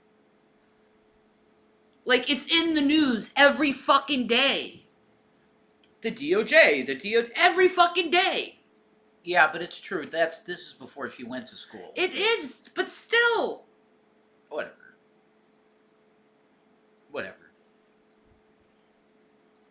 She didn't know what the DOJ was. Whatever. Shit happens. Just hide that. You gotta hide that. Yeah, you should hide it. Stop trying to hold an Armenian queen down. No, just don't say that. Don't say that. It's crazy because, like, she thinks that makes her more relatable. All of her fans don't either, and they love that. Wait, really? You think people aren't... Wait, really? Maybe. I think it's because she's so out of touch that she just, like, says that and thinks, people are not going to go, oh, holy... It's kind of just, like, reinforces the point that... It kind of reinforces the point that, like, this is unearned praise that you're getting. Maybe I'm wrong. To ask. And I think that sometimes, like, you go into something and you, like, I should know all this stuff. And so... Why? Okay. First... Why were you texting your lawyer this shit? And embarrassing yourself. When you could easily use Google and not embarrass yourself. True. Like me, if I don't know the meaning of a word, I Google that shit. I think most people do. And learn. Like, I didn't know what utilating was, because all I saw was, like, we were watching closed caption on Xena. I enjoy watching closed caption. It's just my thing. Right? And it kept saying utilated, and it's when she's like, so I looked what utilated means, and I educated myself. I looked on Google. I didn't ask what it was to some random person. I just Googled it. And now I know that utilated is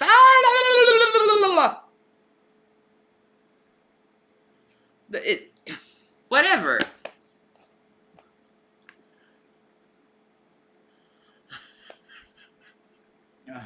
Do a meet and greet? Maybe. You gotta get more comfortable for that. I I just dove into it, and then they kept on inviting me back, like to full clemency meetings of how to make the clemency process easier. And I remember having this big meeting in the Roosevelt Room, and I just was I had to bring my attorneys with me, and I wanted to be able to be there on my own. And I felt like every time I helped someone, it would always be like, okay, well, talking to the team, well, okay, what can we do? What can you do? I'll just like supervise, but like, what can you do? Because you're the attorney that can get them out. Yeah. And I just feel like I can get more people out if I do it, and I can do it myself. I do all the work. It's not just a small thing. You know, celebrities, people with that access or privilege decide they want to give back in some type of way. So they write a check, or they donate a little bit of time, or they support a cause. This amount of effort. Cookie lady, you want me to come to Pigeon Forge? That would be the shit. Go to Dollywood. Oh my god. Never dreamed I'd go to Dollywood. Dollywood's the shit, dude. Dude, you need to tell him about Dollywood. It's the shit. You visit my cousins, Darlene and Charlie and Billy. That's cool. Yeah, cool. I'm down with that.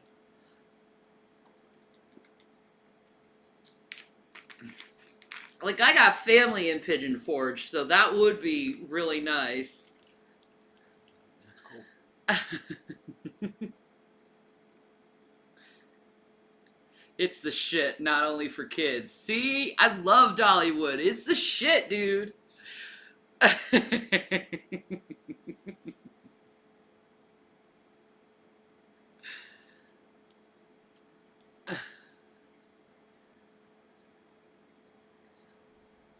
Yep.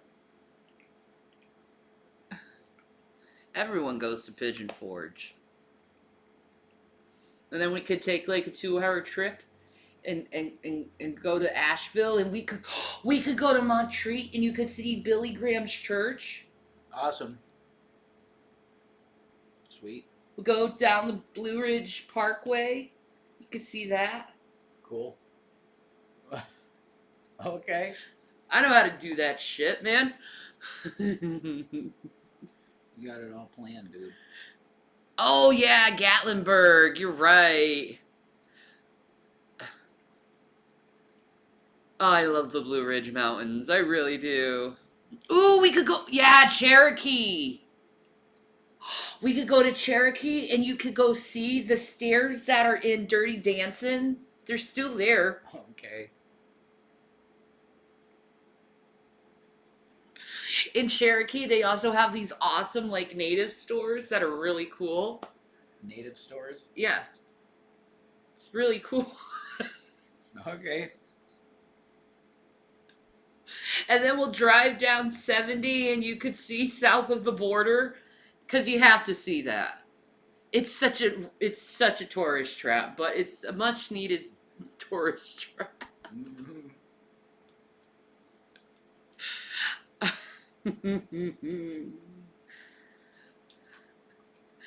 All right. Back to this crazy ass Yeah, go woman. back to Kim. That you are putting This keeps me in. away from my kids every single day for 3 hours a day.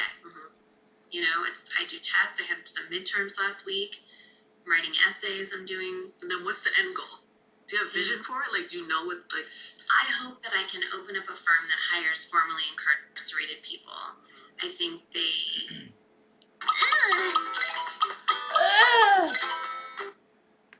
Wait, you want to open up a firm that hires former incarcerated people? That sounds shady as fuck. Fuck.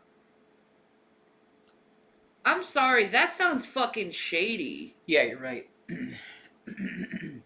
Like, if that's all you have is formerly incarcerated people, like, I don't know.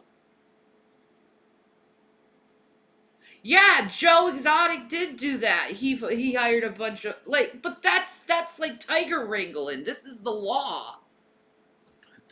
So you want people who broke the law to work at establishing the law and defending the law? Like, what the fuck?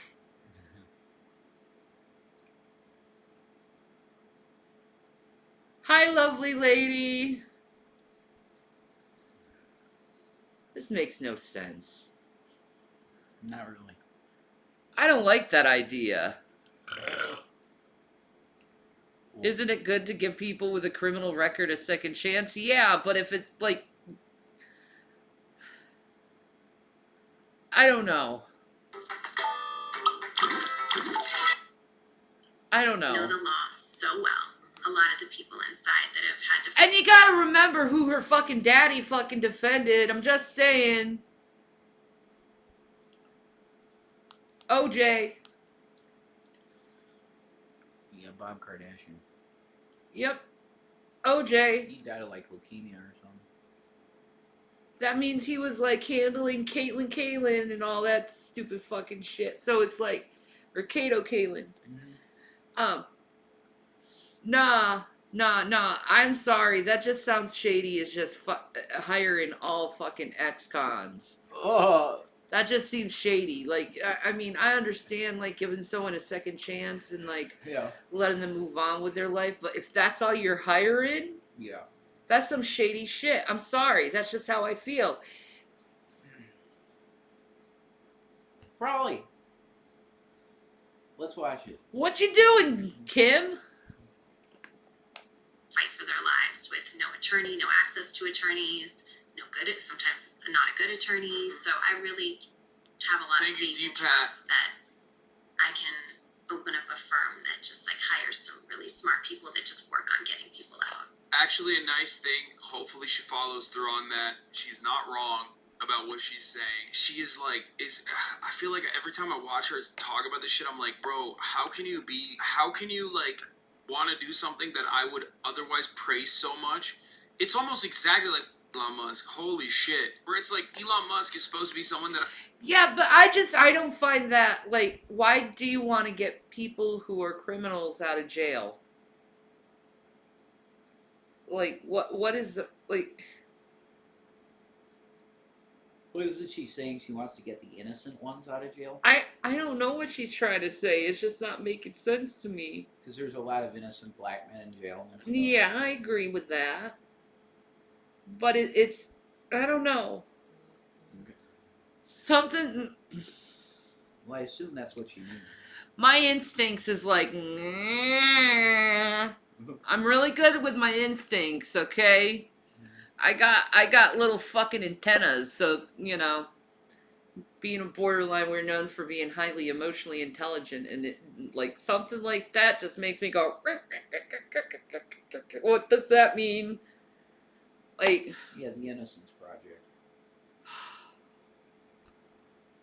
That's what I think she wants to be part of. Well, I find it weird that Trump released all these criminals because of COVID, right? And then all the riots started to happen. I thought that was awfully convenient timing, don't you think? I guess. Anyway, that's just how I look at shit.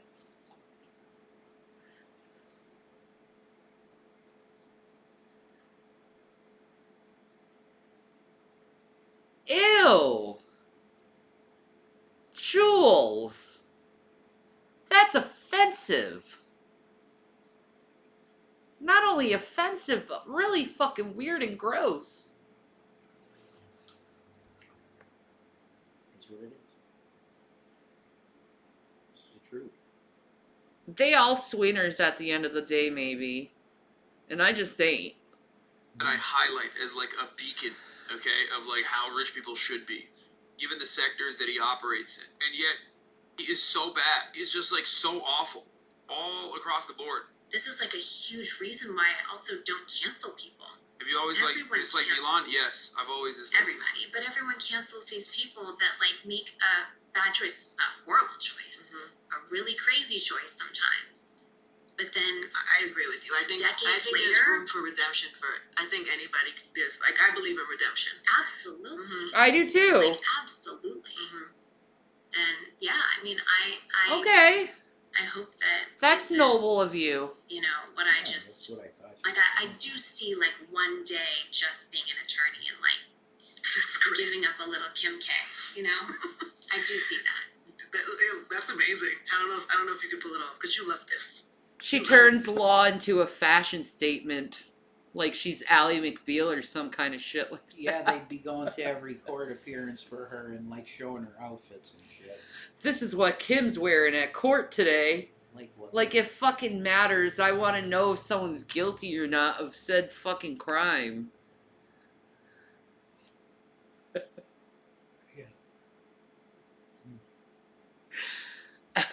Ah. Enough. I know. You But love then all do of it all. this. How Why much? not? How much does like in real life? So we met. It's amazing how you inspire looks. You wear something, I see. I go out, I see. I saw today, and now I'm in Los Angeles, so I really see the Kim K effect. In my hotel lobby, I saw 3 girls that looked like you. Yeah. They're That's not a good thing though. That's a bad thing, right? Like she's not using that as like a good example, right? Like that's definitely not a good thing, right? hair was the same color blonde. I don't know, if you're a trendsetter, you're a trendsetter. Yeah. You can't fucking help it. It's just like Is what you are, yeah. Yeah. Like People take I'm not I don't think it's a bad or good thing. It's just like what you are. Yeah. You know? I like her fashion. I think it's very amazing looking. Her sister's wedding dress with Mary on the back of it when she married Travis Barker. Oh my god, that was a gorgeous dress. I like fashion. I always have.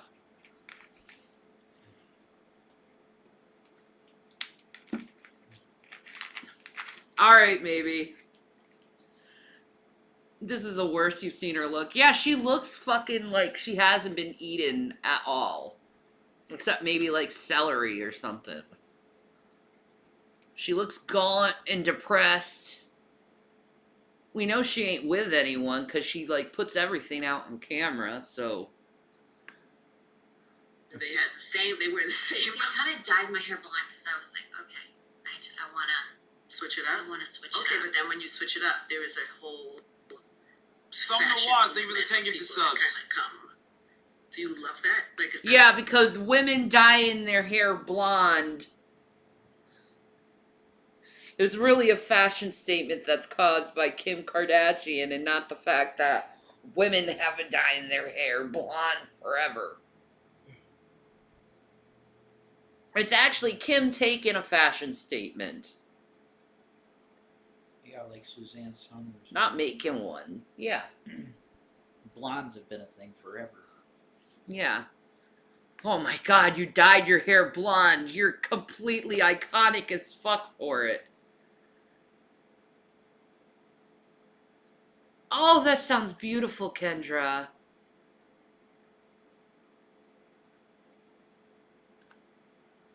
Oh. I'm sorry, I'm so critical on her. I wanted to know about Kanye. I got to know Kim a little bit more, and I don't like what I'm seeing. She's not my vibe. thing Social for life. you? Like, do you still have that? I don't really think about it. You don't? No. I just like do what I like and when I feel like a change and when I feel like, you know, Just like everyone else. I don't really think about that. I just do. do like what I want to do and the makeup that I like and I'm not thinking of like, oh, I have to start a trend. I just wonder in real life how much clothing means to you. I mean, material things, because that is a criticism. What's interesting is like it used to mean so much to me, and it's Used to. Really? I mean, I enjoy the makeup and dressing up sometimes, but really, like, to say that it means so much to me, nah, it's just something to do. Something I can do really good at, but I mean, like, it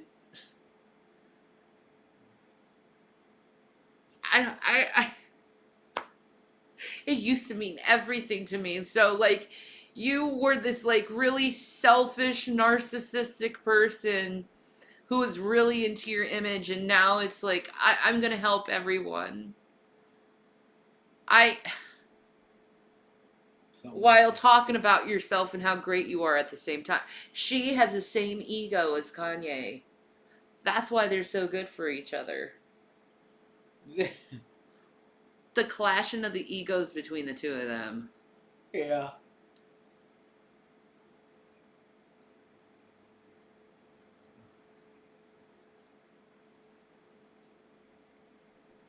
I used to like, but now I'm like, I don't want to do it. Yeah. Dressing up all the time, putting makeup all the time, it's just,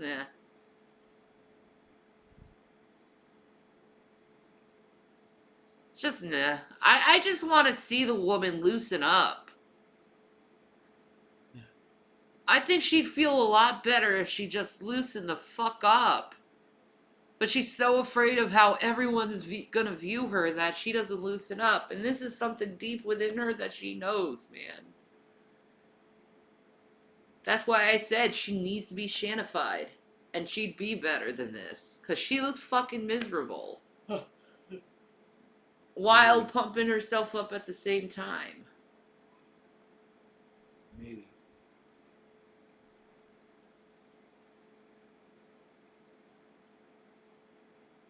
I'm not judging her weight. I'm saying she's looking like she's not eating well. It's not judging her weight. She doesn't look healthy or happy. How I valued my importance. And she's not coming off genuine either. There's that. By the things that I had, the cars that I had to have, like, I thought that made me cooler. And after I was robbed of all of it in Paris, I didn't know I was needing that lesson, but that lesson was so well received. Isn't it crazy how the universe will give you exactly what you need, even if you don't understand it in the moment? Totally. Even if it, I believe that. like, shakes you to your... So you robbed and you realized that material possessions weren't that important? I mean, you're still doing the fucking Richie Rich shit, though, Kim. I don't know. I'm kind of confused. I'm very confused about this shit. Like, Jesus Christ says to sell your goods. And give it away to the poor. That would impress me more with Kim Kardashian than this shit. Yeah, I don't get this much. Nah.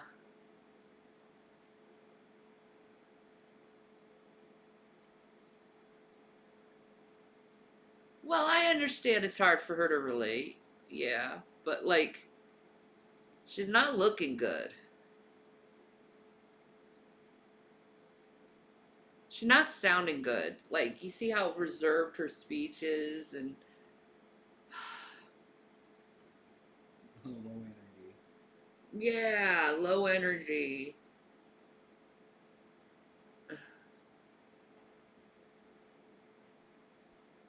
Mm-hmm. Yeah.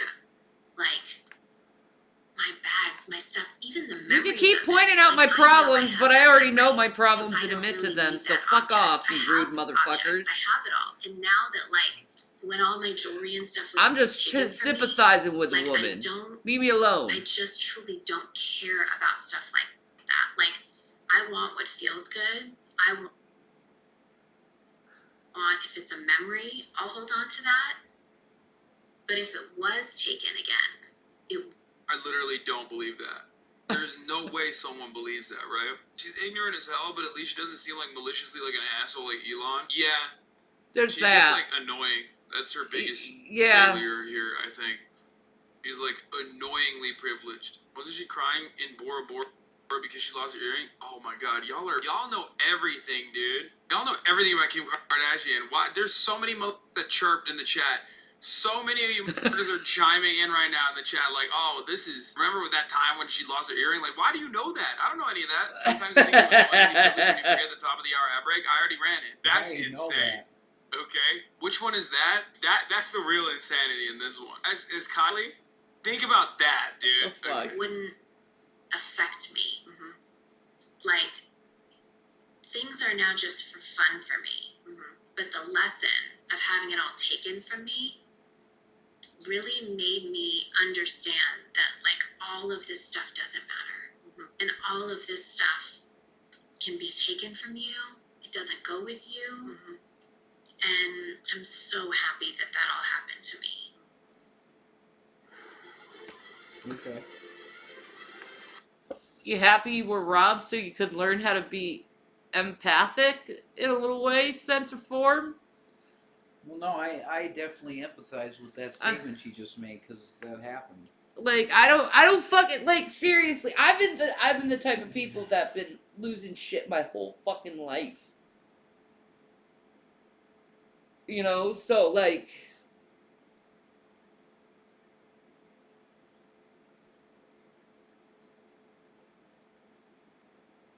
to learn that lesson so late in their life is just bizarre to me because I learned it so early in my life.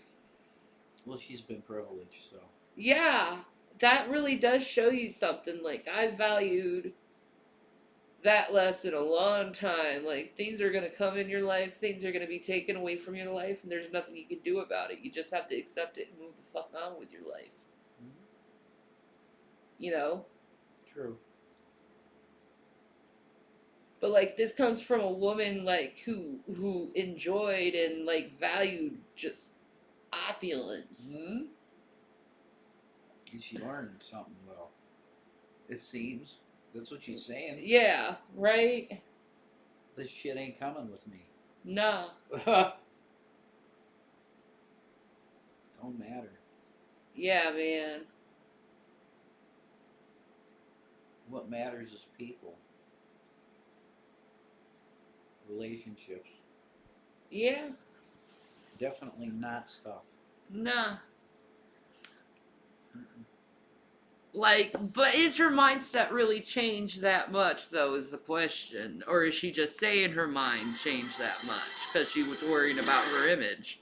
And like, there's fires in Calabasas. Sometimes, you know, we have to pack up for a full house. The first year, go to my shoe and bag closet. She's about to say some insane shit. Is Yo, she? people die in those fires, man. People die in those fires, please.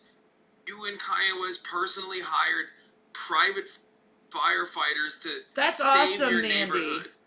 That, please stop. I know because I covered that story, by the way. That was like, I covered that story and I used it as agitated propaganda to tell you how awful things are in the United States of America, where the rich are literally buying their own personal private firefighting brigade. Like we're back in, you know, the 18th century, okay? Back when firefighting was unironic. You mean the rich are buying their own fire people now? Sounds that way. Fuck me, man. Go You figure. can do that? I didn't. There's firemen for hire? No, I did not know that. Ladies, all you rich ladies needing a good fireman to like pick up your, you know, spirits. Now you know you can buy yourself a fucking fireman. Wear the outfit without the shirt, honey. Yeah. Yeah. Thank you. Suspender pants. That's the uniform specifications.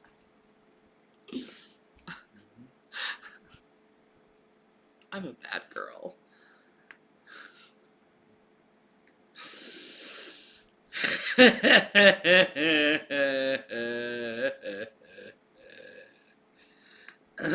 Private. Pack up everything. Maybe the first two fires. That's what you were worried about? I mean, I have all my stuff, Yeah, like yeah, yeah. my letters and all that kind of stuff. Like, I already got rid of that stuff. But as far as stuff in the house, go for it. Now, if there's a fire, I'd literally just walk out with my babies. Like, I wouldn't even waste the time. Like, It doesn't hold the same weight for you, right? But you None still of it. love it. You still love pretty things. totally. Yeah. But it's like the fun icing on the cake. It's not the cake. I don't need it. And I'm secure and confident in myself to know that I can You don't need it, but you still got that $400 million house, girl. You think you're really gonna be happy losing that Kanye house? Come on. Come on. Come on now. Come on now. That house is gorgeous. You really think you're gonna be happy losing it like nothing's gonna happen? Really? Really? Nah, no. No one loses a $400 million house and be like, it was nothing. Sorry. Yeah, I don't think so. No, Kim. You'll get over it, but it hurts for a while. No, Kim. You would be losing your shit faster than Kanye on a freaking,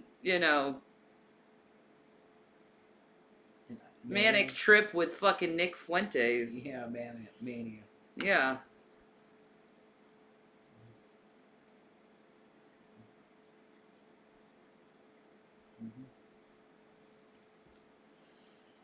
No. Out, I know I have makeup on and all that and stuff. Like even that was like a shield, you know. Your Always makeup having was to a be shield? there, always having to Wow. Look at that. Everyone's like criticizing me. Why are you saying she wears a mask and she's even admitting she wears fucking masks? Yeah, she just said it.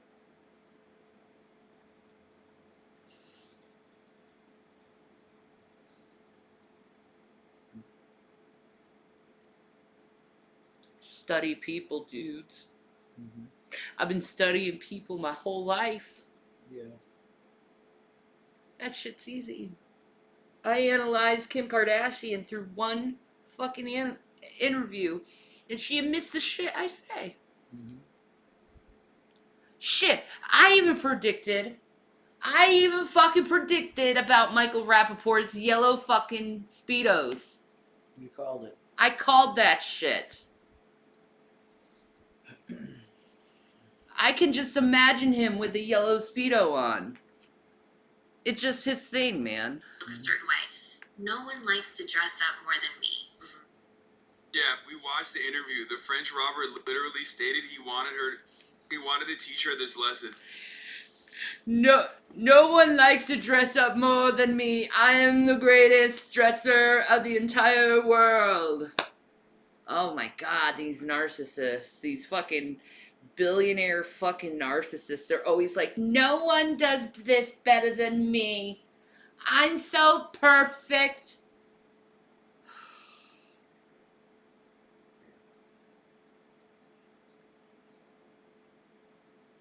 No one likes to dress up more than you. Fucking Trisha Paytas. Fuck you, Kim. Trisha Paytas. I triple dog dare you that Trisha Paytas loves to dress up way more than you.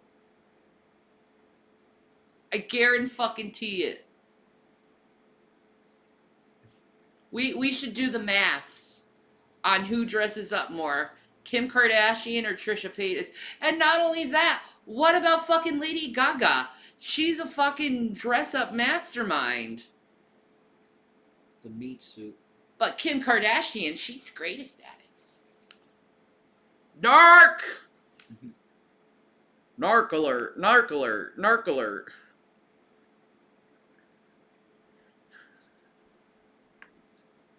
Like, which makes this story even I did funnier. dress up a No, lot. I don't need to. And I don't care what the comments say and all of that if I were to go out not looking the way that people want me to. That is like, I feel, the way that I feel like I'm in my life right now, I feel free. I feel free. That's because you got divorced. things. That's like any woman I divorced. feel free of like opinions. Same. There's moments, you'll have your moment. How could you not? But I'd say in this last You're free of opinions because you're a middle-aged woman now, and that's when we get to the age of, why the fuck am I doing this shit anymore and dealing with people's asshole fucking opinions? That's really what fucking happens, Kim. But you know what? I'm gonna continue to shanify you. So you can be free from the fucking shield, as what you like to put it. Yeah, man. I also want to shanify Paris Hilton. It's okay to be yourself. That's being shanified. This year for me, even I got emotional before talking about Kanye, but that was in relation to like There's nothing wrong with getting emotional over your ex-husband and you're acting like it's a horrible thing that happened.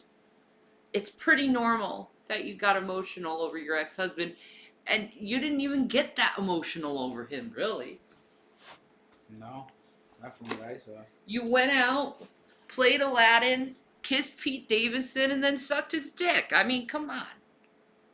And then you make Kanye lose his fucking mind. Like, he literally lost his fucking mind. But that's okay. Because we all lose our shit sometimes. And we should admit it.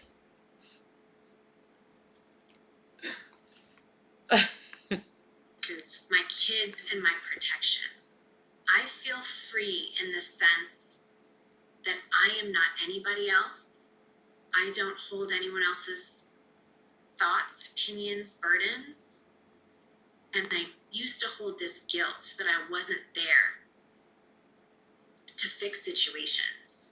And I wasn't there to put it all back together or to... That's called being a control freak.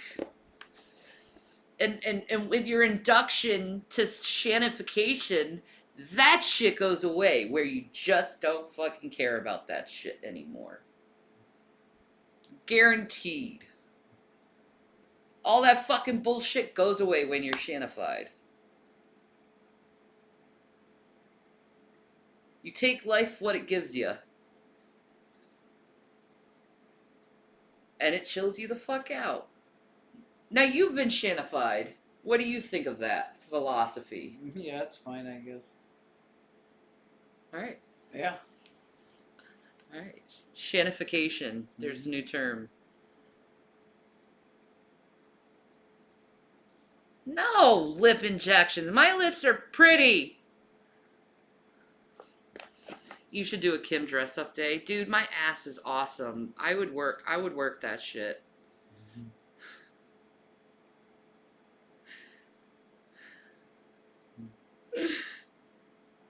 Aww.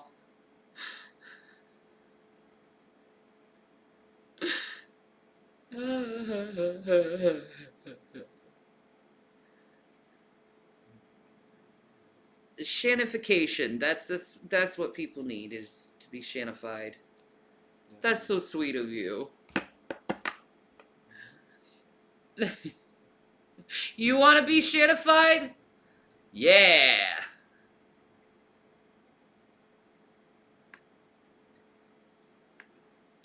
I'm free. What's the second part where she talks about I'm Kanye? free. I feel the urge to Like, I'm free from that fucking psycho, okay? I'm free from him.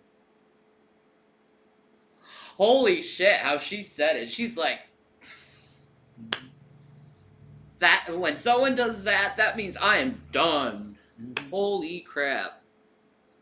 You know she's saying that about Kanye, too. I'm free. Woo! That was a lot of, emotional body language there.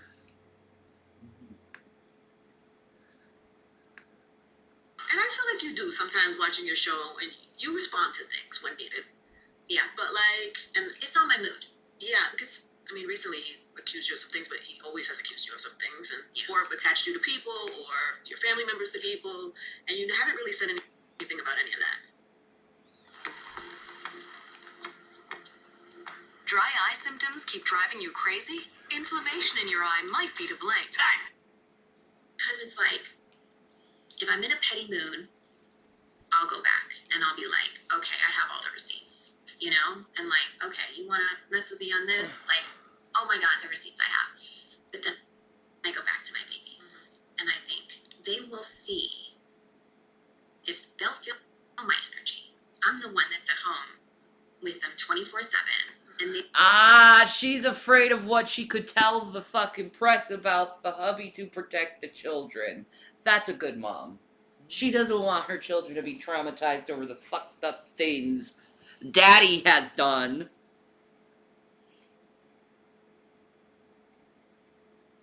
Dude, I want the Santa Claus and Carbonite. G.G. Allen. I showed Jason that, the Santa Claus and Carbonite. But no, I don't put anyone in Carbonite. Because Carbonite is based to control someone. And to make them not move or be themselves, man. Nah, when you're shantyfied, you're fully fucking free.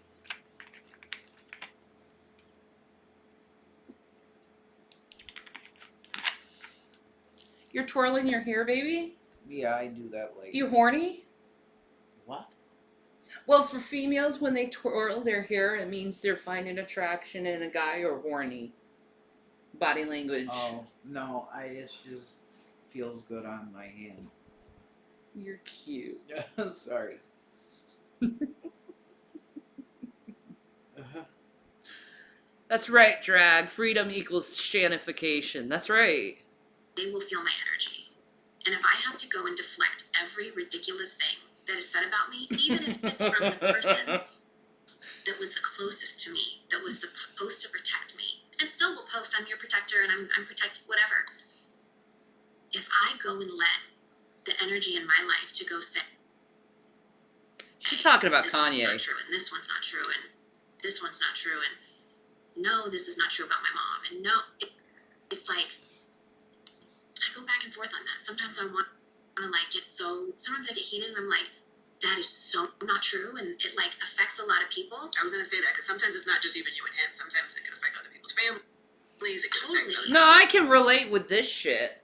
When, like, untrue fucking rumors come out and shit. I can relate to that shit. Now I can relate to Kim. You know? That's why I don't answer everything either. It's like, it's like, I don't want to feed into that type of energy. Constantly like, no, that's not true. That's not true. It's like, it happened this way. No, that's not true. It just seems like a waste of time. It's really like a really bad energy. So like, and why should I defend myself over fucking rumors when, you know, I can just be me anyway. And you know, if you like me, you like me. If you don't, you don't. Like, I don't give a fuck. Shanify the planet? Fuck yeah.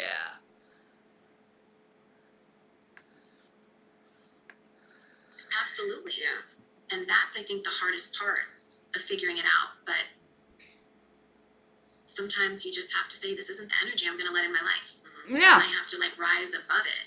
Yeah. And not be in this, like, Negative bubble of bullshit. For my mental health and my sanity. As long as everyone inside knows what's good, then it's like, but the character.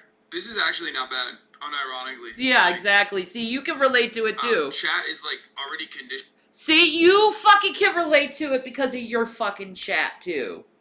See, I think any person who is a celebrity or a streamer or out there some kind of public figure in any way, they can hear what she says with that and fucking totally relate to that shit. Completely. Because it's just always one bullshit over another bullshit over another bullshit over another bullshit over another bullshit over another bullshit over another bullshit, and you can't even keep up with it. And then you have like a whole fucking stream where you're doing nothing but talking about it, and it's like, but I wanted to do this fucking thing. So it's just best to keep on what you want to do and just fuck what other people fucking think. Into shitting on her for how dumb she sounds all the fucking time, and that's because you're racist towards Valley girls, okay?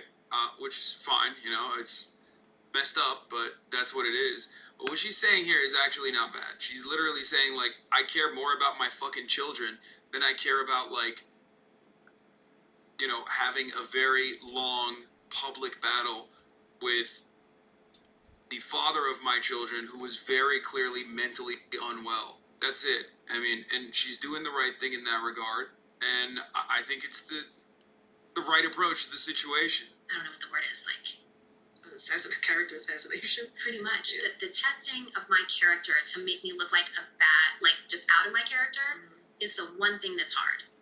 Because there's already so many people that have that energy that you were saying that like are these haters of me and the fam anyway. So it's really hard when there's also people that were once close. Haters. Ah, the people who are close and then stab you in the back. Oh yeah. Oh yeah, those are the worst fucking people. The people who were in your circle, you let in your fucking circle and they fucking slash you fucking apart like you were nothing or meant anything, and they meant so much to you because you let them in your fucking circle when your circle is usually so fucking closed. Yeah, I'm done. That's how I feel, man. Like, I have a very small circle now, and I'm fine with that because it's way more better than letting someone in just to hurt you.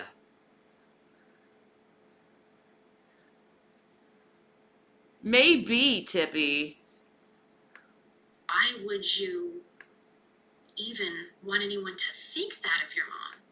You know, for my kids. She's got some seriously redeeming qualities. It's hard to deny. Yeah. I mean, she does.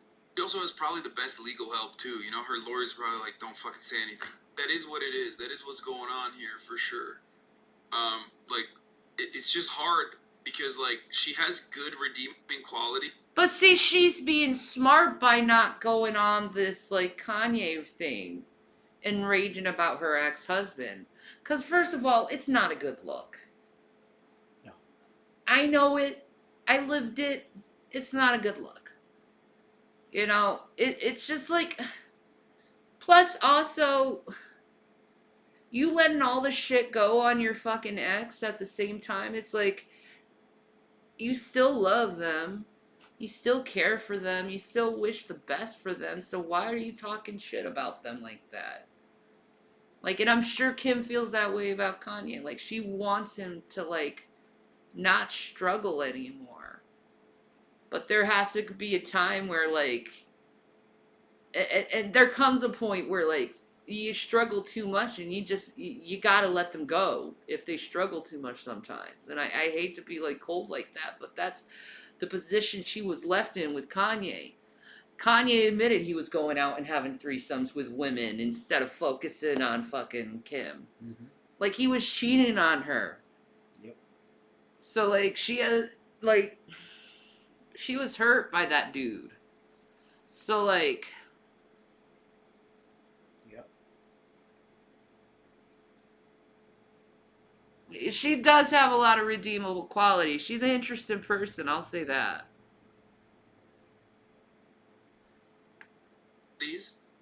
But then also on top of that, she just like says incredibly dumb shit. There's that All the problem. fucking time. That's like so annoying. It's hard to maintain like a positive outlook on her. She has zero redeeming qualities. Wait, what do you mean? No, yes, That's she bullshit. does. I think, like I said, her interest, whether genuine or disingenuous, doesn't matter.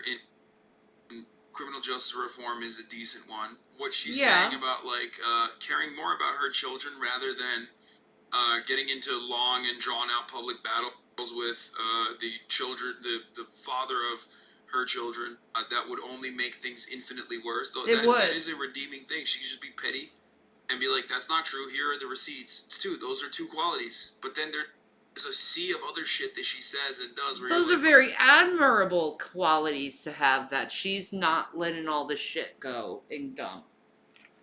You know. Self-control. Yeah, it shows really good self-control on Kim's part. I think so. And that is a very redeemable, good, holy quality. Yeah. To have. Yeah. Very much. So, she is who she is. She is who she is. So, like, whatever. I don't hate her. I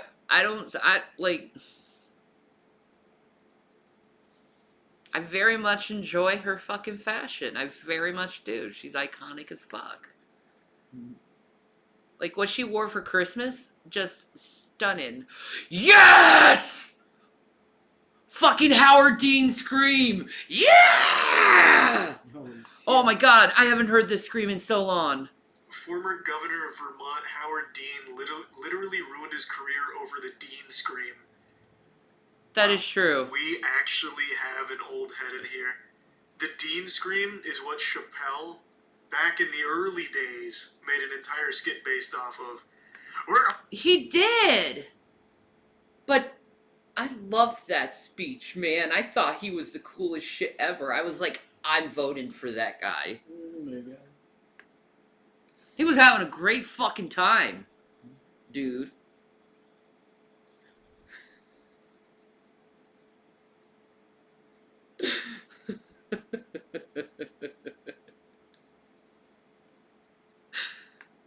Going to Oregon. We're going to Vermont. Ah! And then Chappelle made an entire skit out of it. His career ended on the spot. That It is did. classic, It did. which is so And I stupid. hated it. Like it's actually. It- I'm gonna play it. I'm gonna play the clip. What Yay! was his name again? Dean. Howard Dean. I'll just do Dean Scream. It's crazy to think of this now because at this point, this guy would get 1 million Twitter followers overnight and become a TikTok sensation. Oh, he would. If it was today, because of that scream, he would have won. I don't know about that. He would have won because of that scream. Like, the young folks would have fucking loved this shit. This is like the greatest fucking scream ever, man. I fucking loved this shit when it happened. But this ruined his entire political career. This one moment, this one goofy scream. And you know something? Tell him, Dean. You know something? Howard Dean. Howard. We're going to New Hampshire, Tom Larkin. We're going to South Carolina, and Yep. Oklahoma, Yep. and Arizona, and North Dakota, and New Yes. Mexico. We're going to California, and Texas, and New York. And we're going to South Dakota, and Oregon, and Washington, and Michigan. And then we're going to Washington, D.C. to take back the White House. Ah! Yes!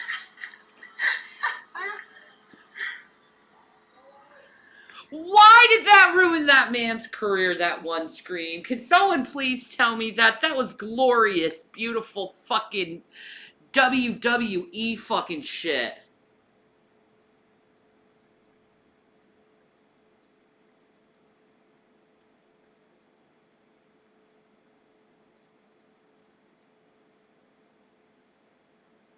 Aw, bless your heart, Miss Danny.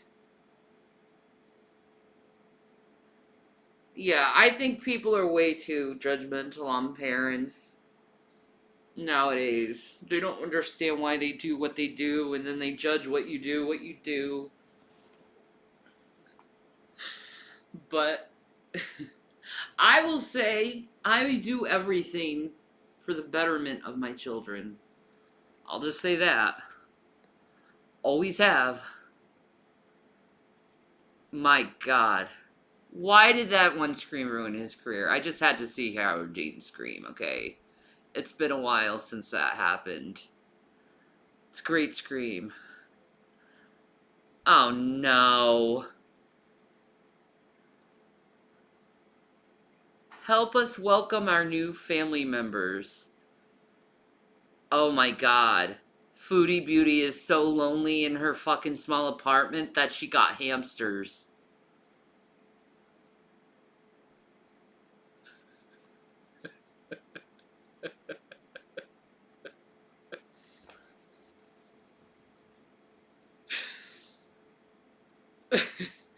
That's a special surprise, is hamsters? Look at us, we got hamsters. Not cats, but hamsters.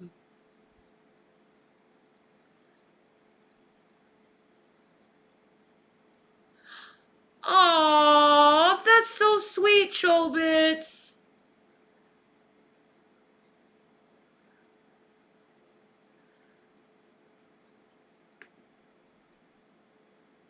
Running up the hill. Oh my God, it's the running up the hill video with Trisha and Moses. I saw the pictures of this, the stills of this. I can't watch it because I know, you know, I'll get a copyright, but like,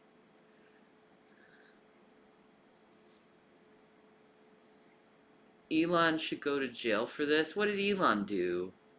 God, there's just so much fucking news.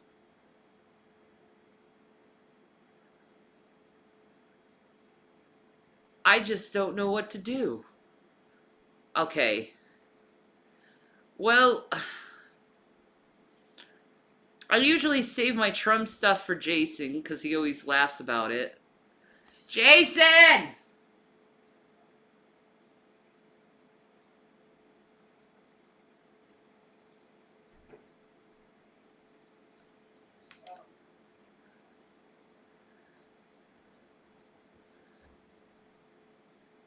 You okay? I took this boy. Oh, you got the boy. Trump made some more deranged statements about civil war again. What stupid thing is he threatening today, guys? Oh my God, Jules! 1 minute, Jesus! This is a boy. What the fuck is your channel name? What? Jewel tells all. There we go. She's in the algorithm. She pops up. There you go. There. And you're reacting to me right now, Yeah. bitch. Bitch. Anyway. I'm a troll. See? Bitch. It's hilarious.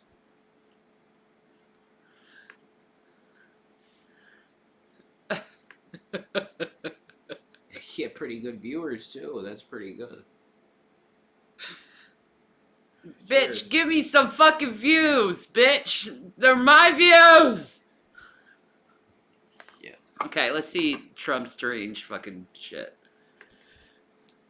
I'm Ben Meiselas from the Virus Network. Not a day passes where Donald Trump doesn't post They're my disgusting, views. despicable, and deranged, and frankly dangerous posts on his social media platform. But the most recent post that he made also highlights what he has been referring to as the coming split within the Republican Party, essentially cheering on a civil war within the Republican Party if Republicans support DeSantis over him. I'll tell Oh you more no, about he didn't say it. Did he go straight out say civil war? I'd have no idea.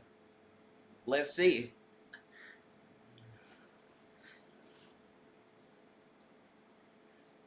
Like, the liberals don't want this, Trump.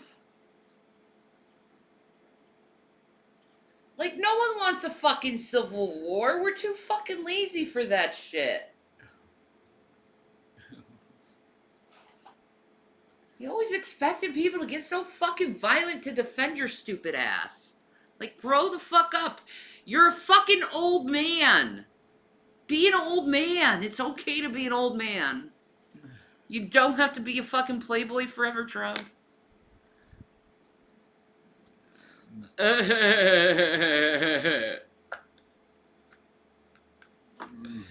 Fuck. about that in a moment. But let's start with the first post that Donald Trump made, and he links to this website called American Greatness. And I had to take one for the team here and look at what this American Greatness website is. So he links on his social media platform to American Greatness, and the headline of this article is, "What did Nancy Pelosi know and when did she know it?" And the entire article basically blames Nancy Pelosi for the January 6th insurrection. It's written by somebody named Julie Kelly. Fuck me. Is he really going to try to blame January 6th on fucking Nancy Pelosi? Why not? At this point, why not? He's rewriting history. He's that deranged. He's gonna do that. Holy fuck. Are you really going to fucking blame Nancy Pelosi for January 6th? When it was literally you saying, meet me at the Capitol, and it was your supporters.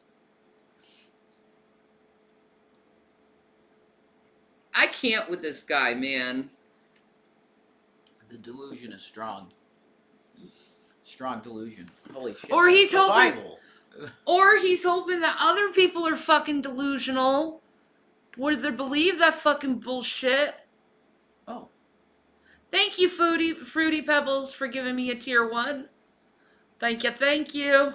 Do an interview with me? Maybe. Yeah, you should do it. If you're a good girl. She's been around too long. Who refers to herself as a political commentator and senior contributor who is the author of January 6th, How Democrats Used the Capitol Protest to Launch a War on Terror Against the Political Yeah, Right. if somebody could gift That a was the- sub to that's Nerdy her and Spicy, big she'd crowning, like one. achievement. And Yeah, it was the Democrats that started that shit. Are you fucking kidding me? It's because it's gotten so bad. Now they're turning it. That the Democrats did it. Are you fucking serious? Nah, man. My fucking brain septacle works just fine, thank you very much. No, I'm a Republican and I won't even go for that.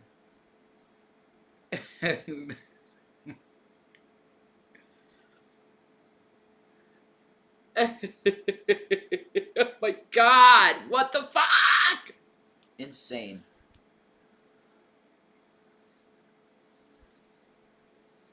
What the fuck? What the fuck? Gavin, you're a good boy. And I love you. We gotta have some cuddle time. Hi, Gav. Last night, Gavin was sleeping on me and he was Sorry. completely flat on my side. Just complete floppy boy. He's a tired boy. What does Mythbusters have to say about that? Daquan, you still acting fucking stupid about fucking Mythbusters. Mythbusters isn't about politics. Oh. Science. Jesus. in the article, it says how the January 6th Select Committee never intended to act as a truth-seeking mission, but rather perform a cover-up for what actually happened, which is becoming more obvious every day. House Republicans produced It was a cover-up, folks. It was the fucking Democrats that did January 6th. They just put on the fucking Trump hats. They made it look like they were Trump supporters. It was actually Antifa, folks. They had MAGA hats on. It was crazy. I called them good people. I was wrong. They were Antifa. Are you serious? No one will believe that. That's like the biggest conspiracy theory ever. That all of these guys that had Camp Auschwitz on their chest. Like, I don't even know if his supporters that actually were on January 6th reads that and be like, yeah, that's the truth that happened. Those damn Democrats, they made me do it. All these guys with Trump flags. Oh my God. And Camp Auschwitz shirts. Oh my God. Oh yeah, they're Democrats for sure. Are you fucking kidding me? Have you ever seen a Democrat around a freaking Old Glory, the freaking, Southern fucking flag? Oh, Have they're you triggered. Oh my God, they freaked the fuck out.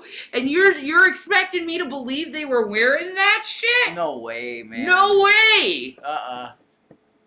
And the Gadsden flag, people with the Gadsden flag on. God. I couldn't see a fucking liberal fucking being able to wear that shit and feeling like they'd vomit. It would just induce just automatic vomit for a liberal to wear shit like that. No, they'd be screaming, crying. They would be. Oh, my soul. Come on, Trump. You gotta come up with a better lie than this. You're not even lying good anymore. It was Antifa, I'm telling you. Holy shit. Serious report that requires rigorous follow-up next year. This is the type of ridiculous and dangerous propaganda that's being spewed by right-wing extremists masquerading as journalism. They're pointing to the Republicans' pre-Buttle, I think they called it, pre-Buttle, where they blamed Nancy Pelosi, Black Lives Matter, and Capitol Police and Metropolitan Police officers, and basically praised Donald Trump for his conduct on the January 6th insurrection. It gave a Delusional. bunch of bogus citations. That is what is. That's rewriting history delusion. Like high-level delusion. I think he's the greatest narcissist that ever was. Yeah, and Alex will come out and play Ring Around the Rosie around the issue and go, "Oh yeah, folks, I'm actually a Democrat. Trump didn't have anything to do with January 6th. It's all me. I'm a Democrat."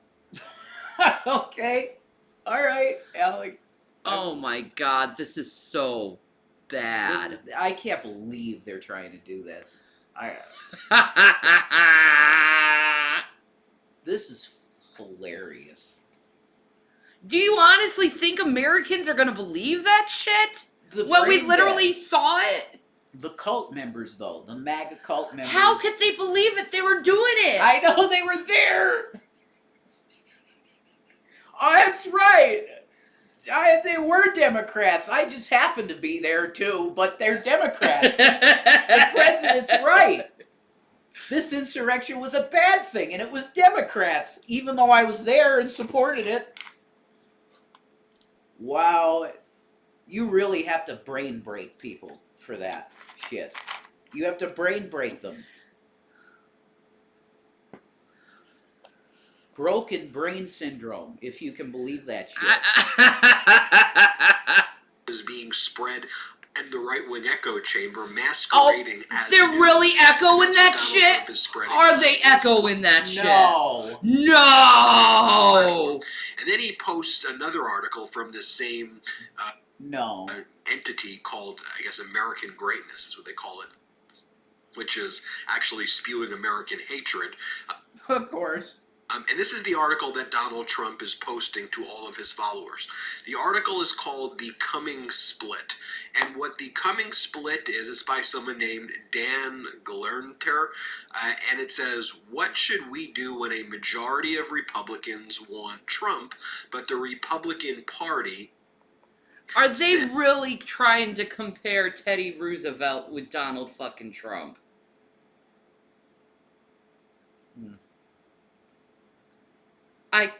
No. No. I don't know enough about Teddy Roosevelt to say, to be honest. No. I'm just being honest. Yeah, I know. But, no. No.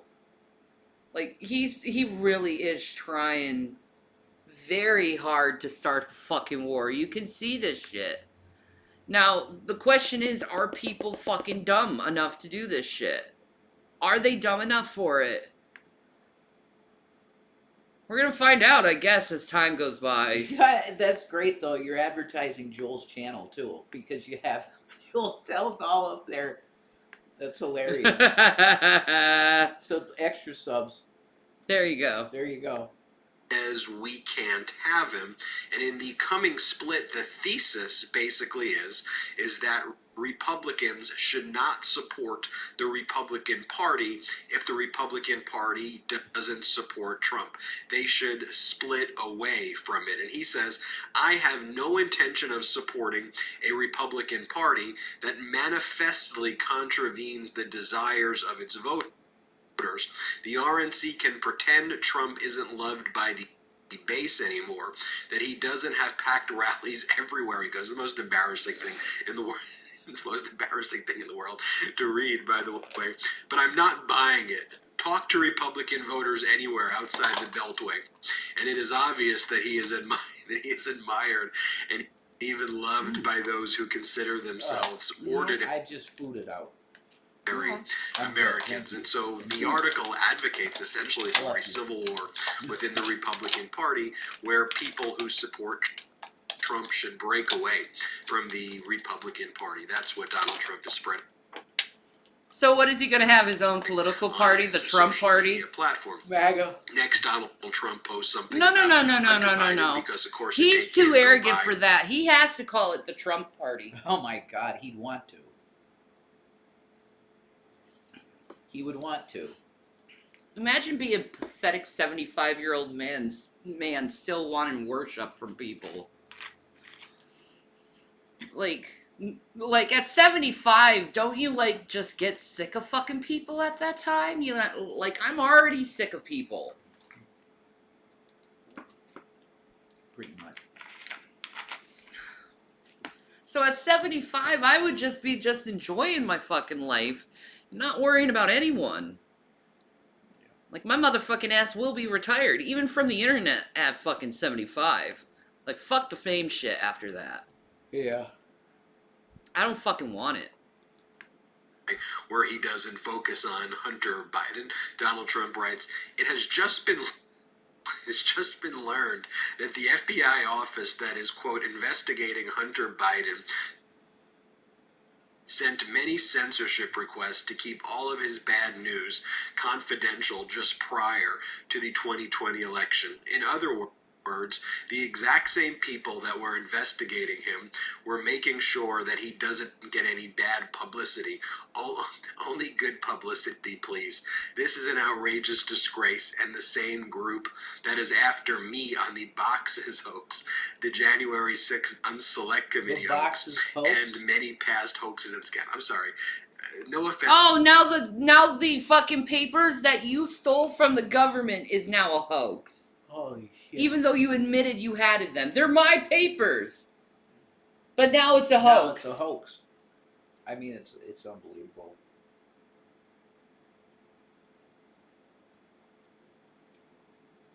It's unbelievable. Please tell me there aren't people that still believe this fucking guy anymore. Can't be. Like, not many. like this, like seriously, you have to see through the bullshit. There's not many. By now. There's not many anymore. Not many at all. Definitely not. I had to see through the bullshit, okay? I had to see through the bullshit. Okay, but calling every time you get in trouble with the law a hoax that's bullshit. It is.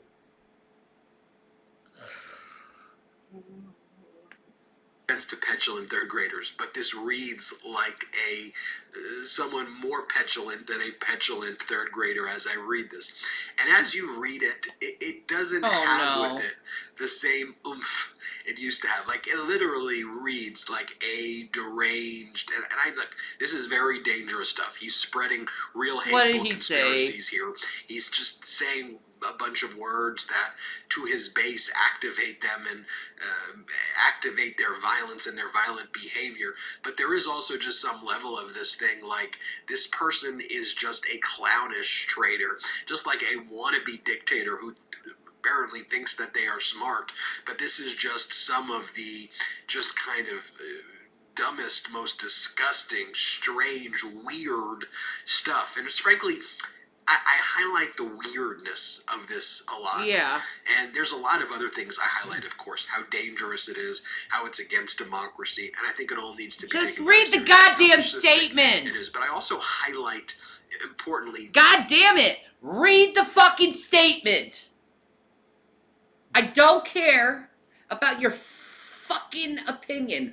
I want to know what Trump's new deranged post is.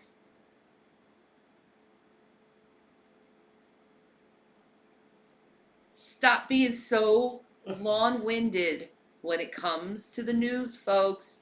Show the fucking news.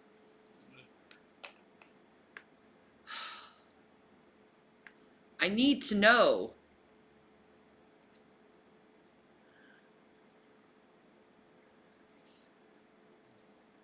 I need to know. Like, people are saying Trump bores me. Look at that. There you go. Fuck it then. No Trump.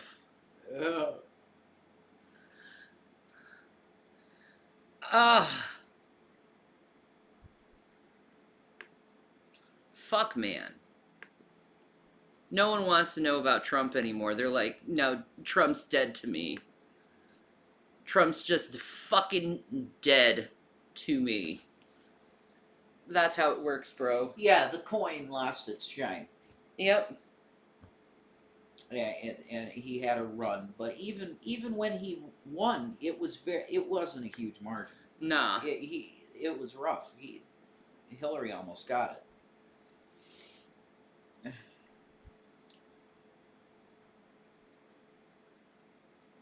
Well, thank you. Tell him thank you, Jules. That's beautiful. I will sub if you do a reaction to a hater video. Ugh. Which one?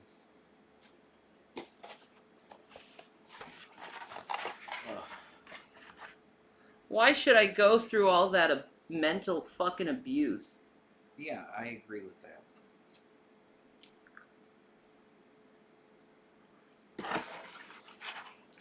No, I'm not gonna choose.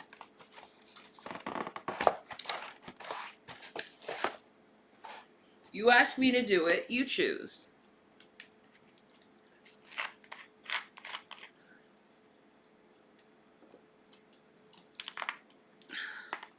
It's gonna be bad. And I'm gonna turn it off, because I'm gonna be like, that's bullshit. You know he's gonna choose the worst one. It's probably gonna be G-Man. That stupid motherfucker. Drader. God, I hear his name so much, and I could care less.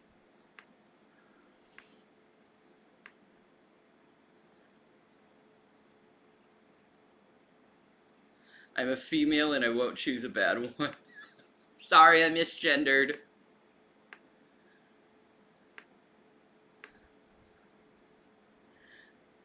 See, that's interesting. Freaking true crime shit. Yeah, it's good stuff.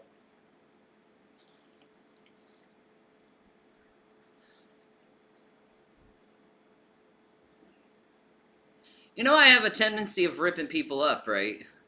I love true crime. Dude, I am finding more and more things in true crime now, so, like, I will put that shit on. Like, no tomorrow, and watch true crime all day. Like, he's fine watching true crime all day. I love that stuff, yeah. Like, we'll just get high and just fucking watch true crime, or smoke and watch true crime. It doesn't fucking matter. In common, yeah. Fun. You want some true crime?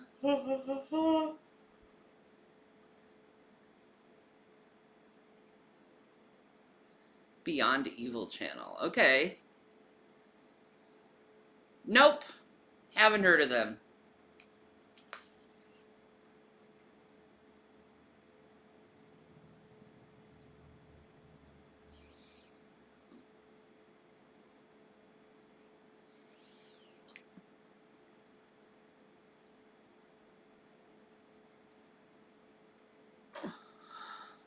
I didn't get anything, man. I think you may have had no atomizer for a second. Yeah. Because it was starting to come out when you puffed it. Okay.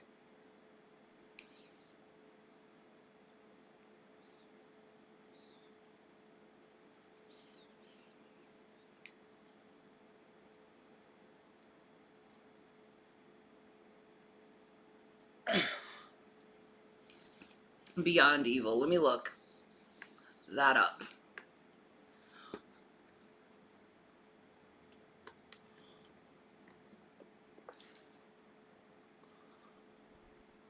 Yeah, dude. I like that shit.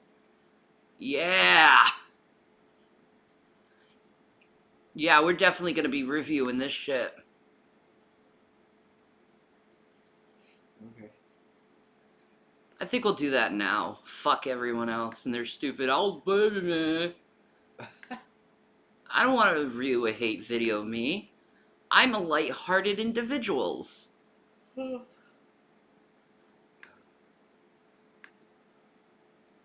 Let's do an experiment to see how a human being feels about being highly criticized for no fucking reason.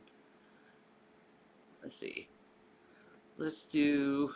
Hey, that's all? It just does the play videos? It doesn't even show what's the most popular? What's the popular one? Populas. There we go.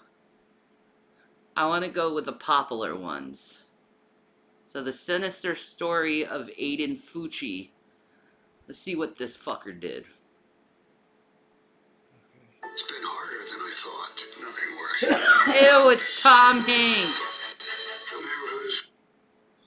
This case is truly an unusual one. A cold-hearted killer stabbed his victim over 100 times and left her body in the woods before returning home and pretending that nothing had happened.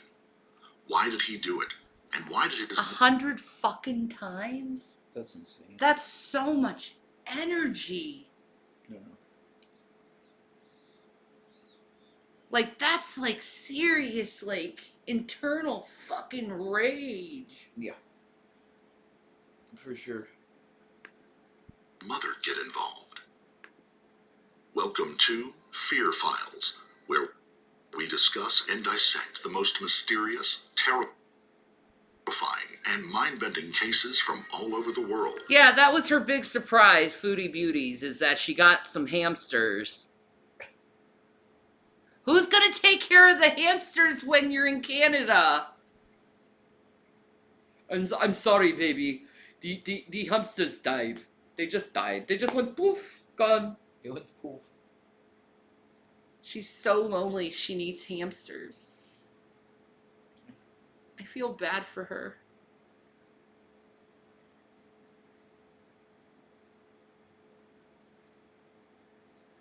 Aiden's mom washed his bloody clothes and acted like she doesn't know. Oh my god. Before we start, we would Spoiler, like to no say that spoilers. our thoughts and prayers go towards the family that fell victim to the deranged actions of this particular 14-year-old boy. 14. 14-year-old boy. Crazy. That's very, very young to have thoughts of anything but murder. No. That's some serious, like, abuse. Past abuse, I Gotta think. be, yeah, at 14, man. Yeah, like, daddy, like, was very, like, an alcoholic or something. Yeah. Yeah. That's how I look at cases like this.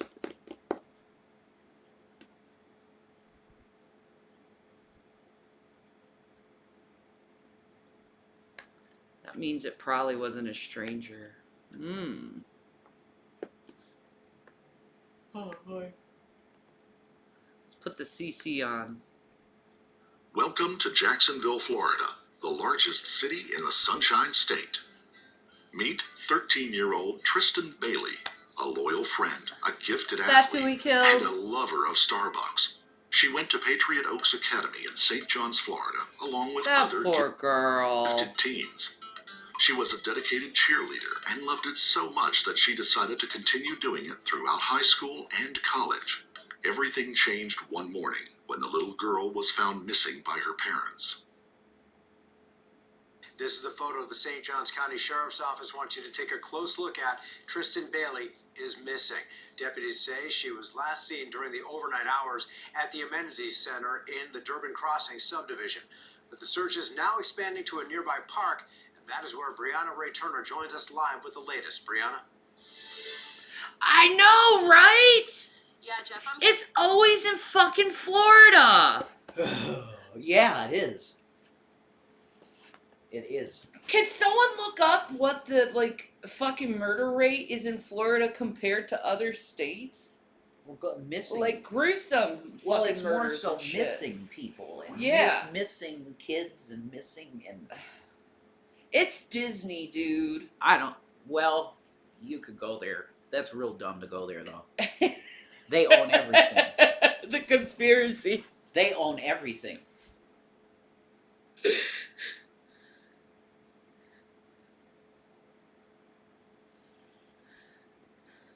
Veterans Park in St. Johns County. Now, I just want to go quickly over here because the search group, they're volunteering. These are community members from... I chose Nerdy and Spicy. I chose you could keep your $5. Sir, ma'am, you can keep your $5 because I don't feel like my mental health should feel abused or hurt in any way to someone called that name.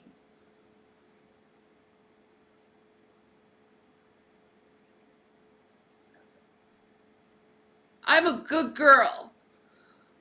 I'm just opinionated. The Durban community. Now, take a look if you could zoom in a little bit Plus, more. I'm interested in this They're shit. about to start their search right now. They're trying to find Tristan Bailey, 13-year-old girl who was reported missing by her family this morning at 1 a.m. at the Durban Amenity Center. Now, again, so many families out here. I talked with one family who says their kids went to school with Bailey. And I bet he still raped her can't too. believe something like this happened. How much do you bet? They've been living here for about 12 years now, and they said never has a child been missing.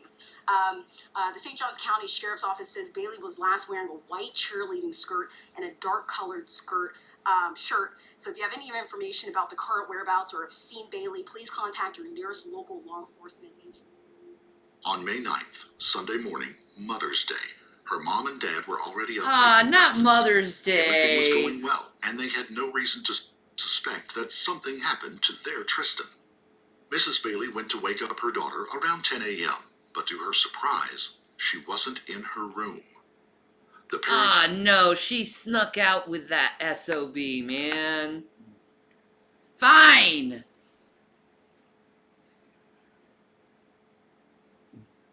The fuck is it called again? Fat photog is okay.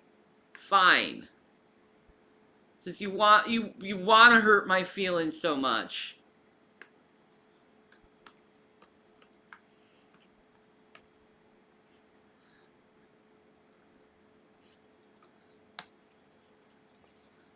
I think that's how I spelt it right. Oh instead of a. Photog. Fat photog. Revelation twist. Oh my god, it's on you, baby.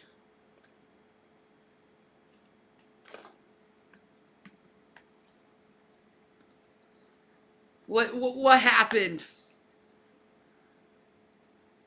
All right, there it is. Is that Amber Lynn? Or is that me? It's you. God, I look so fat.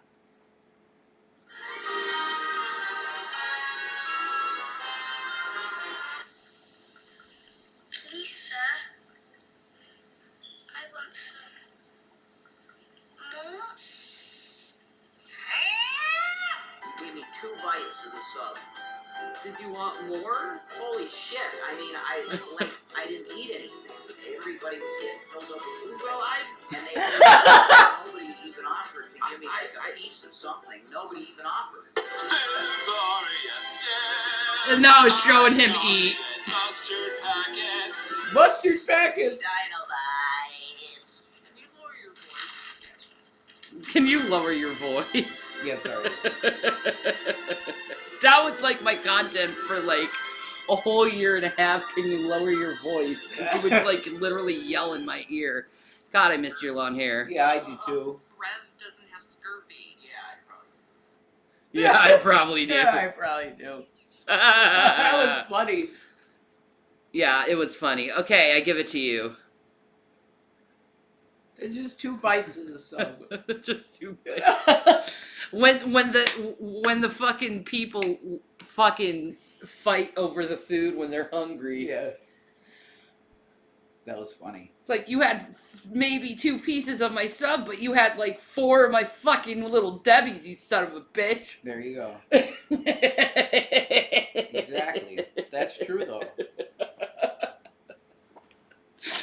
And it's my period! And then I go to the box and I just see 1 and I'm like, I know. what did you do? I got rid of my hair because I had to pay for something stupid I did. Thank you, Nerdy and Spicy, for subscribing to Tier 1. Yeah, man. Okay.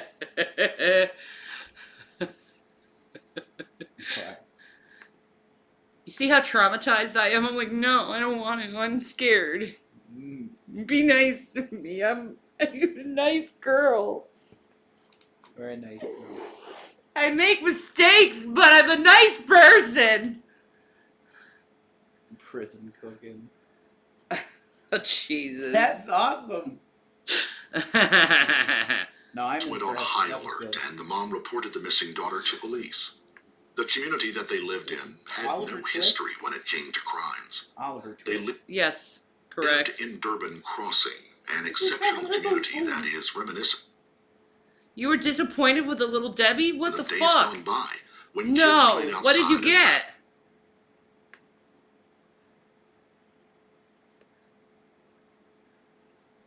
That looks like Mar-a-Lago. Yeah, it does.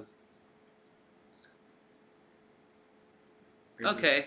echoed through the streets. Resort. This is known as a neighborhood that doesn't see a lot of police activity. No, you wouldn't or think crime. so. Definitely no kidnapping or murder. Being very tight-knit, everyone knew each other, and they acted like they were friends. Judging from all the images, all of the people look like they're part of an upper middle class and are well-mannered. So her mom reports her daughter missing, and the entire community gets involved at that point. Investigators later said they were so impressed by the support of the neighborhood. People were making flyers and helping to find the girl any way they could. Finally, on one security camera, Tristan Bailey was seen walking in the street around 1:15 a.m. With a boy. She must have snuck out of the house because that would be too late an hour for her parents to let her go Man, outside. dude, I snuck out of the house when I was 14, dude, for a boy. I could have gotten killed. Easy. Like, we really need to, like, warn our daughters about boys and how bad they can be. Real bad. Jules, you should marry Lubis. Boy.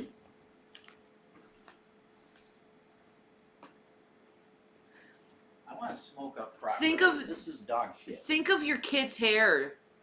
Like, if you marry Lubis and have kids with Lubis, your kid's hair will be glorious. Yeah, if he's a boy, he'll look like Slash, man. Or teach boys to be better. Well, yeah, that's what I do Obviously, with yeah. my sons, Of but course. like, girls need to be warned of boys, not just boys need to be taught better. Nest. Yeah. But male children should not be having these thoughts to harm. And Pazuzu, the god Pazuzu from fucking that was the god in fucking The Exorcist. yeah. That's Pazuzu. Yeah, I'll do that, Jules. Sure.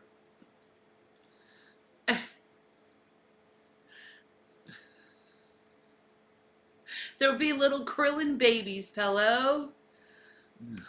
Okay, this girl.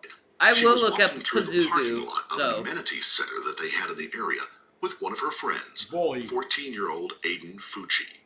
Different security cameras showed them walking through the neighborhood and into a wooded area of town. So he's A 18, classmate of she's only Tristan and 13. Fucci, whose name isn't mentioned, probably because they are a minor, told St. John's investigators that the pair had been hanging out at his house and left together around 1 a.m. It seemed the two wanted a little bit of walking in the moonlight. I thought Nothing happened for some her age. time, or at least the security cameras didn't catch anything. But 3 hours later, investigators saw Aiden walking Will out do. of the wooded area, but I'll see Pazuzu next. this time he was alone. No sign of Tristan. He's alone. After seeing the no. footage, police went directly to Little Aiden's fucking house, punk. and they took him to the station for questioning, right after asking him to show them the route that he and Tristan took. While in the police car, he took out his phone, took multiple pictures of himself. You know what? I know exactly how to fucking get this motherfucker. You just let my claws get into his skin so I can pop all those pimples on his face. It'll be perfect torture for him. Look at him. He's in the police car fucking posing. Or is he doing it in the window of a police car? I think the window of a police car. Yeah. What a bitch. Like, I'll be here soon, guys. Woo!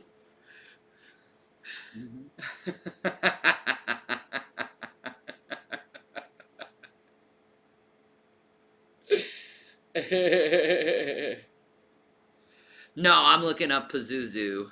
Yeah.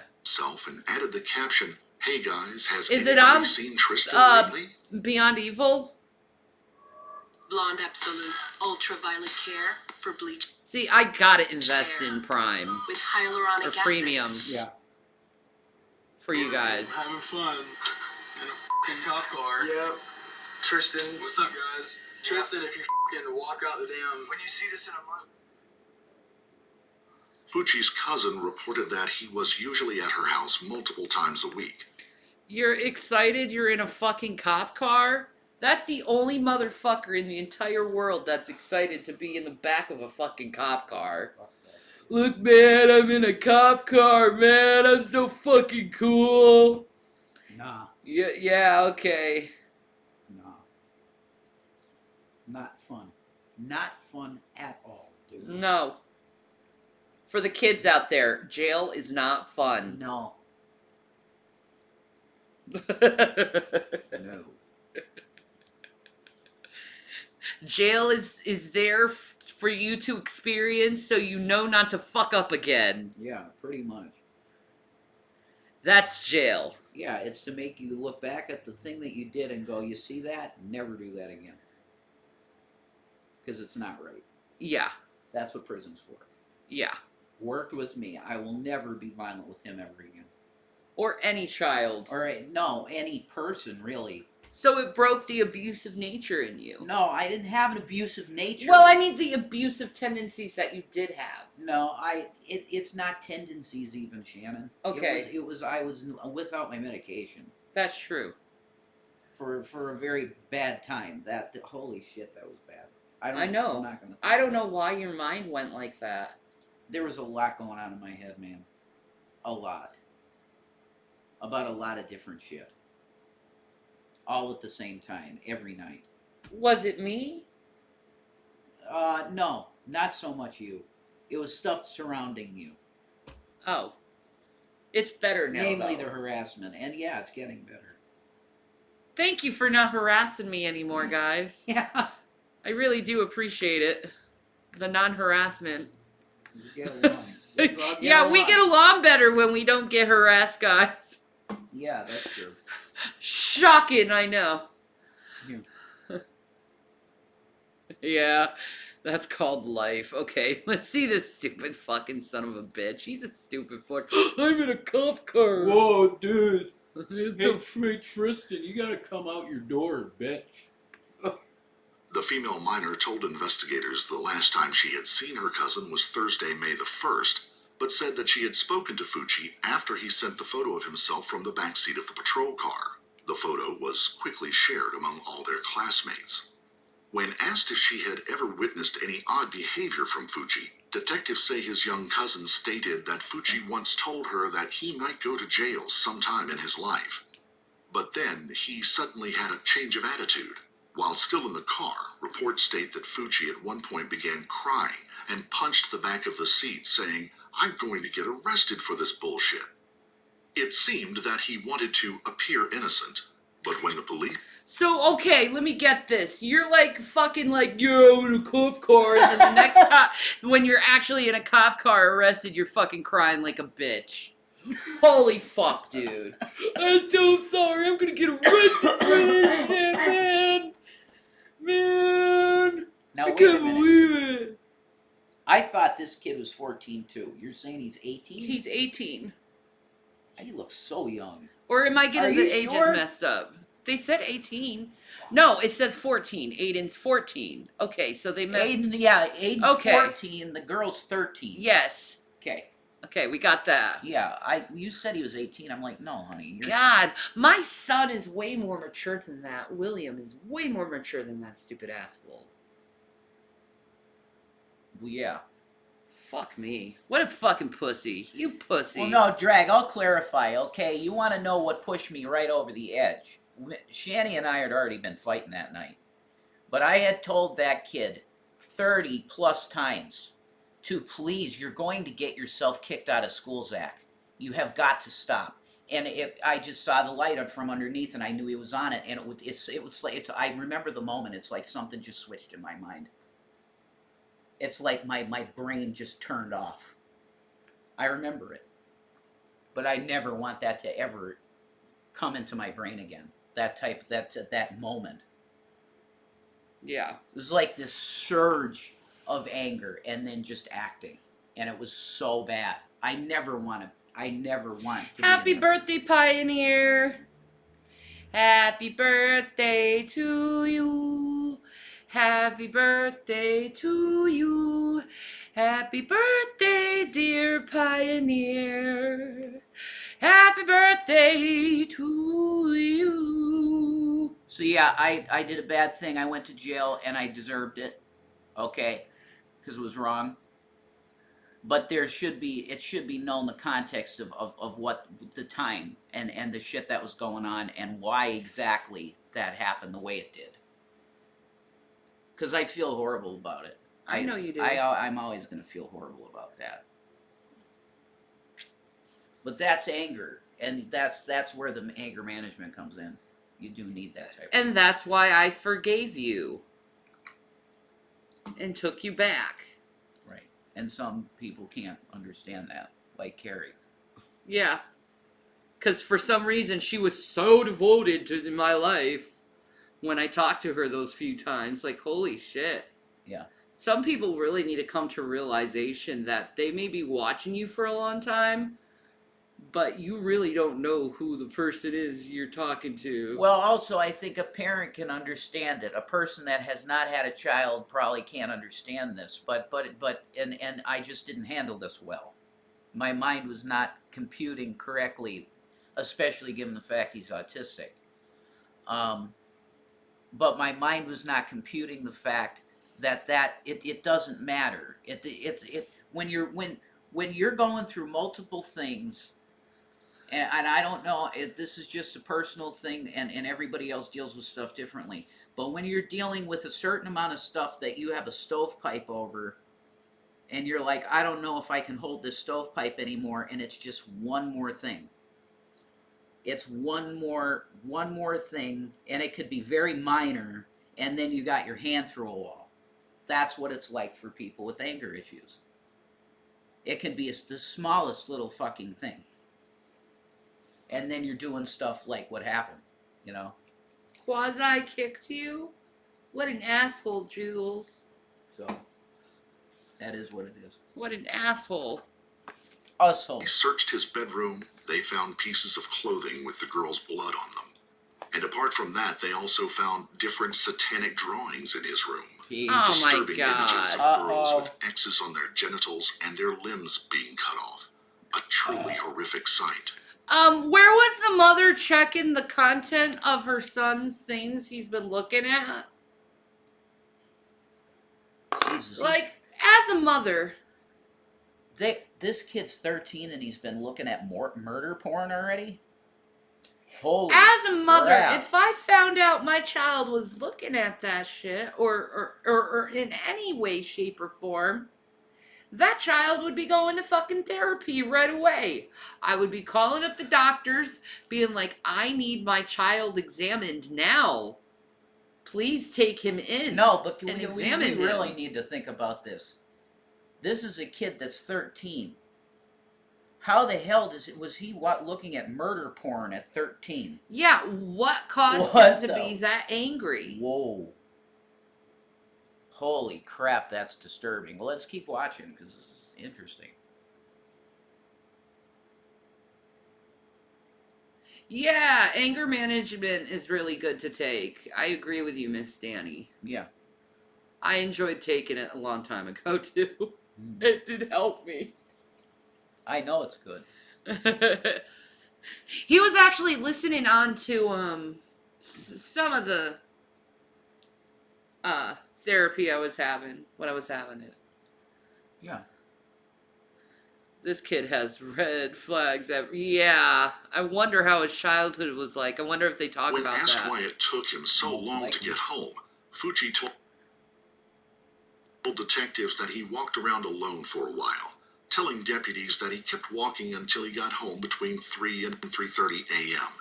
He said, Where was his parents telling him to get the fuck home? He has absentee parents, obviously. Yeah, his parents are not there in his fucking life. They're not. At all. Like, where the fuck is his parents? Like, if my son wasn't at home at 10, I would be freaking the fuck out. Yeah, of course. Yeah. But 3 fucking 30, you're letting your kid out? No, that's no. Nah, man. The parents are gonna be in shit with this kid. No, this is neglect. But they said already in the chat that the parents actually his parents were there because they were in foster care. Well, if he was in foster care, where was his foster care parents? Foster kid. Well, then this foster care parents should be fucking charged with neglect for doing this to this kid. But they end up covering. Oh my god, that better not fucking happen with Lil Stop it. Zach. All right, let's play this. Let's watch this. Serious fucking complaints. That he needed to clear his head.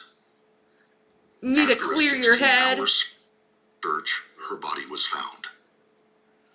Year-old girl out of St. Johns County ends in tragedy. Police believe they have found the body of Tristan Bailey Sunday evening after she was reported missing that morning. Renata Di Gregorio live now at Bailey's school. Renata. Horrible. Lou, Keitha, we are at Patriot Oaks Academy, and this is where there will be extra grief counselors at the school today because this is where Tristan Bailey went to school. Now, the sheriff's department says her body was found in the immediate area of Veterans Park. That's where they called the press conference just yesterday. A volunteer search group had just gathered at the Durban Crossing North Amenity Center, which is where Bailey was last seen on midnight Saturday. But before they began their search, the police called that press conference at the Veterans Park. The Amenity Center posted on Twitter that it will be closed until further notice. The sheriff's department says they are still investigating, and one of Bailey's close friends and cheer teammates says she talked with Bailey on Snapchat around 10 p.m. Saturday. And oh my god, why do you allow your little children on fucking Snapchat? Why do you allow your little babies on a thing that can be used for sex trafficking? Why do parents, what the fuck is wrong with parents? You want to call me a bad fucking parent for getting angry at my kid once? I'm going to tell you, you don't protect your kids at all. You allow them on fucking Snapchat. I was on Snapchat for like 2 seconds and I got like fucking vaginas and tits in my fucking inbox in a second.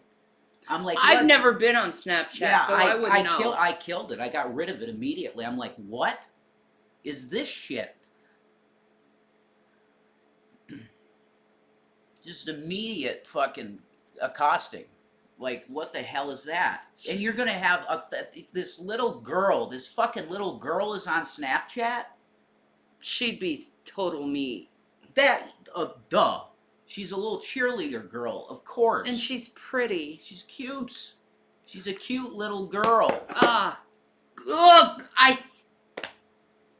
They prey on innocence. These fucking apps like Snapchat and shit enable abuse of young girls, man, and probably boys too. I guarantee. Yeah, definitely boys too. I guarantee it's boys too. Do we have no fucking? Ugh. Oh, shut up, tatted Jedi. It's so fucking gross, and it's so easy for the bad guys to get on there and just be a fucking predator.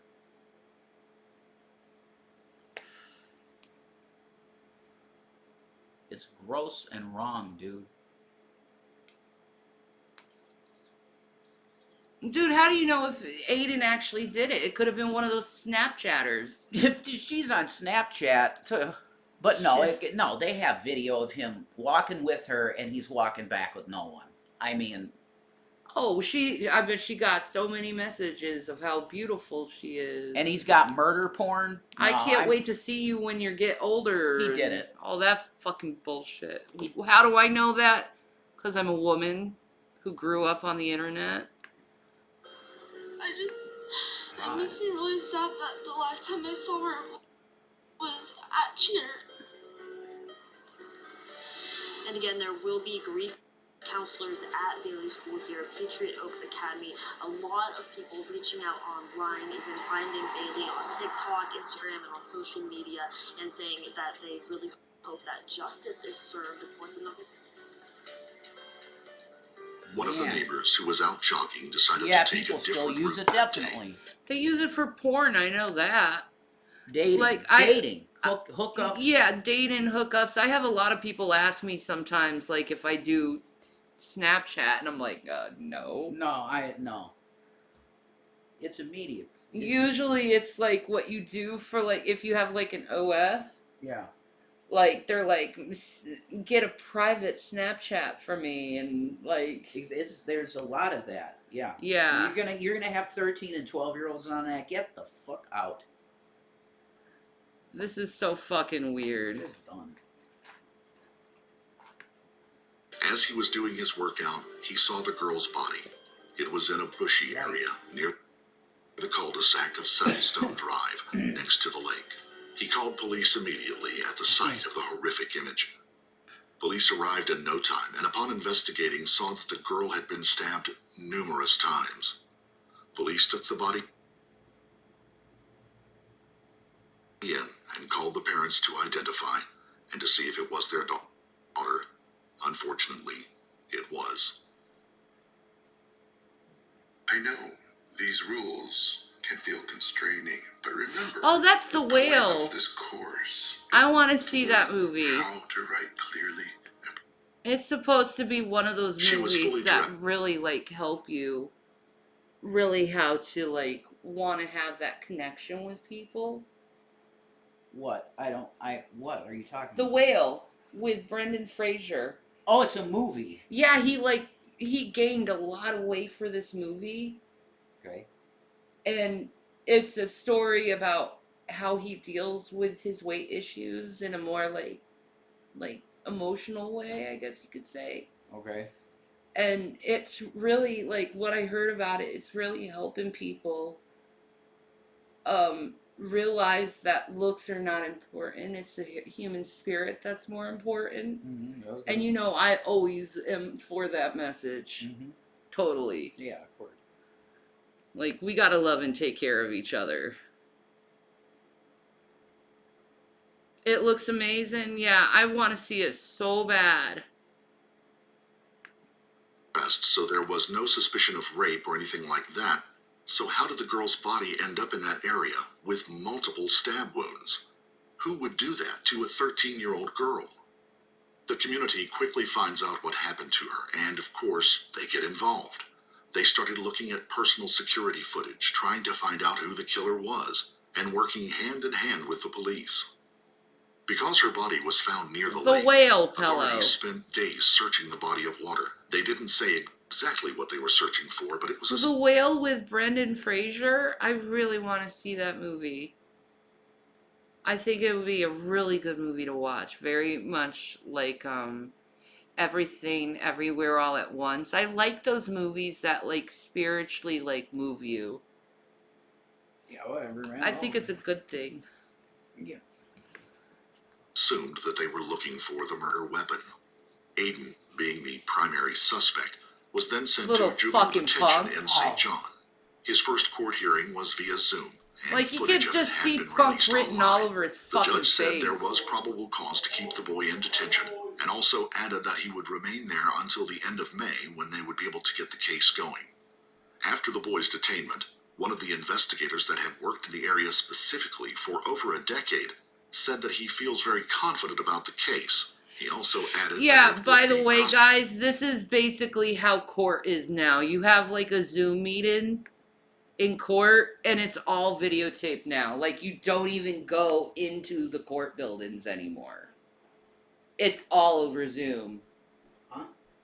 I'm saying this is how the court system is like now. It's all on Zoom. Why like, not? Yeah, it's a new yeah. way to do it. It's faster. It is a lot faster, and you don't have to waste gas. Yeah. To get to the court. You don't have to look for fucking parking. I think everyone likes it a little bit better because you don't have to fucking like be around people and feel nervous and shit. Yeah. And you can just focus on your job. But like, this is how court is now. It's all online. Isn't that nuts? Yeah, I got no problem with that. No, I have no problem with that either. Like, Okay. there's always like someone in the courtroom though. Like, someone. But not a lot of people. Like, you can go into the courtroom. Yeah, if you choose to. If you choose to, but most people do it online. Yeah, that's how people see Nader in court because of Zoom. Yeah, it's fucking amazing, isn't it? Technology is cool.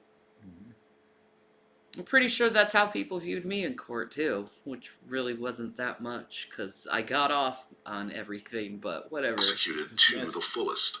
This meant that I know, they were everything got convinced that they had dismissed. the right suspect, and that he did For the good horrible reason. act of stabbing Tristan multiple times and taking her life. There was no doubt about it in the minds of the investigators. News of her death broke the boundaries of the community and spread nationwide. People were taking to social media to express their regret, but also their disgust toward Aiden. They used platforms like Instagram, TikTok, and Twitter to voice their own personal opinions. Of course, there were others who decided to take Aiden's side, saying that she deserved it and that the police should free him. How could someone root for the murderer? It just doesn't make sense to us.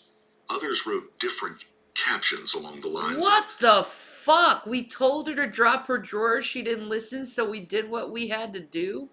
What the fuck? That's like incel people are like fucking. Like, alt-right fuck weirdos. that dude, man. Someone fucking track that fucker down, dude. That's fucked up. You don't say shit like that. this is what I gotta do to get famous? Meaning they needed to kill someone to be known throughout the country. They were Holy associating shit. this horrible act with a way to become viral.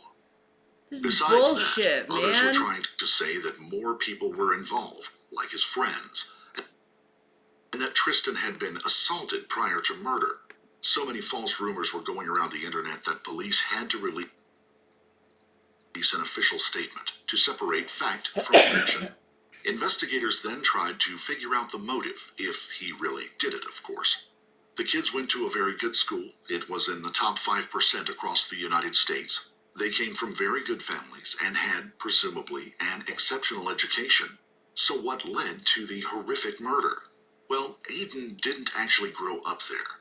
He moved with his mom just 6 months prior to the murder. So you can say that even though he was enrolled in the same school and lived in the same neighborhood as the others, he didn't necessarily have the same morals and values. According to the interview of one police officer, Well, I would say someone who stabbed a pretty little girl 100 fucking times has different morals and values.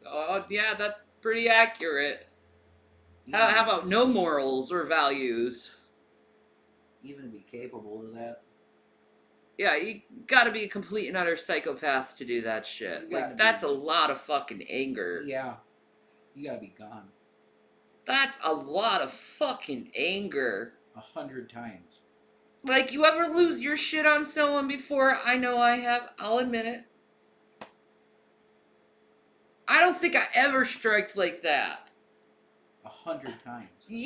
That's exhausting shit, dude. Fuck.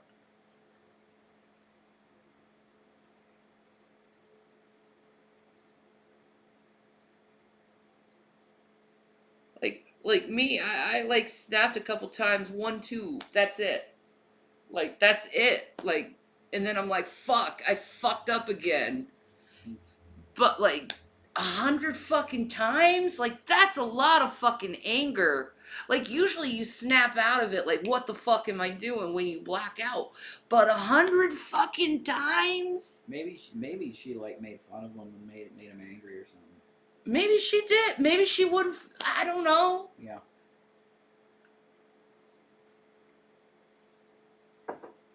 You talk like you stabbed someone. No, I smacked people a couple times. I got into a couple physical altercations, let's just say. But, like...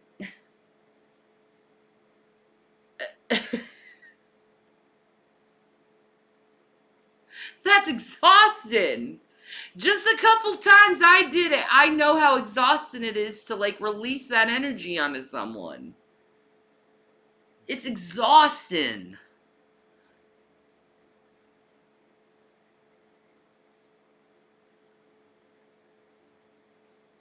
Hundred fucking times, bro. serious anger issues. Like, holy shit. Like, it's the same with you a couple times and you, like, snapped out of it. Like, holy shit, what the fuck did I do? Mm-hmm. Like, you know what I'm talking about, physical altercations. A lot of people have gone into them. Even think about hitting your brother or sister when you were a kid. Just think about that. How exhausting that was. You ever got off on your brother and sister 100 freaking times and smacked them? No. Because that's exhausting. 100 times. Damn, what is this boy's life like? Boy. Truth, even just a BPD episode can feel like a fight after. Exactly, me too. Exactly. It's exhausting. And then you take a nap and you sleep and you cry and you say you're sorry, you're a fucked up person. Been there. His opinion was and that you have to 13-year-old laugh at kid it. was nothing Well, not more this. and nothing less than a cold-blooded killer. Well, no shit, 100 fucking times. Like, he was enjoying that shit. Voluntarily, Aiden was innocent until proven guilty. Life is what you make it. Red cornhole? Red's cornhole burritos? Red's cornhole burritos. No, that's literally what it says, dudes. Like, look at this, bros. Red's cornhole burrito. That's pretty funny. Asshole burritos. Asshole burrito. Boy, that sounds like some tasty ass fucking burrito. I want my Red's cornhole burrito. I want my... It's called Red's cornhole because it makes your cornhole red because it's so spicy. Spicy. Been there, done that, like, fuck, I hate it, hence why I can support, I'm sorry, no one has to be that way, no. No. No, when you lose your shit and you snap like that, it really, like, holy fuck, I gotta put my fucking priorities in life together type of a situation. Yeah, everybody wants some Red's cornhole. Woohoo! What the flip? Make that cornhole red, baby, with my burrito. Oh my god. Look at those dudes. They're having fucking fun with their Red's burrito cornholes. Later in the investigation, the boy, despite still being a minor, was taken out of juvenile detention and arrested as an adult. Well, you know, he's going to jail, so his cornhole will probably be red too. Arrested. But I'm bummed. He's getting arrested as an adult. He's a little fucking... That's because he's a little fucking punk. He deserves to be arrested. Look at him. He doesn't fucking care. He's like, man, this is so fucking exhausted being fucking arrested, dog. Like, this is bullshit, man. I only stabbed her. Like, when I left, she was breathing. Fucking hell.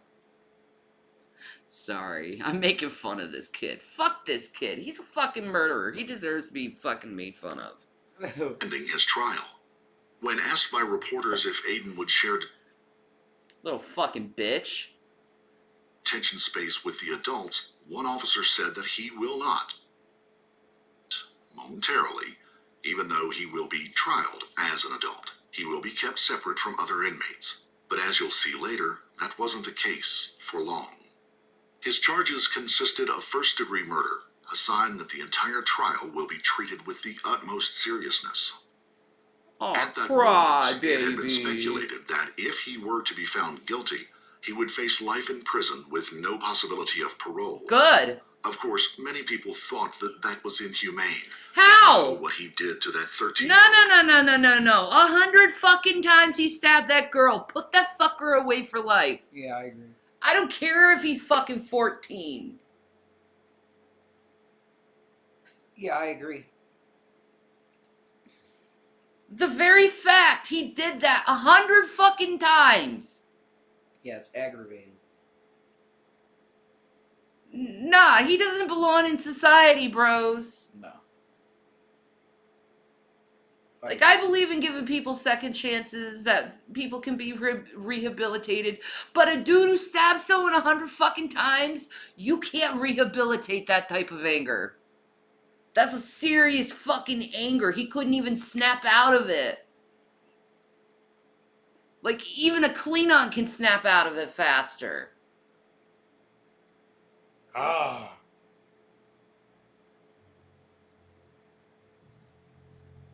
It's crazy, even in episodes, 100 times. Yeah, no, laugh out. Well, he had satanic books and stuff too. He did. He had fucking satanic books. That tells you something. He was into this shit. Did Satan give you the power you needed to, idiot? Bro. Girl was unforgivable. You may be wondering, why did they decide to go so hard on him? Remember when we mentioned that little Tristan was stabbed multiple times? Well, it came out that that number was incredibly high. See? Tristan See, Bailey. I even made 114 times! And the killer was showing no mercy or remorse for stabbing someone 114 times. That's insane. I mean, where Dude. In the stomach? Did he stab her in the chest and stomach? Probably everywhere with that amount of That's cow. insane. Can you imagine what her body looked like? Probably unrecognizable. I made a good decision there. I said he should be for life because of how many times he stabbed her. Even the law agrees with me over that. No, that's right. That's why I said it's aggravated. It's not just that he stabbed her a couple times. That's aggravated. So it's good. The charges are going to be worse. They're doing the right thing, putting him away forever.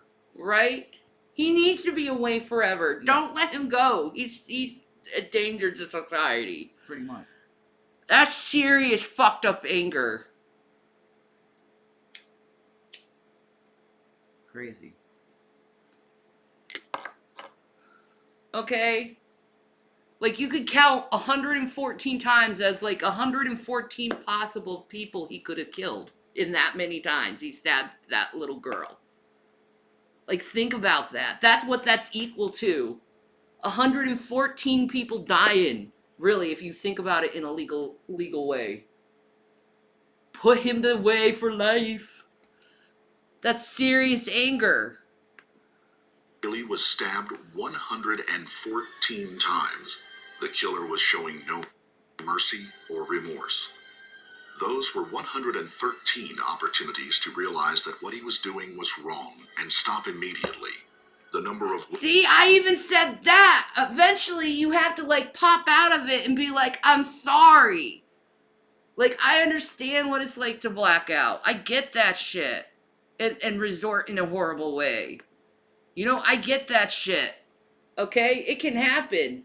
But 114 times? That motherfucker's evil as shit. Like I said, it takes 1 or 2 times before you snap out of it and be like, holy shit, I'm doing something wrong. Mm-hmm. But this dude kept going more than most people would. Psychopathy. Total psychopathy. Wounds distinctly indicate a clear purpose to kill. Upon searching the lake, divers eventually found the murder weapon. It was a typical folding button knife, and they were convinced that Aiden used it to stab his friend because part of the blade was actually missing and then later found lodged in the girl's skull. Oh my god! Police think He hit her so hard, the knife went into her skull. Cracked off.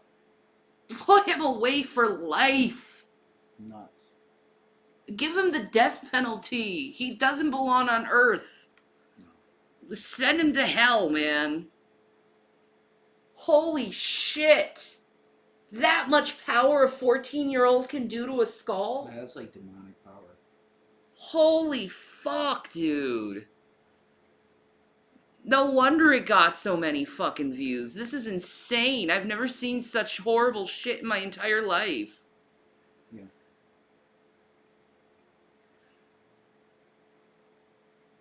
I don't know if someone like that can be rehabilitated at that point. He needs to to be away forever. Exactly, Scorpion.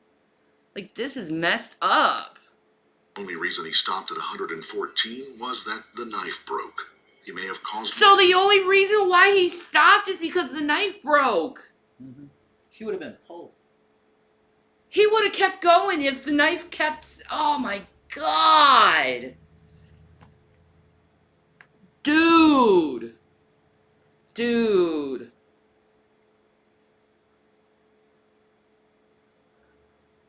I couldn't imagine a child with that much fucking rage in them. Why? But they said that they found like pictures of like girls with body parts cut off, and like cuts in their vaginas. So you're like thinking it's kind of like a Son of Sam type of shit. He's fulfilling a fantasy. Yeah. Of mutilating a group. They didn't say he raped her at all. Mm-mm. There was no rape. So this was literally a murder. Like just to get off on the murdering a pretty girl. That's what it was. Insane. But he bro. was into that shit. Oh. Girls mutilated vaginas and stuff? He needs to be put in a room with her parents for 5 minutes. Yeah, exactly. Well, that would be very fast. Yeah, that would be very fast. So, honey, how you want to do it? Yeah, pretty much. She's very much at peace now. She don't have to worry about anything anymore. She's in a good place. I guarantee it. Poor baby. Horrible. What a fucking asshole. Disgusting. Fuck this kid, More man. damage if the blade had remained intact. 49 of those stab wounds were concluded to be defensive, meaning that it happened in the hands, arms, and legs, indicating that Tristan fought for her life until her last breath. Oh, that she poor didn't girl. Give up easily. She made his She job fought. as hard She as fought. she could. You're a badass chick, dude. You fought. Hell yeah, man. Give props to a chick that fights. Yeah, to the end. That though, like you just think of that. Fuck yeah, I'm proud of you, girl. Fucking stabbing your arms and legs. It's like holy shit. That poor baby girl. What an asshole. In the end, it didn't matter. At this point, they had an overwhelming amount of evidence against Aiden, and they were very confident that the boy did it, even though he still hadn't admitted he was the author of the crime. Other pieces of evidence were the statements from some of his friends. Police went around interviewing people, and according to them, Aiden was telling his closest friends and his girlfriend for some time now that he wanted to kill somebody. It seemed that he had an urge inside of him, an urge to end an innocent life without any reason at all. Well, there you He go. allegedly also added that he would do it in 30 days, and that he would drag his victim into the woods and stab him or her. These words came out of his mouth exactly a month before he took Tristan's life. Oh my god, so it's he premeditated this murder. Yeah. That's murder one, baby. Yeah, you're gone forever. That's a capital fucking offense. That's murder one. He deserves the death penalty for murder one, dude. Yeah, definitely. What a little fucking asshole. Ugh. Seems like Rev was right. Fantasy fulfillment. Yep. Yep. You watch enough of these, you become like a freaking psychological expert, man. Yeah, yeah. What a fucking freak. So he kept his promise. Yeah, he did. His girlfriend's friend also That's why said I'm warning that she Drag liked about the boy, G-Man. stating he was numb and emotionless. Those are typical traits of a serial killer. According to the state attorney, there was no doubt in his mind that this is a case of first-degree premeditated murder. Aiden wanted to do it and planned it for some time, but he didn't have a victim in mind. Tristan was unlucky to be there at that moment. That The victim's man. family talked to the media. She purposely snuck out of the house, probably thinking this dude likes her. She digs it. It's kind of dark and mysterious, and he's probably like doing all the like. And you're dead. Yeah, it could have been any of us girls back when we were young. And you're dead. You're done. Yeah. That's it. Like, this is something we really need to teach our daughters over, like this shit. You do not go out the window with your boy. No, don't do don't it. ever trust a boy like that. Don't do it. No. Holy shit. You can't trust anyone anymore. Like, no one.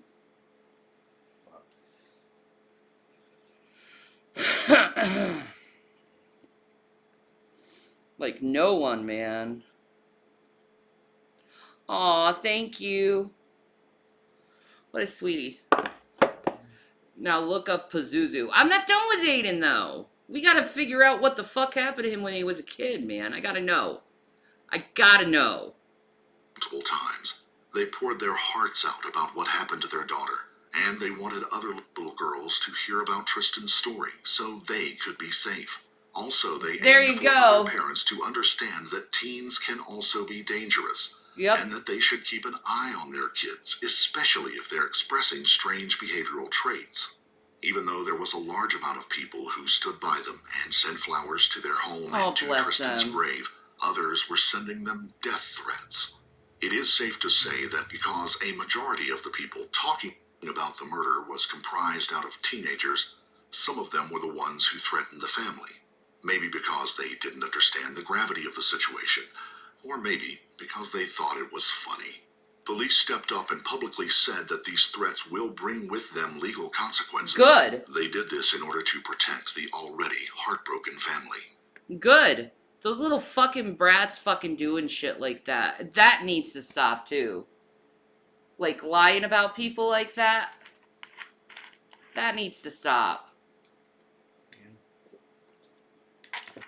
And thinking you need to threaten people because you don't agree with something, stop that shit. Those parents didn't do shit. Oh. Things took a weird turn. The mother got arrested. It seems that the mother of Aiden she was looks just like arrested the little during fucking investigation on a felony charge of tampering with the evidence. She allegedly, after seeing her son was arrested, went into his room before the police started digging around and took his jeans that he wore on the night of the murder and washed them in the sink. Oh, to you remove dumb the blood bitch. off of them. How did the police find out that she had washed the pair of jeans? Well, inside their house, his mom had set up security. You really, dude, you really gonna protect your fucking murderous child like that? Mm-hmm. Nah. If I found out one of my sons did that shit, do what you want to do with them to the law, man. I ain't covering for your ass. You made the decision to do something fucking horrible that I would fucking, like, completely, like, not condone. I'd be completely against. And you did it? Nah. Enjoy your fucking time, asshole. Yeah. Like, nah.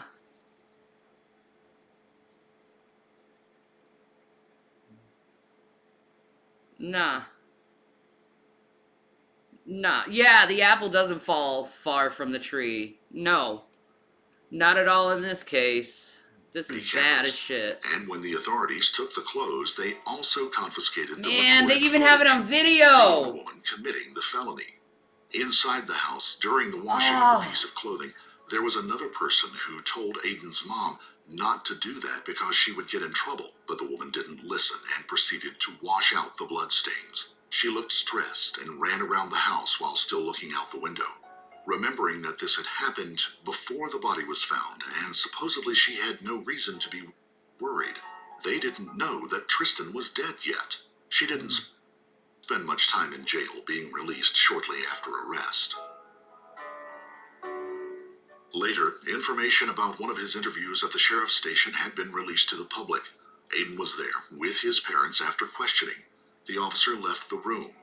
The family remained there. No, I just didn't the three support any and of not that, knowing they were still being stupid. recorded, the two adults told Get the Aiden fuck that off he my needs to channel with your stick to dumb his story. bullshit. This might mean that they knew all along, ever since it all happened, but they decided to keep quiet. This is just our speculation. His story was that they had walked toward the woods. Fucci admitted that Tristan did not turn onto her street. They had continued walking together towards the North Durban Parkway. When the two passed Leith Hall Drive, Fucci told investigators that Tristan grabbed his penis, which made him pissed, and an argument ensued. That's when he told authorities that he had pushed her hard to the ground where she hit her head and left her there, according to the report. Another thing that happened during the... Oh yeah, they grab a 13-year-old grabs your penis and you get mad and push her off. Yeah, okay, dude. I don't believe that. I don't believe that. I pushed her to the ground and just left her there, man.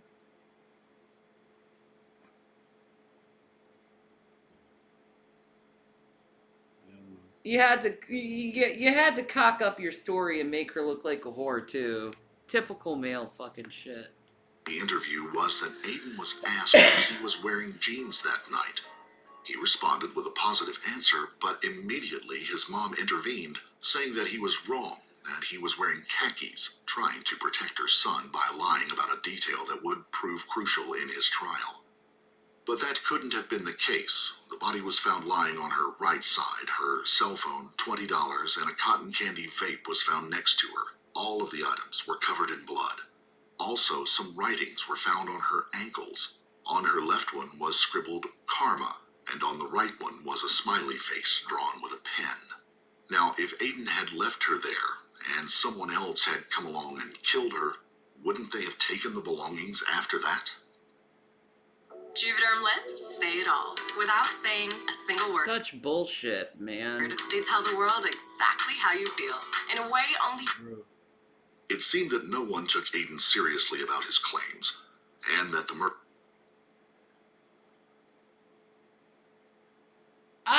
was partially his parents' fault. His girlfriend also said that he carried around knives with him and nicknamed the weapons Picker and Poker. When asked what the knives looked like, she allegedly described one of them as looking exactly like... So you let your son go around town with fucking knives in his pocket? Boy. Like, where is this mother? But yet she'll protect him by cleaning blood off his fucking pants while allowing him wear, have fucking knives on him. Nuts. Nuts. Yeah, this is completely satanic. Like, what is going on with this case? Like the one they found in the lake. Eventually, Aiden ended up sharing detention space with adults. The prosecution released a statement saying that they had a surprise witness for the trial from within the county jail.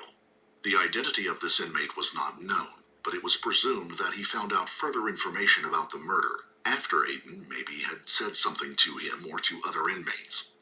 The prosecutors stated that they have 250 witnesses against Aiden. God. Whether he's innocent or guilty, he made quite an impression on such a large number of people that the authorities will bring to the stand in favor of the Bailey family. Before his routine pre-trial hearing, 14-year-old accused killer Aiden Fucci appeared on a video feed from the Duval County Jail wearing an orange jumpsuit and a confused expression, was led handcuffed into a room with a phone so that he could hear the court proceedings. He appeared frightened and looked around the room with a confused, dazed expression. What the fuck? He was acting like he didn't know where he was. Is he trying to get off on a mental thing? Maybe. Yeah. Oh, you demons. Oh, you demons take my soul. You demons will take my soul away. Not one of the things take my soul? What? I don't know what's going on. I see him. The fuck? What's going on? What's that going on? Why am I here? I just want to talk to my mom and dad. What's going on? What's going on? What's going on?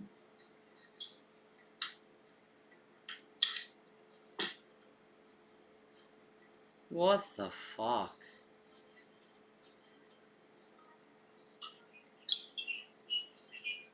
I think you're supposed to be listening, dude. He's going through something. a psychotic moment, dude. Yeah, maybe. No, look at his eyes. They're like pinpoints, dude. He's going through psychosis. He's seeing shit. Yeah, I believe that.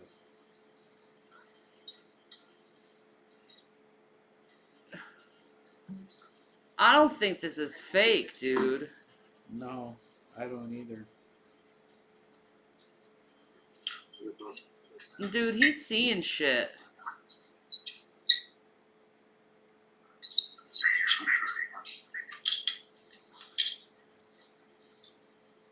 What?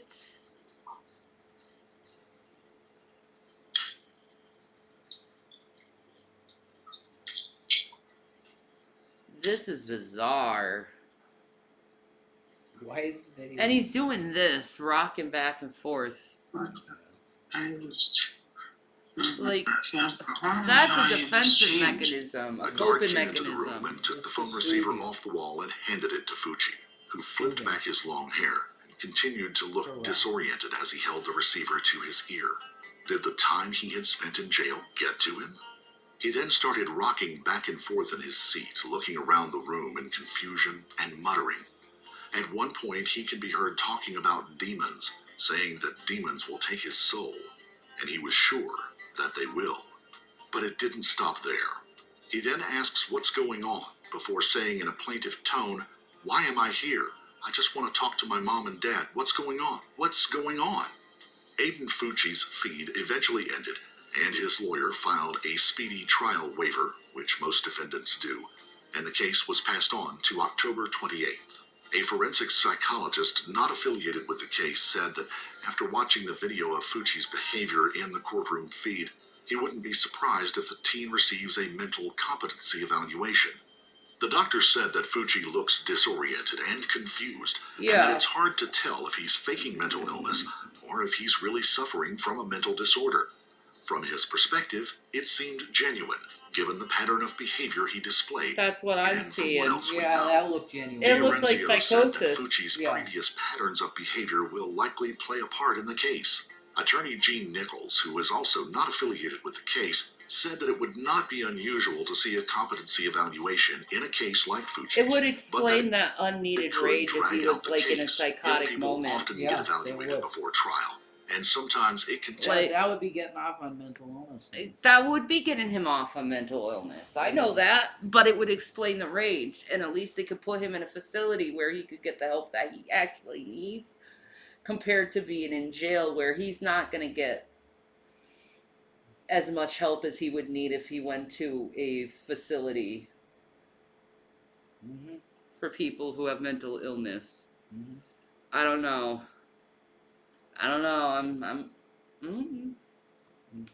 Let's see what the judge says. Take months until a verdict is reached.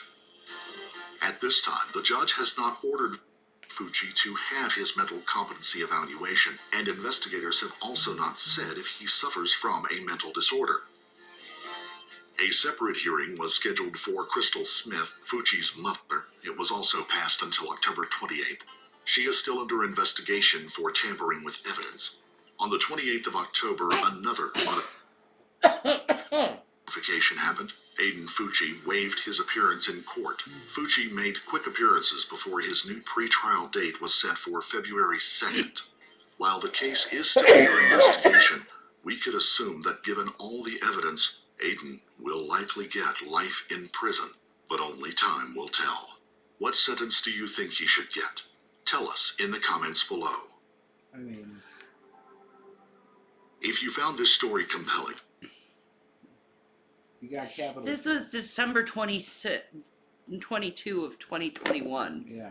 Let me look up Aiden Fucci real quick. See what happened. Yeah.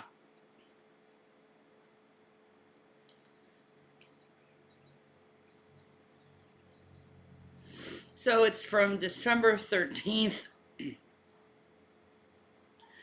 It says that he's charged with first Aiden. Okay, this is in St. Johns County, Florida. Aiden Fucci defense team suffered 2 blows Tuesday when St. Johns County judge denied a motion to move the teen out of Duval County Jail and also opt not to change the venue for the murder trial, at least not yet. So all they're doing is trying to take up time. So they wanted him to move the trial, but no, they're not going to change the venue right now. So that's what it is. So he's not moving from the jail. He's not changing from venue. So he's still being held on the charges. His attorney said he's alone in a cell 24 hours a day and is denied access to any form of group recreation, either indoor or outdoor, and that he's not allowed to eat outside of his cell to eat meals. Well, that's because he stabbed someone 100 times. He's fucking danger to the fucking people in the fucking jail. Most people don't fucking offend like that, dude. 100 times, dude. Yeah.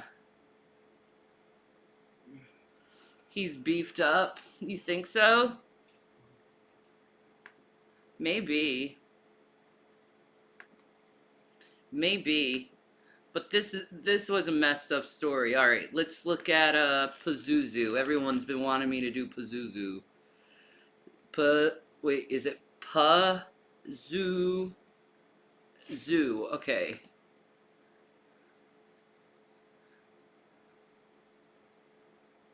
Oh my god, this dude. Okay. The House of Horror, The Strange Case of Pazuzu Algarad. What the hell? Yeah. Aaron, just hit it. She don't work for you. She is my assistant. She go with Oh, damn. Pazuzu. Okay, now you can go. I thought Pazuzu was a demon. He was an avowed. Pazuzu is a demon.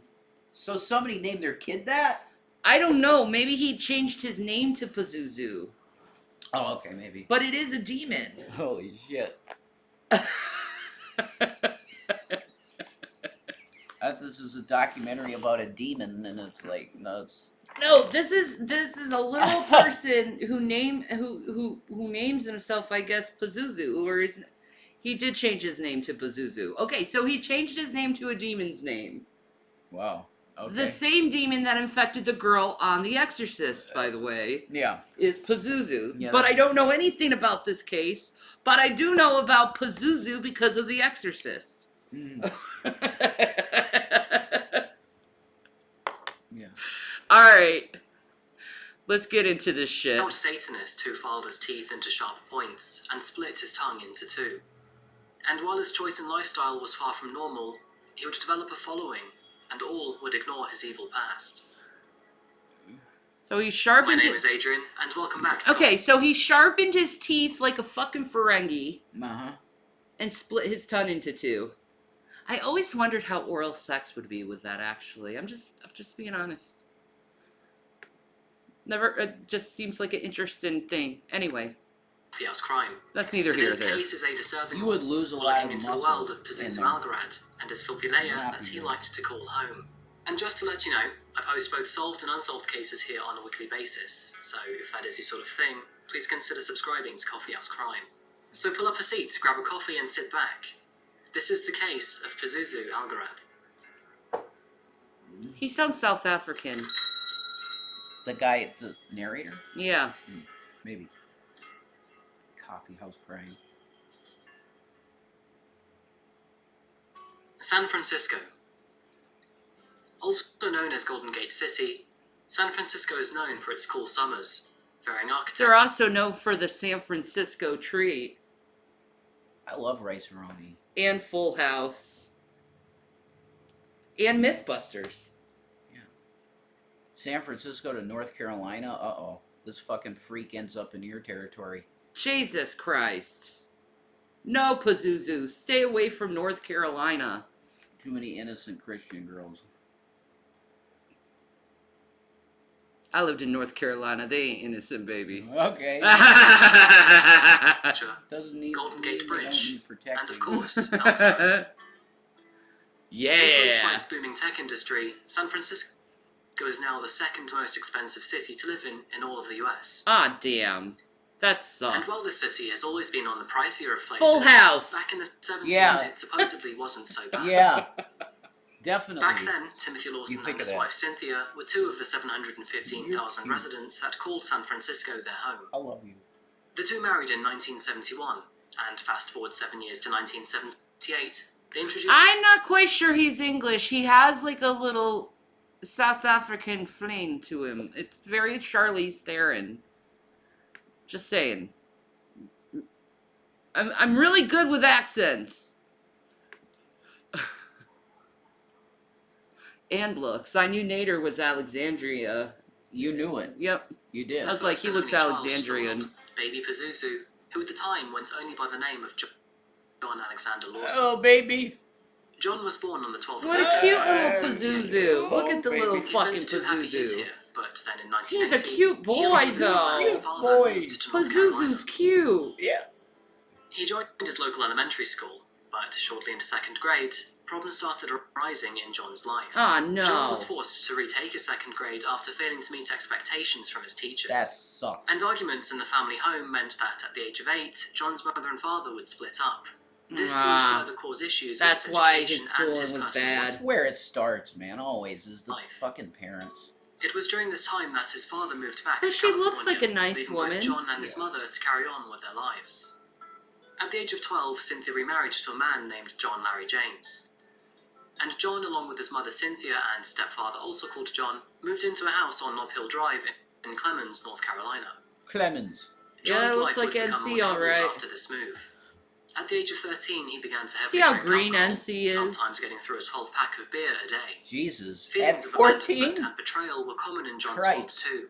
That's bad. It was around this time that John made some very stark changes to his life. Ah, no, skinhead. Bad start. He's taken out a 12-pack at 14. Hey, man. That's a bad start, dude. I knew kids like that. That's a bad start. No, not good. You don't want that. No. In 9th grade, after attempting to retake it for a 2nd time, he dropped out of West Forsyth High School, located just down the road from his home. After dropping out, he didn't try We're to watching find on work either. Pazuzu. Instead, he spiraled into the world of drugs, Not the buying, demon. using, and selling them.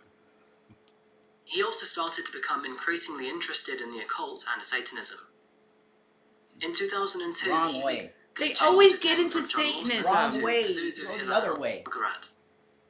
A very sudden shift in Pazuzu's aura was now obvious King to of those demons. around him. There we go. That's why he chose that name. He wanted to be the king of demons. Come on. You went the wrong way. You chose the wrong way, dude. That's some edgelord shit. No. Don't even call it that. You took the wrong turn. Yeah, You should have went that way, not that way. that's true. The spirit thing. Messed up, man. Yeah, everybody could go that way, though. You gotta listen to Jesus. Yeah. It's Jesus. Where he was once an energetic, fiery, ambitious... You know he and got that confident from kid, The he was Exorcist. now dark, uneasy, and apprehensive. Satan on your arm, dude. Come on. Come on. Yeah, bro. I'm edgy, bro. Satan. Yeah, I man. rip Satan, bro. Whatever. I get being cool and everything, but here's the thing. He's gonna hurt you, dude. He's gonna hurt you. Why would you want a guy that's gonna hurt you? I don't get it. Because he wants to hurt people. That's why. Yeah, I guess Hurt so. people, hurt people. Jesus. Okay, here in y'all podcast mode, laugh out loud. I'm gonna mop the floors. All right, dudes. We could be Ethan and Gila. Just nicer. In parallel to these changes, Pazuzu also became agoraphobic, being uneasy and scared to be around other people.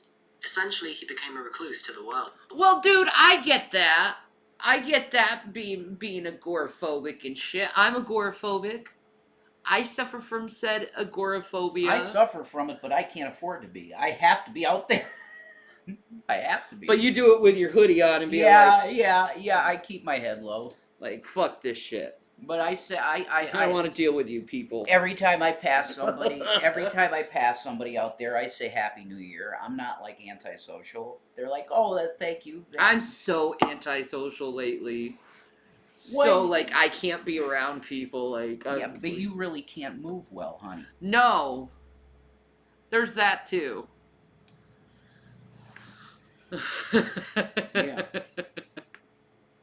And later in the same year, Cynthia and her most recent husband John would divorce. He would move out of the house, leaving both Cynthia and Pazuzu to fend for themselves.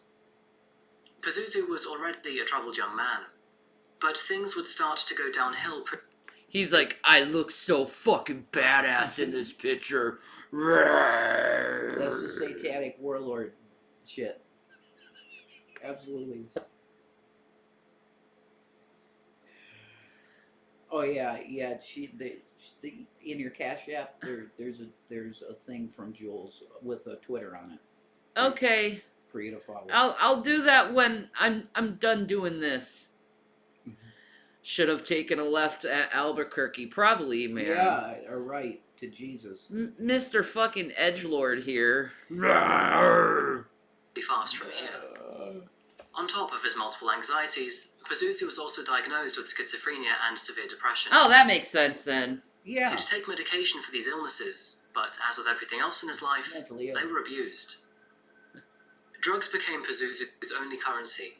Satanic tattoos. Oh, okay, so the dude's schizophrenic, so he's already fucking hearing voices in his head. He's already seeing fucking shit. And usually they do say fucking satanic things like K yourself or hurt someone or you're ugly, you're nothing, God doesn't love you, stuff like that. I know this from experience that's helping people with schizophrenia. So, like this one girl, I've talked about the one girl who believed there was a Chucky doll under her bed that was trying to murder her. And I had to fucking deal with that every goddamn night.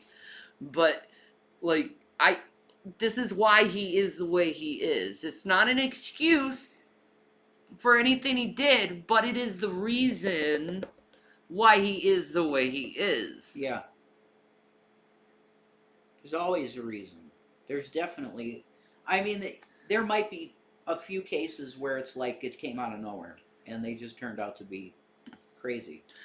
But there's usually a reason. And I'm just saying, isolation is usually good for people who have schizophrenia.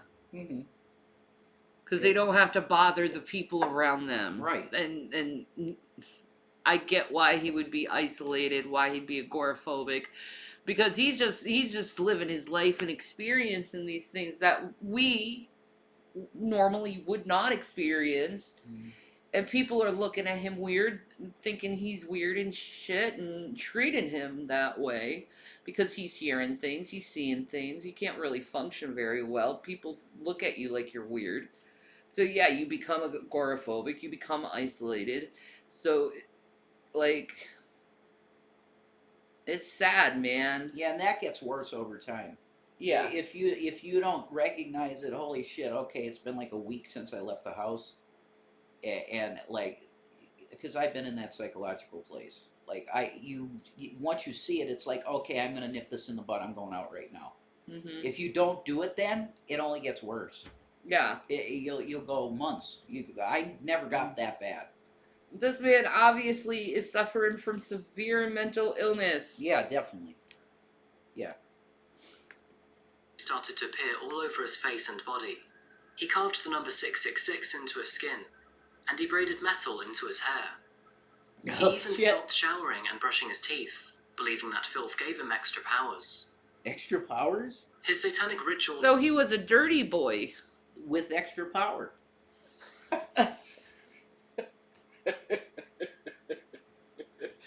Being dirty gives me power, man. Crowley and Satanists are more powerful when they're stinky.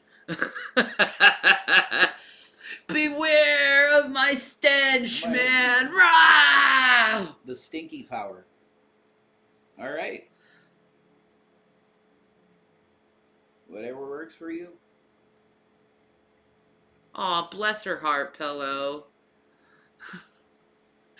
The stinkiness gives him power. There we go. Stinky superpowers. Mighty Morphin Stinky Power. With Satan thrown in there. Yeah. All right, Pazuzu, you developed stinky to newfound boy. heights too. Boy. On the full moon of every month, his mother would go to the local pet store to buy him a living rabbit. She would give the rabbit to Pazuzu, who would then take the rabbit down to the local Yadkin River and eat its heart. Wait, so his mother would buy him a fucking rabbit so he could fucking consume its fucking heart? Apparently. Was mommy a Satanist too? I think mommy might have been a Satanist too if she was like, what did she fucking think? Like, where did all the rabbits go? Now she knows. No. That woman knew, man. She knows. She's like, he's sick anyway. It's just, he's not hurting anyone. It's better they hurt a rabbit than a human. What the fuck, bro? Insane. Poor guy, man. That's serious fucking trauma. Fucking haunted by fucking mental illness. According to Pazuzu, this ritual would provide him a rush like no other. Nothing else in his life compared to it. And although Pazuzu was agoraphobic, he did have multiple friends, and multiple partners too. His main partner went by the name of Amber Birch, also known as Bubbles, and she would follow him religiously. She's got no eyebrows.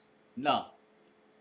Bubbles has no eyebrows. Yeah, I would guess a chick that would be with him would have no eyebrows.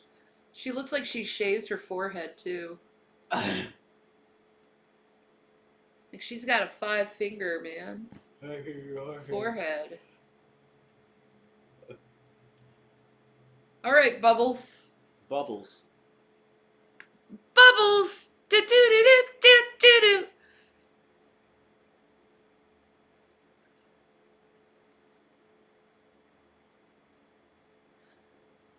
I thought it was chicken fried steak. Well, there's a difference if it's cooked. This is raw rabbit heart, dude.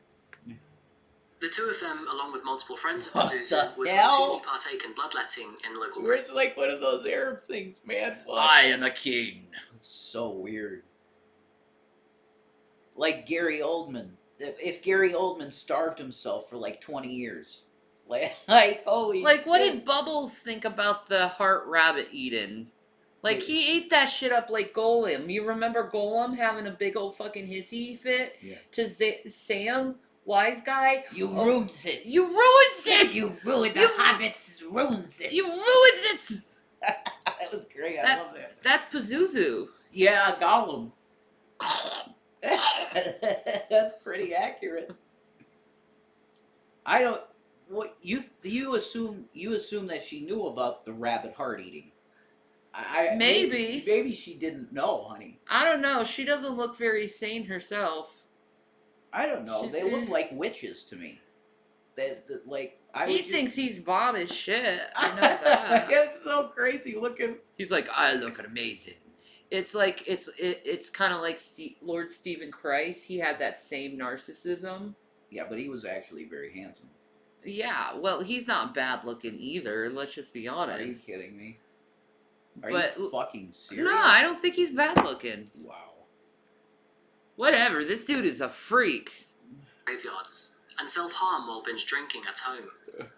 All of Well, that's a new way how to give someone head. She's completely naked. Yeah. these What the bizarre fuck? interests and hobbies for Pazuzu would continue to escalate as well. Eat my head, baby. He became Eat obsessed it. with the famous cult leader Charles Manson. Ah. He got obsessed with the Manson bro. I'm just saying, his hair is gorgeous. Like, do you know how much money women pay to get hair like that? And guys just naturally fucking have it? I'm so fucking jealous of dudes' hair. You just have the flow, man. Through direct inspiration, he created his own family.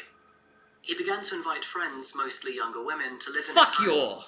and he referred to all of his girlfriends as his fiancées. Crystal Matlock would join Amber as one of Pazuzu's main girlfriends, and the three of He them had a began sex to live call. a polyamorous life of drugs, rituals, Thank you, lovely lady, for subscribing to Tier. You were sick of the ads. No. That girl is sad as... Yeah, and orgies with strangers. Their lifestyle descended further into indulgent madness. Pazuzu's mother Cynthia, who was okay to confine herself mostly to just her bedroom What? and ensuite bathroom, gave him free roam of the entire house. Like, come on, Mom. He began to trash it, leaving litter and animal droppings all over the floor. Horrible. Satanic markings began Remember, filth gives him power. Yeah. Filth power. Wow, he even has Arabic written down in some site. Does anyone know how to translate this? Interesting. Like, oh my god, dude. appear all over the walls and doors. He'd be friends with Manson. And the front door was an unwelcome Ron, sight real too, good. with a sticker above saying, "No police are welcome." The sign below taunted anyone who supported the law. And another sticker said, "Evil will triumph." What a freak, man. Okay. His lifestyle of drugs, alcohol, and partying never ended. Pazuzu's house became known as a place without laws or rules. Somewhere to be yourself without consequence. It was during these parties while drunk and high that Pazuzu would often bring up elaborate stories of him murdering other people, Holy even shit. claiming to have killed a couple prostitutes before eating parts of their bodies. Friends of Pazuzu never took his claim seriously though, always shrugging it off, believing that he was just going through a bender of alcohol and drugs in his system. But Pazuzu was always stone cold about these facts. Oh yeah, I love. You don't marry the like of your life. Yeah. You marry the love of Here, your life. it was Oh, probably he his idol. definitely loves Crowley. That's like a And on your wedding no-brainer, day, man. you don't want to like the way. Oh yeah, I wonder what he did to children. I don't want to know. Never mind. We're briefly heading over to Virginia, just north from North Carolina. Virginia is for lovers, by the way. Boy. Yeah, that's Virginia, all right.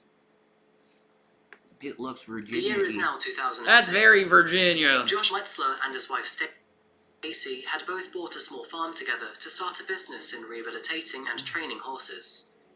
The two were a young couple with a compassionate vision to care for animals. They'd met a couple years prior, and this business was always part of their Oh, great that's plans. lovely. Josh was an admirer of animals and people. He was outgoing, caring, and Something real kind. bad's coming. And while he did like to spend his time with the more free-spirited kind of people, Josh was wholesome and genuine. With great surprise one morning, Stacy was found to be pregnant, and with that said, the two had even more to look forward to together. But then in mid-2007, at the start of the Great Recession, companies across the US started to fail, and as a direct result, Josh and Stacy's business lost out on the loan they had desperately been hoping for. By 2008, the couple were several months behind their mortgage repayments, and so they were forced to close up. And as the business started to crumble, so did their relationship. Ah, that Eventually, sucks. they decided to take a break from each other. Stacy moved on to another farm for some work, and meanwhile Josh moved into a small trailer.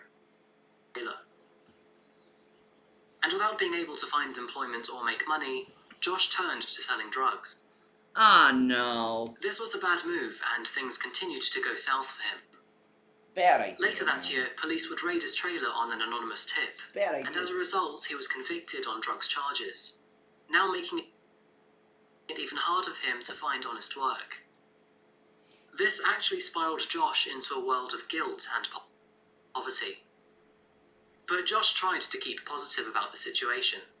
Sure, he lost his business, his wife, and his white vest, but he still had a kid and a great friendship with Stacy. That The two sucks even so thinking bad. about rekindling things. Horrible. But suddenly, in July 2009, police found his vehicle abandoned in a parking lot. Oh, Keys in the no. ignition, the door not fully closed, window rolled down. And since that day, he hadn't been in any contact with Stacy or any of his friends. No, I should say that too, Scorpion. Also, just an FYI, most Satanists, at least mainstream ones, aren't like this. No, I know that. Yeah. There's plenty of Satanists I've communicated with, and most of them are for compassion and empathy and loving and charity and all that wonderful good stuff that, you know, people like doing. So I totally get that, you know.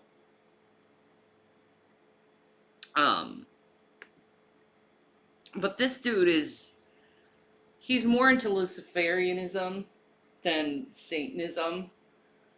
I think people really need to think of the difference because Satanism really is an atheistic religion, while Luciferianism is more into like the dark magic and shit Yeah. and demonic energy and shit. So, mm, they're two different religions, really, if you think about it. Like, Satanism is really cosplay at the end of the day, while Luciferianism is the real shit. It's the real dark shit.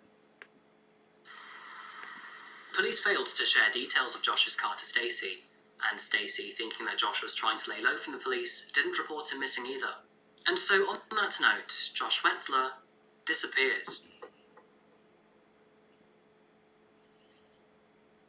3 months later, back over the state line in Clements, North Carolina, a man by the name of Tommy Welsh had planned to catch up with his brother Rusty at his place on October the 3rd. The two were close. Tommy was 31 and his brother 30. Rusty was working the day shift at his local Domino's that day, so it meant that the two would have to catch up around dinner. Perfect timing for Rusty to bring home some pizza. But when Rusty got to his apartment at around 6 p.m., that's nice looking Tommy pizza. failed to meet him. This was unusual. Tommy was a punctual man.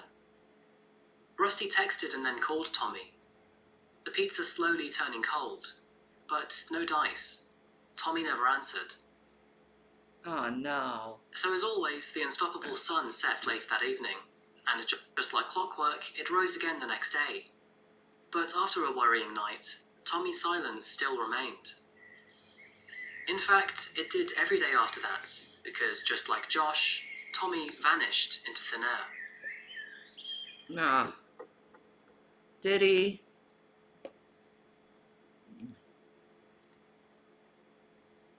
Back at Pazuzu's house, the situation since we last spoke about him had progressed to newfound That levels. looks like the house I lived in a lot, like in North Carolina. It had that same like dip right here. In Black Mountain. It looks a lot like the house. Through several years of drugs, partying, and refraining from cleaning and Jesus, he washing, ruined the that place house. was a disgrace. It was getting so bad, in fact, that the floors were now almost impossible to see. Christ. And the home's odour was reportedly the worst smell many visitors had ever experienced. Ew. Pazuzu was still getting high, drawing on the walls with his own blood, even routinely urinating and defecating in front of his friends on his own Oh car. my god, this is a severely mentally ill schizophrenic that needed fucking mental help. And rehab. And rehab. Ew.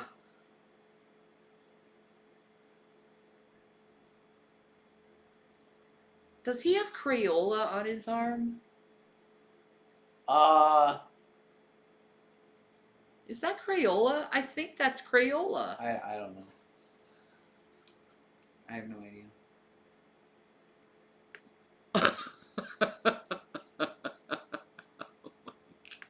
Dude. It's for his Satanism. He'd It gives also him twirled his teeth powers. down with the Dremel into sharp points, Filth and his power. tongue was split in Filth two, power! just like a snake. And while these things are all outrageous, they technically aren't criminal. He was still rambling on with his stories of killing homeless people and prostitutes too. But now he was also claiming that he had a dead body down in his basement. Apparently, he had shot a man 6 times, and he'd concealed the body downstairs in his basement with cat litter and Well, that would bleach. give you the... His friends just Oh, as Pazuzu, he though, concealed it in cat litter. The body. What the fuck? That'll get rid of the smell of this good old cat litter. Oh, God bless you, Krista. No wonder it stunk. Fucking dead bodies. Dead body, which is. And let's just see, like, it probably a bunch of dead rabbits and who knows whatever he fucking sacrificed in that fucking house. Insane. Fucking weirdo. Like, he needed fucking mental health. And rehab. Yeah. Like, I think some people need to be forced to go to, like, That's away. why those things exist. Like Yeah. 302s, 502. Well, that... You know, I think agree a with case like this, he needs to go away. Yeah, that's why I never advocate for ending stuff like that. Yeah. Because it should, that some people need it. Like him? He could have Shrugged it off. They could have avoided whatever criminal thing he did. Whatever crazy shit. Yeah. It's true. But the next day, one of Pazuzu's friends, Tarina Billings, remembered the conversation. And after seeing several members of Pazuzu's family acting suspicious with a shovel, she decided to inform police. It was on this day of August the 3rd, 2009, that Pazuzu first appeared on the police's radar. Tarina Billings met up with a detective in a local park and informed him that she had been told by a friend that Pazuzu had buried a body in the backyard. Police investigated the claim by asking Pazuzu if this was true and if they could look around. He responded with no and no. And that was it. Police left with no further investigation. Wow. Well, they didn't have. They asked if they could do it, but they would need a police official judgment to fucking actually do it. Warrant. Like a warrant. Yeah, they need a warrant to actually a search warrant. Yeah. To actually do it without his permission. He said no and no. So the police, that's gonna raise red flags. Obviously. So they know who they're fucking looking at right then and there. Yeah, obviously. Like, denial is never a fucking good thing when you're dealing with fucking cops. Let's No, just of course be not. honest. No. Like Well, if you got something to hide, you're probably not a good person anyway. Yeah, like, when cops come over your house, just be open, show them shit. Like, try to help them with their worries. You're not gonna get arrested. Yeah. And they go. Act like you're hanging out with them. Yeah. Because they are like that if you're nice. They're nice if you're nice. Yeah. Most cops are nice if I you're nice. still somehow managed to do my other shift this morning, sleep, and have dinner in the oven for my family. Wow, you're super mom. God bless you. Yeah, bless you. And get some rest afterwards, bro. Dang. Yeah, man. The next month, on September the 24th, an anonymous tip came in with pretty much the exact same information. But surprisingly, police did nothing with this. Being uneasy with the situation, Tarina would eventually go back to Pazuzu's with a secret audio recorder. And while recording, she received verbal admission from Pazuzu and several of his friends that he had indeed killed someone. But when this was given to police, again, nothing progressed out of this. God, the police are being fucking... It's Winston-Salem. That tells you why. They're fucking lazy there. They're the laid-back cops, like, I don't know. He said he didn't have a brother. He didn't have no body, and we might as well just believe him. I mean, we got no evidence or anything on that shit other than smells. And he's a Satanist. I don't want to be near that house. That house stinks. I'll tell you what. That's the cops in Winston-Salem. Straightforward. Anyway. Sorry. Fair enough. No, was that too much NC bashing? I love my NC people. Don't get me wrong, okay? My sons were born in Aberdeen, so like I love my NC. It's really like my home. It was only in February 2010, after Josh's separated wife Stacey went to police after hearing rumours about Josh's death. And Like, seriously, if there's any state I've lived in most of my life, it would be NC. At this point, police finally executed a search warrant on Pazuzu's property. Fourth time, however, still nothing. Even with cadaver Look how dogs out green in the it is backyard, there. no trace of human remains were So ever fucking found. green in NC. But despite these multiple visits from law Like enforcement Ireland. over the course Very of 2 or so years, Pazuzu and his family and fiancés made no effort to tone their wild lifestyle down. They didn't Instead, care. things would get a lot more turbulent. In May 2010, Pazuzu choked his own mother. She pressed charges against him, but would eventually drop them later. You dumb bitch. Dude, are you gonna protect this stupid fuck for the rest of your fucking life? I mean, you were literally buying him fucking rabbits to kill and eat. Insane. You live in Minnesota? What's up, Minnesota? How you doing? The pillow guy. I lived in Duluth for like 8 years of my life. So I straight up know the Minnesota. I know your lingo. Definitely. Don't you know? I love Minnesota. The first very serious incident occurred on June the 7th, 2010, when a young man by the name of Joseph Chandler was found dead along the Yadkin River.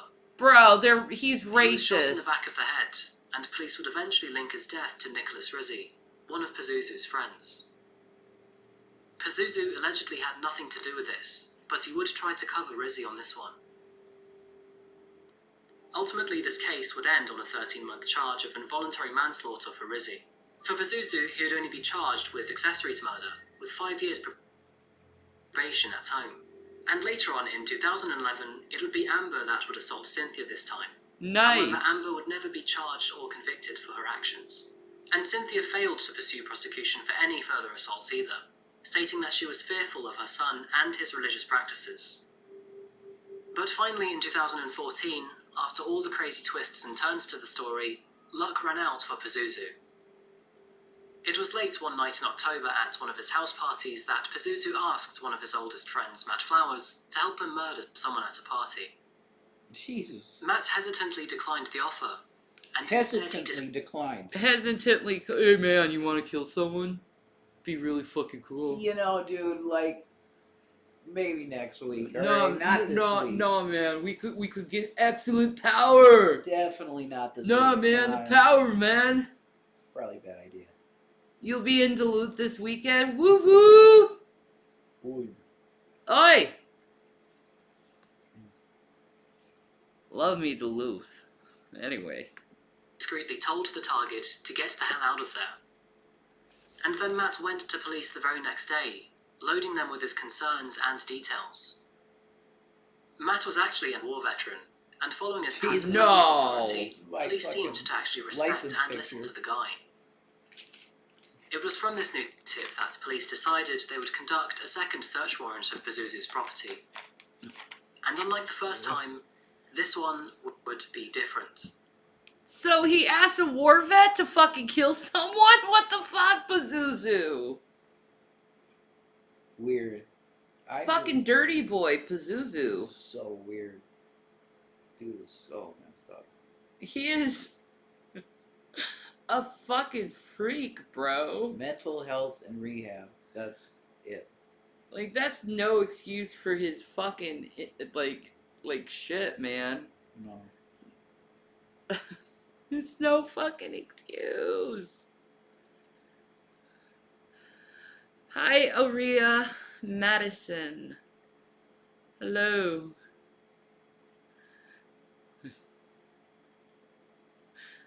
I see you made your account. Alright, we'll see if you're a nice person. We'll let you on. There we go. What's up, Maria? How you doing, girl? How you doing? How you doing? What a freak. Anyway, back to this guy. Oh. Oi. We get the crappy fucking hero war games. Enough of the bullshit. On October the 5th, 2014, authorities executed their search warrant at 2749 Nob Hill Drive. Pazuzu, along with his mother and everyone else in the house, were temporarily vacated from the property. When police entered from the front door, it was as if it were a portal to another world. Whoa. The stench of filth, along with the contrast in atmosphere, instantly hit them. Graffiti and imagery littered the walls and ceilings. How could his mother live in this? Satanic symbols Wow, this is nuts. were found everywhere.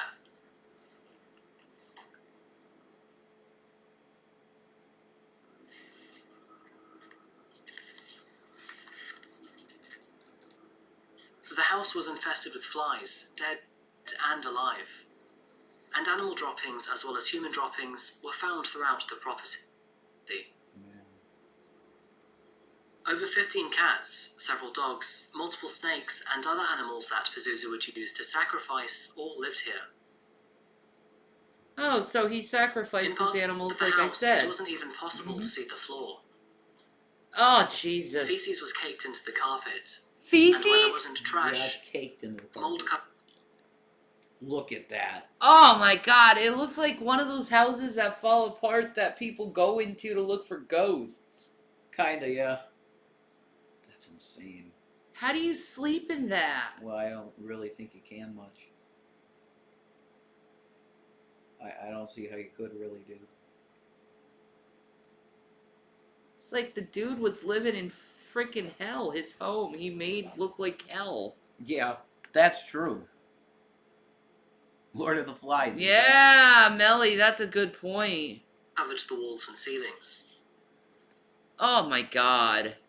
He destroyed that beautiful house. What the fuck? This is definitely In the how a basement, things were schizophrenic's nowhere house to would either. look like, Yeah, though. yeah, that's The true. place was a wreck. Furniture was broken beyond recognition. And with this space being partially exposed to the outdoors, things decayed a lot quicker down here Writing too. everywhere, though. That's nuts. An area covered in chlorine and cat litter. Dude, this place has to be so fucking haunted with this dark energy and shit. Like, I would never want to live in this house because of all the dark shit that's happened. Oh God, are you kidding? On the land, man. No way. That's like, stay away. Yeah, this is the type of Similar to house story you that do not Pazuzu buy. once shared while horrendously drunk. And outside, the weight of this story finally set in. Police noticed the ground to be uneven, and therefore they had areas of interest to carefully dig. Oh no. When they did, their worst fears were finally confirmed. There they found the bodies of two men, both of them so thoroughly exposed to the elements that it would take forensic teams a long time just to understand what they were looking at. Dude, he even marked up the swimming pool. Yeah, you put like, that's like sigils and shit. Bro. Put it everywhere. In conclusion, reports would later identify the Look two at men that. to be That Josh looks like a Wetzler and burying Tommy mark. Welsh. He's got bodies all over this fucking place, I bet. Both of them, who had disappeared over 5 years ago, were here all along. Ah. All those rumours of anonymous tips to police were correct. The two were buried separately in their own shallow graves. As Yeah, time the went on, land is details around cursed. the deaths would come to light. The motive for why Josh was killed was never identified. Pazuzu eventually shot him in the head. He then wore Josh's bloody bandana as a trophy for days afterwards. Jesus. His friends and videos confirmed this. So messed up. Tommy was picked up by Amber from a gas station 3 months later. He then returned to Pazuzu's house to drink a few beers, and while sat on the couch, Amber shot him in the back of the head with a .22 caliber rifle. Jesus. He was later buried in the backyard too. Unreal, man. What did this dude get Following out the of this? discovery of the bodies, both Pazuzu Algarad and Amber Birch were each charged with 1 count of murder and 1 count of accessory after the fact to murder. It was also learned that during the time of both murders, Pazuzu's mother Cynthia was actually in the property and aware of what was going on. At one point, she even came out to see Pazuzu standing over Tommy's body. Nah, man. His mama's a straight up fucking witch, dude. Yeah. Sounds that way. And not a good witch. She knows exactly what her son has been doing for years with the fucking eating of the rabbits and shit. This bitch is straight up just like him.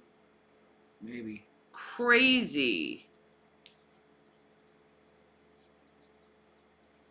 Do you think the mom was involved in it? Probably. They were both getting their satanic energy on. Maybe. She failed to report either incident to police either. Instead, she went back to her room Lock and her went up! to work. And despite this, she would avoid all charges in the future too. What? And regrettably, before his trial would even start, Pazuzu escaped. If a face of only a mother could love. Good Lord, man. Pretty rough.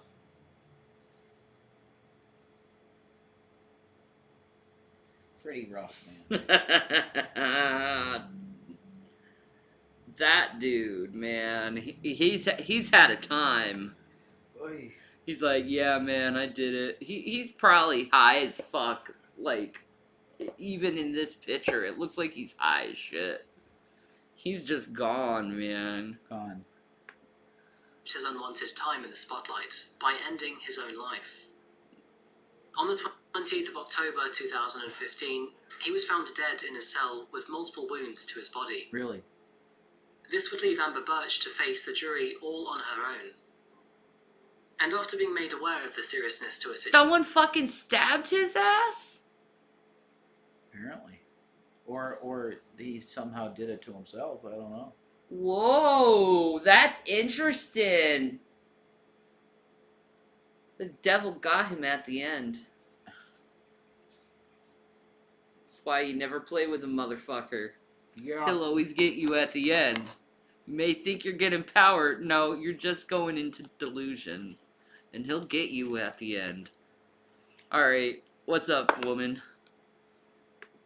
She entered a deal of pleading guilty to second-degree murder, armed robbery, and accessory after the fact to murder. As a result, the judge sentenced her to a... No, I figure that witch up.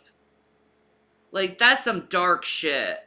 Like, most witches that you encounter are white witches. They're not doing that fucked up shit. I get that. Like, he makes Satanists look bad, and he makes witches look bad, too. Fucked up. a maximum of 39 years behind bars. She's projected to be released in 2045. Oh, good. And We don't in have to June worry about her for a 2017, while. Pazuzu's other fiancée, Crystal Matlock, also pled guilty to conspiracy to commit accessory after the fact to second-degree They're murder. all big bitches. I guess they all, like, are desperate, like Chantel, so they decided to have a smelly fucking Satanist for a man. Like, I mean, he'll fuck me, so he's gotta love me. Yeah, while he fucking other women. Anyway. She was sentenced to a minimum of 3 years and 10 months behind bars. Good, stupid bitch. And so goes the disturbing story of Pazuzu Algarad. A horrifying case of negligence more than anything else, if you ask me. In this case, we're once again reminded of the importance of mental health. Pazuzu was clinically a psychotic man, and he was someone who seriously needed supervised mental health treatment. Yeah? He was quite pointed in the right direction for this. He had schizotypal personality disorder, panic disorder, agoraphobia, alcoholic dependence, and severe anxiety. And these illnesses all perpetuated a troubled mind. Mm-hmm. One that eventually became obsessed with And Satan. Mommy did not help him. But instead of helping him with any of his issues when red flags appeared during his younger years, his mother turned a blind eye, and even fed into his sick fantasy. Eventually, along with all her negligence, the damage to Pazuzu was too much to heal. And from the early 2000s onwards, No, as lovely Pazuzu lady, I don't escalated have a from bad P.O. to box. worse to become dangerous, I his wish friends I did. ignored all of the red flags too, never taking any of his obvious threats seriously. It looks like he cut his face right there. Eventually, it led to the deaths of not just 2, but 3 innocent people. Josh Wetzler, Tommy Welsh, and Joseph Chandler. Yet still, police ignored multiple tips from various sources that claimed 2 bodies were in the backyard. That's Winston-Salem for And even you. when he ran into the law, he was put on probation without any close supervision or proper treatment. Whether Pazuzu actually had any more victims, it will probably never be known. But in his stories to his friends while drunk and high, he did talk about killing other people. With him dead, though, it is unlikely that we will ever know what his actual body count is. Amber was just as bad as Pazuzu, but being exposed and influenced by him from the very young age of 15, and Pazuzu being known to be a heavily manipulative guy, Bubbles! there is argument that his influence was a strong factor here. Pazuzu's house was demolished in 2015. There you go. Yeah, This good. is obviously because the house was uninhabitable after years of partying and pooping on the carpets. Oh! And today, the plot Shit of land carpet. where 2 men were killed is still vacant, seen on Google Maps as an empty patch of grass. Hopefully, should anyone ever rebuild on this plot of land, they'll live a happier and healthier life. I would never put a house on that fucking Thank you land. again That's for watching another cursed. video today by Coffee House Evil Crime. shit. That If you land found is this video fucking interesting- cursed. Do you know the fucking, like, ghost activity that would come to that fucking house? Holy shit, you'd be haunted as shit on that land. Yeah, man. Lovely lady, contact me in my DMs. Mm-hmm.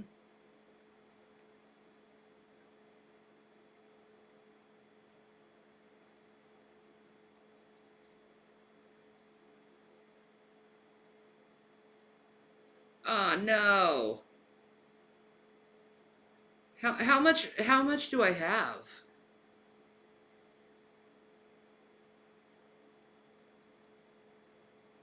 My Hilton points are fucking expiring on the 12/31. We should see how much Hilton points I have to see if we could get like a hotel one night. That's funny. At the fucking Hilton before the fucking oh dude, it expires on New Year's. We could have a New Year's in a Hilton. Okay. I mean, that would be great. We do have one in Scranton. No, go to my Instagram. It's at Shani Needs Love. Yeah, I'm good. And I'll help you out with that.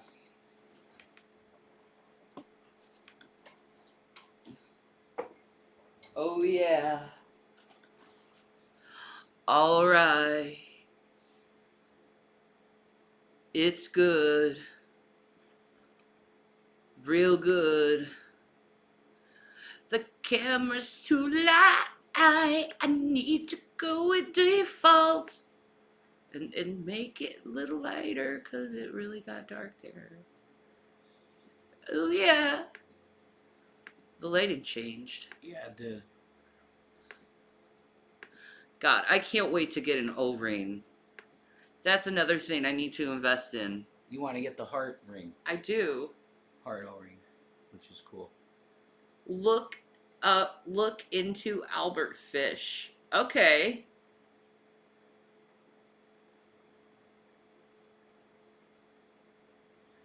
You better read my Insta. I will. I read out all the Instas. All right, I'm going to take a quick little bathroom break.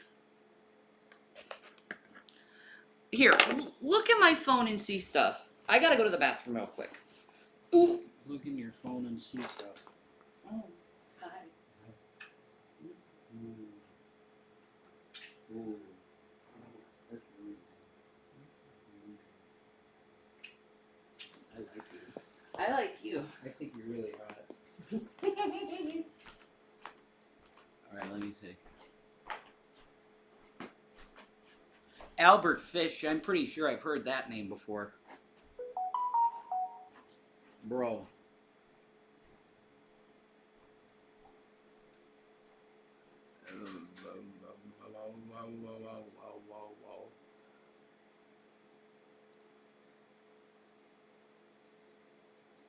There ain't no new messages there.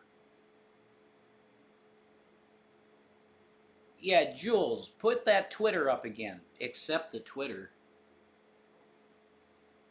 Oh, is it in like messages or some shit?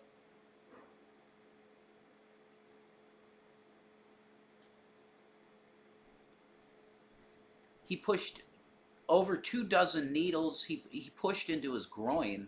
Holy shit. Notifications, the most recent follow. Oh, okay.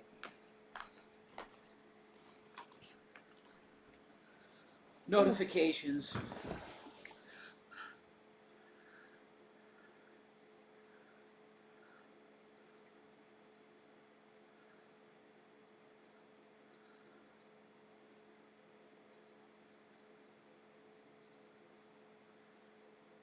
I don't see a Jules. Let me see.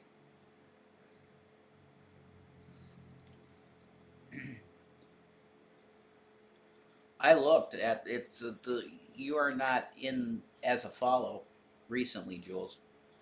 Yeah, I don't see it either. I don't see you. You could at Shani, like at tag her and say, "Hey, bitch," you know. At tag her. Tweet. Trisha Paytas is gonna be a fucking Desperate Housewife. Okay. Okay, she just added you. Do you ever blocked maybe? I don't know. I might. I don't think on that. I don't see anything on me Twitters. Yeah, she's not seeing nothing, Jules. No, it's a new one. I don't know. We don't see you. Are you sure?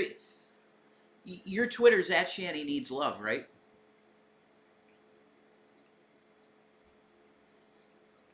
Because you might be, that might be, it might be like a sock account, not Shanny Twitter. Look under the last video you posted. Oh.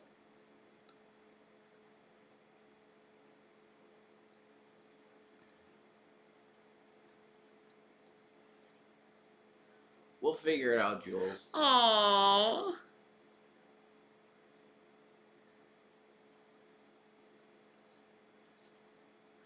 What is Sweetie Pie? It's me too. Nice individual. Yeah. Good. That's nice. That's always good.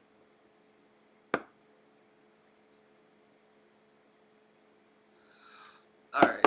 What was that one guy called that you wanted me to look up? Pikachu. They say it's something fish. Yeah, fuck. What was it called? I'm sorry. Go up. It's not too far back. Albert Fish. Albert, yeah. Okay.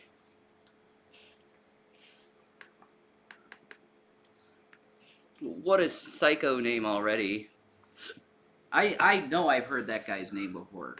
I've definitely heard that name before. Albert Fish, the real live boogeyman. Yeah, he's a sick fuck. Okay.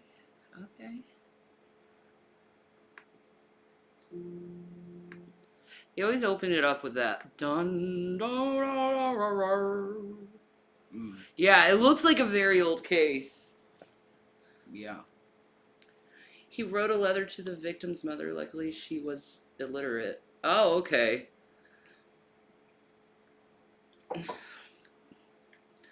I'm still trying to find you, Jules. I don't see you. I think she may be engaging with a fake Shanny account. I think she may be. Because, like... We'll go in your Cash App. Because she... Okay. She sent you a message with... Okay. It's the last one that she sent. Okay. Look up that. Oh! Okay. Got it.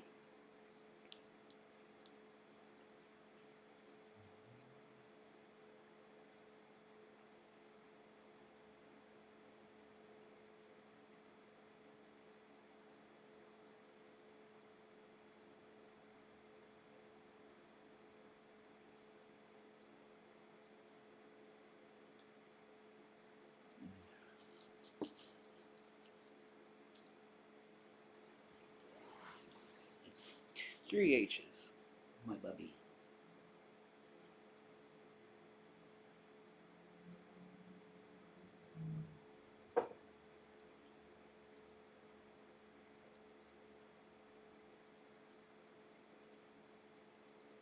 People? No, I don't see anything on it. Like, even searching for it, I can't find her. Yeah, I'll keep trying to find you. Alright. I'll find you eventually. Let's watch this fucking weirdo. He came shuffling down the street, mumbling to himself and making queer motions with his hands. I'll never forget those hands. I shuddered when I looked at them. How they opened and shut, opened and shut, opened and shut. I saw him look towards Francis and the others. I saw his thick grey hair and his drooping grey moustache. Everything about him seemed faded and grey. I've seen everything This on was your the feed description now. that Anna MacDonald gave What of the strange the hell man is she'd seen that? shortly She's before beautiful. her son Francis was abducted. Not long afterwards, Francis was found hanging dead from a tree Why I in a don't wooded usually go area on near his Twitter. house. So weird. He'd been severely beaten, sexually assaulted, and he'd had the flesh stripped from his left leg. Ew! The killer was a man named Albert Fish, and he wouldn't be caught for another 7 years. Shit. 7 years. He's got that Irish accent that's really nice. Very nice. Very nice. Jules, I found you. Haha. I found you.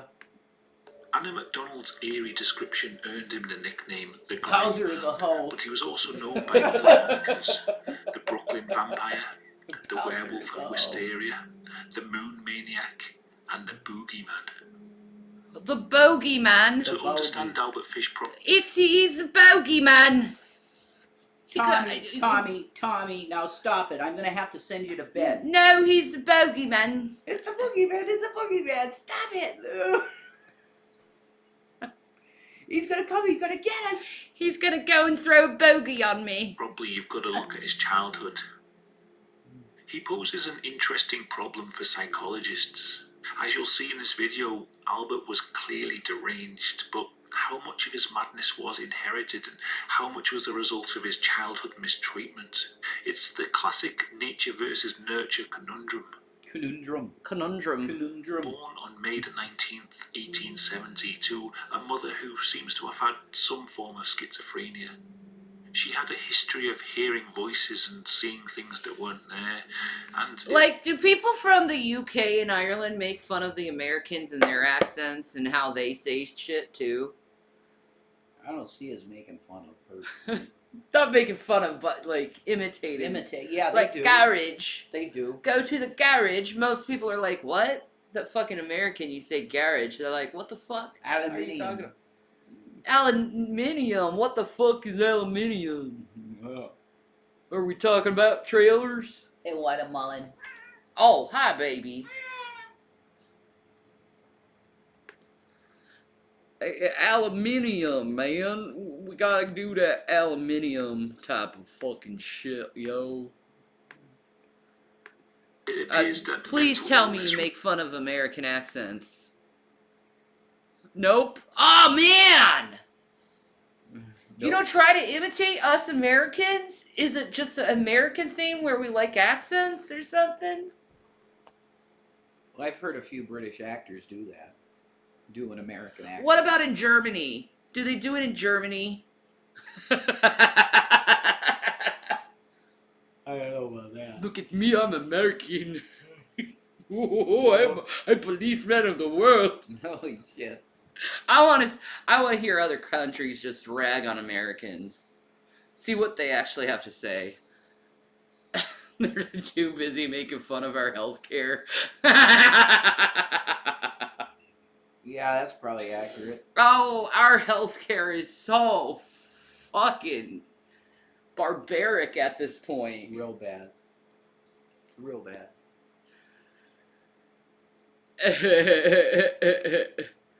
We the best at everything. Wah, wah, wah, Mr. American Dad. The way you drop the H from herb.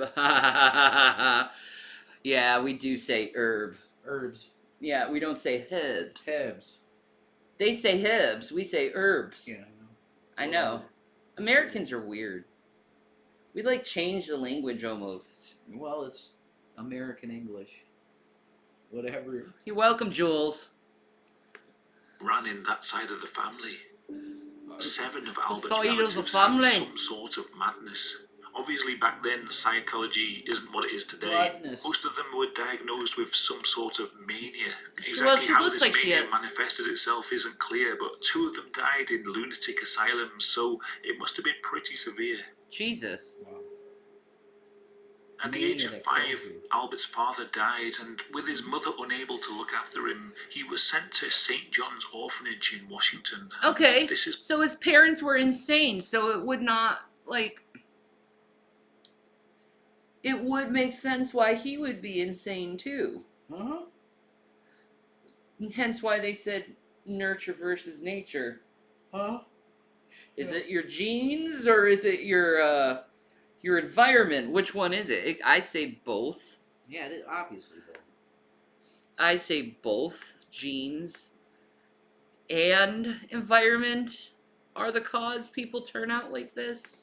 Is where the abuse started.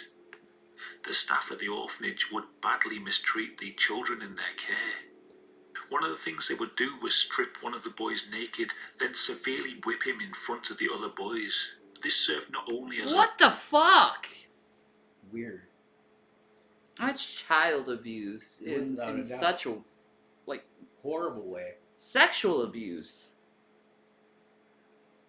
Strip a boy naked and just whip him. That's disgusting. You gave us David Hasselhoff, thanks. Dude, I love the Hoff. The Hoff is the shit. a physical punishment, but also as a form of humiliation. Little Albert was subjected to many such punishments, but something strange began to happen. He started to weirdly enjoy the pain of the beatings, and he enjoyed watching other children being beaten as well. He found that he would get physically aroused during the punishment sessions, which led to even more humiliation and beatings. This cycle of arousal. Dude, he nowadays he'd be into S&M. It's porn, fucking disgusting. Sex perverts. Yeah, these fucking perverted fucking people doing this fucking care fucking got the dude fucking aroused over this shit. He actually started enjoying it. But there's plenty of people who do enjoy that shit. Fucking crazy. Oh, you can't see the video? I'm sorry, I apologize for that shit. Yeah. There we go. This is bullshit.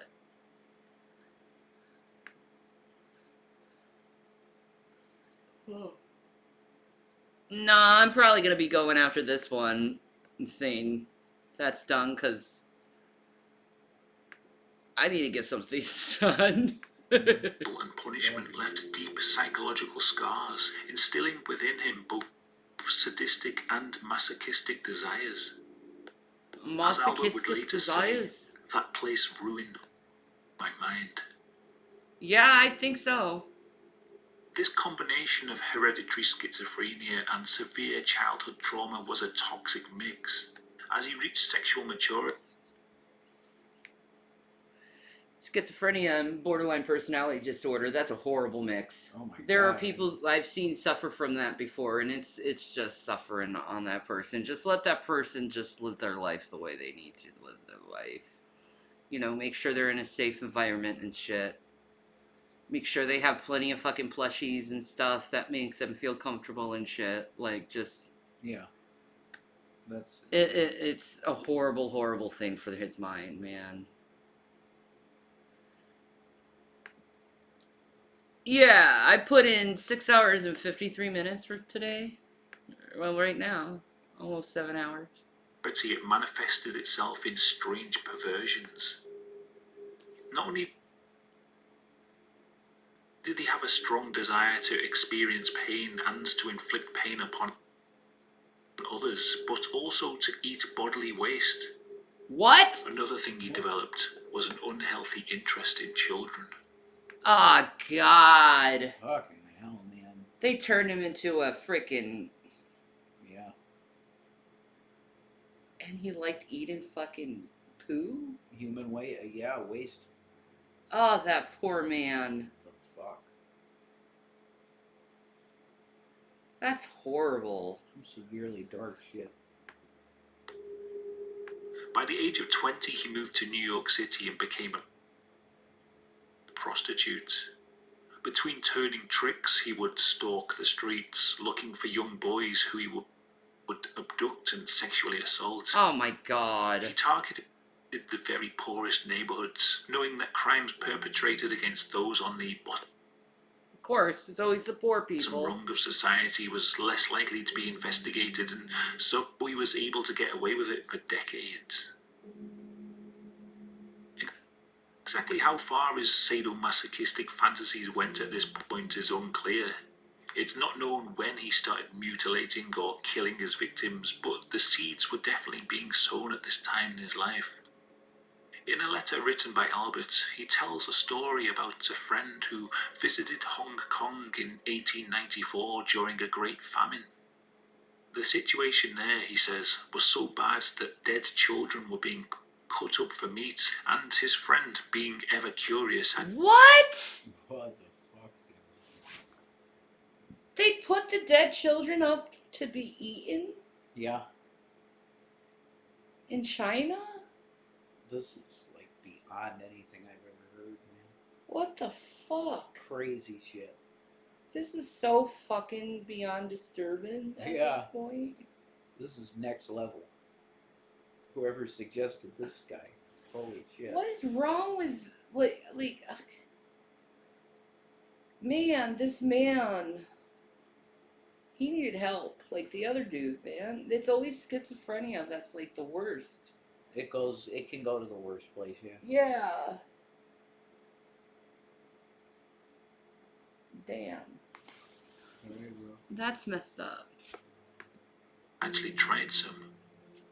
Upon returning to New York, he regaled Albert with tales of how delicious human meat was, and so he became determined to try it for himself. Jesus! I'm not sure whether this friend who visited Hong Kong ever really existed. It could very well just be a tale invented by Albert, but it gives us a vague idea of when he started to become interested in the idea of cannibalism, around 1894. This would have been 4 years after he moved to New York City, and by this point he'd probably abducted and molested hundreds of children. Oh my god. Considering he'd got away with his crimes up till now. Like, oh, okay, why weren't the people saying anything about this shit back in that time? Was it like a cultural thing back in the time not to say anything about this abuse? Like, how could they not say anything about this? Like, it come out like someone is serial raping children or something. Well, it's like with the Jack the Ripper thing. They said it was pretty easy to get away with murder back then. Yeah, that's true. If you weren't right there in the vicinity and see the guy over the person, whatever, you couldn't get them. But adopting so many children, you'd think they'd be able to profile him, at without least. any suspicion, he might have started to think about what other depraved acts he could get away with. At the age of 28, his mother arranged for him to marry a woman named Anna Mary Hoffman. Together they had 6 children, although I assume it was a sham marriage kept up for appearance's sake. Albert had romantic relationships with loads of men while he was married to Anna, and he was still abducting children throughout. His relationship with his own children was bizarre, but there's no records of him actually abusing them himself. Oh. He would play strange games with them, though. One involved Albert getting on his hands and knees and having one of his children sit on his back, holding a long stick or a hairbrush. He would then tell them to hold up a hand, and he would guess how many fingers they were holding up. If he guessed wrong, they would have to hit him on the behind with the stick. Okay. What? Okay. What? What? Holy fuck, this is hard to take in, guys. This is fucking fucked up. Weird shit.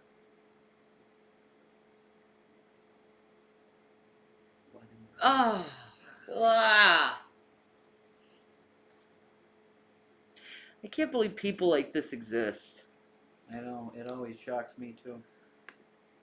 Oh. It only gets worse. Ugh. I'm only at 6 minutes in. I got 20 minutes to go. Or not 20 minutes to go. More like 14 minutes to go. Oh, God. Always got it wrong, sometimes guessing a number higher than the amount of fingers they had on their hand. He would also serve up meals to his family consisting entirely of raw meat, then he would watch them eat it. This all...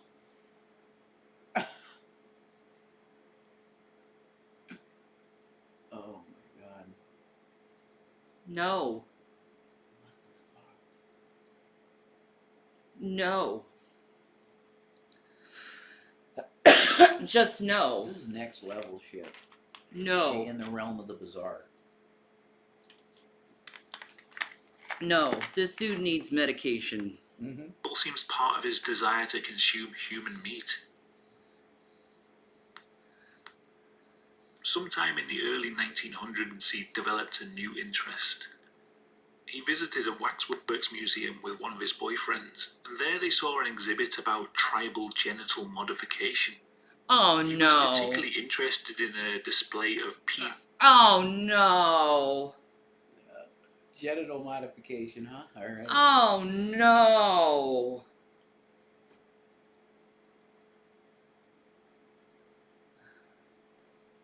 Man, this is why it's good to have people out of the closet. Yeah. And accepted in society. So stuff like weird shit like this doesn't fucking happen. Exactly. That's right. Like, holy shit. I agree. Penile subincision.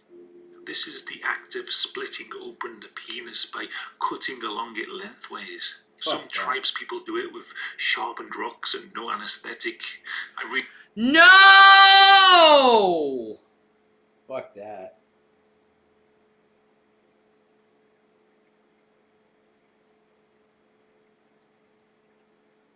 Nope.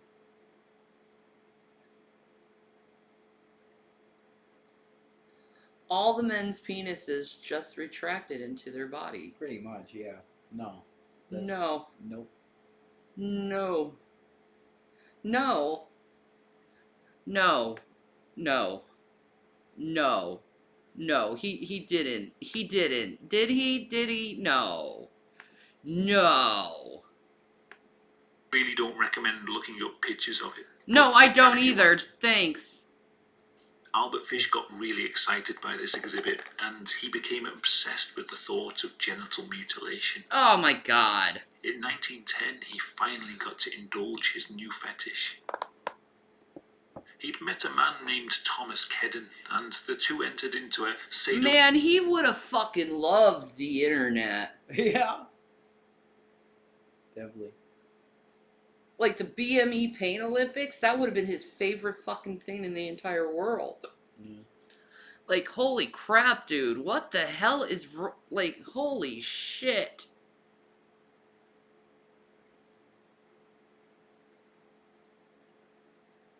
Ah.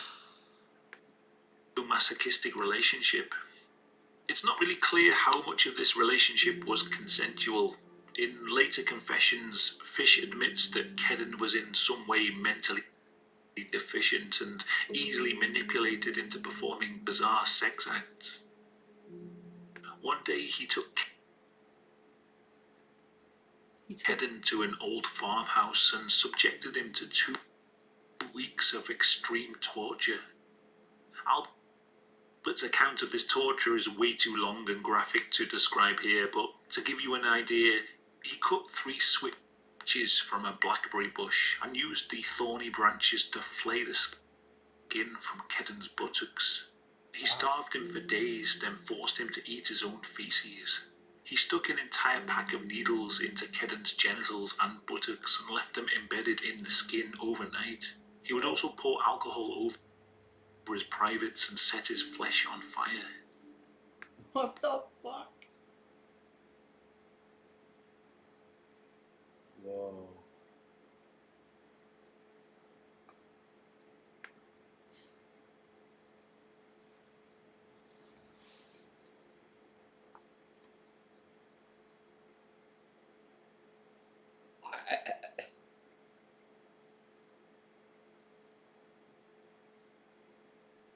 Nuts. How can you do that stuff? That is so messed up. You gotta be nuts. Nuts. Like, how do you, like, how? How? How? How does that fucking happen?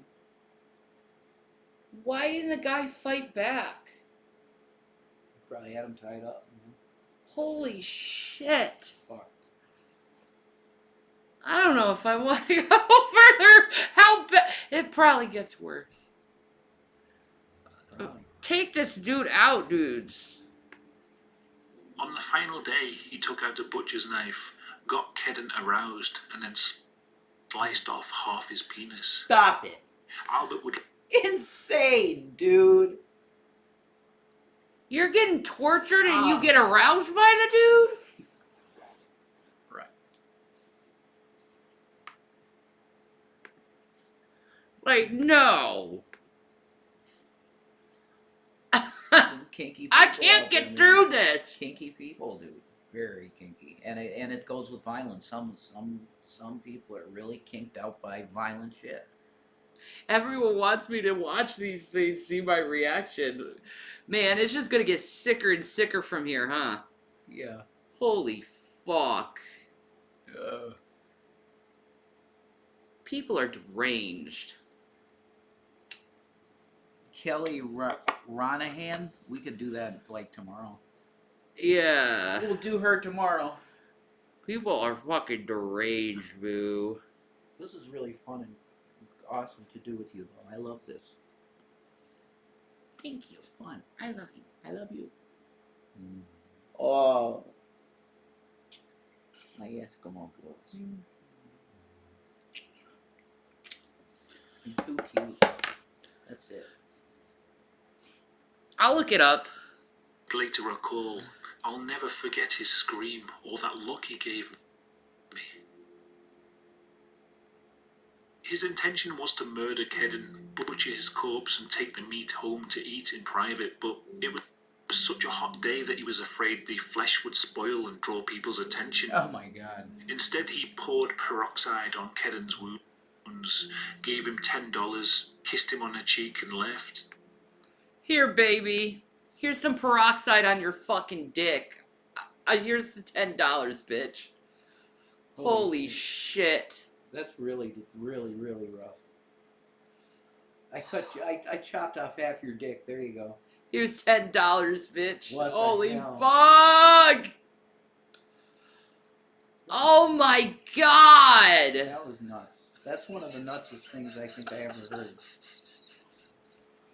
Shoving pins into his fucking his fucking. And this dude seems like he was consenting to this shit. What a weirdo! I don't know about that.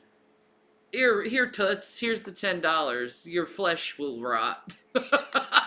Nothing's known about what happened to Thomas Kedden after that. Fish never heard from him again, and nobody seems to have reported the crime to the police, so did Kedden bleed out and die somewhere near the farmhouse? Did he return home and, out of shame, never sought any help? We'll never know for sure. Wow. In 1917, Albert's wife left him for another man, taking all their possessions with her and leaving him to raise the children alone.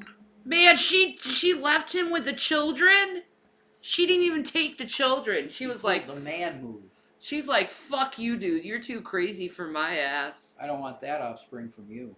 Oh, man. That's rough, too. Well, he kept having affairs. Yeah, exactly. So, like... And raping children. It was an arranged marriage anyway. Yeah. Holy crap, man. She was like, fuck this shit. I'm done. I'm done. I'm over with this shit. This shit's done. Holy crap, man.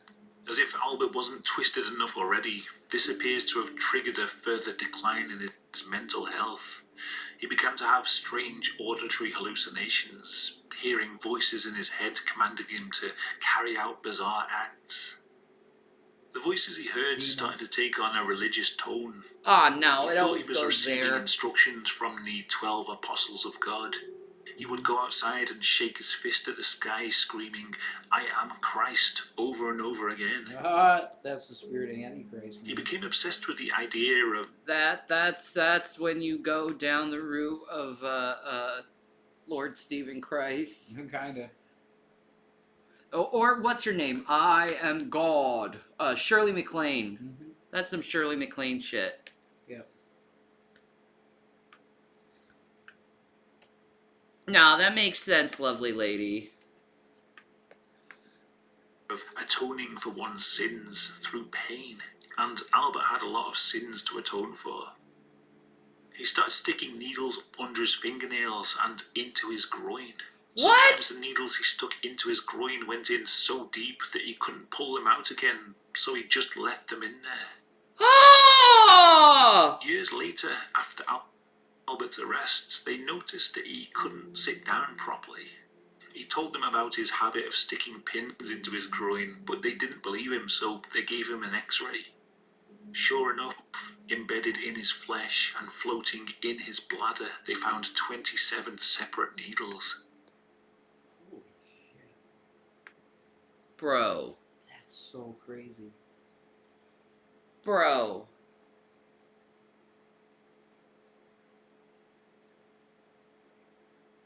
Holy shit, dude.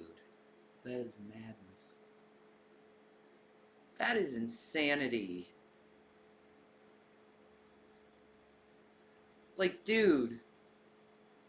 Like, shouldn't this be like a wake-up call for you, man? You gotta be better ways to get off than that. Oh my god. Holy shit. Another weird thing he enjoyed doing was to take some wool, soak it in lighter fluid, insert it into his rectum, then set it on fire. I honestly don't know how this guy didn't end up with sepsis or something. He fucking lit his bunghole on fire?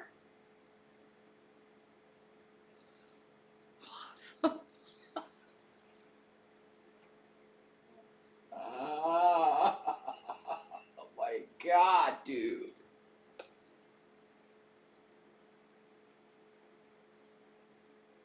Like,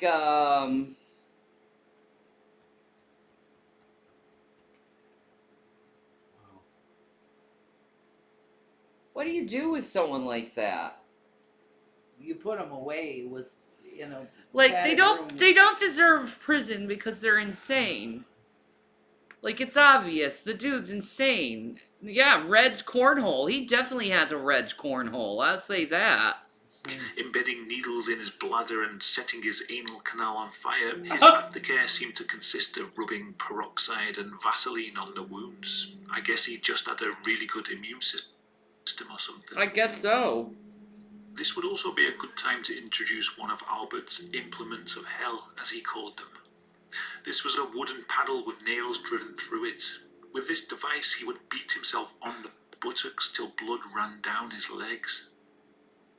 His other implements of hell were a meat cleaver, a butcher's knife, a cat of nine. You know what? I'm just saying he would have been perfect for the Opus Dei. Yeah, that's the same shit. You were thinking that? Yeah, definitely. Obviously. Like, this is what the Opus Dei does. Like, this sect of Catholicism. They, like, fucking, what they call, flagellate themselves. Yeah, Muslims do this stuff, too. In that dance. It's...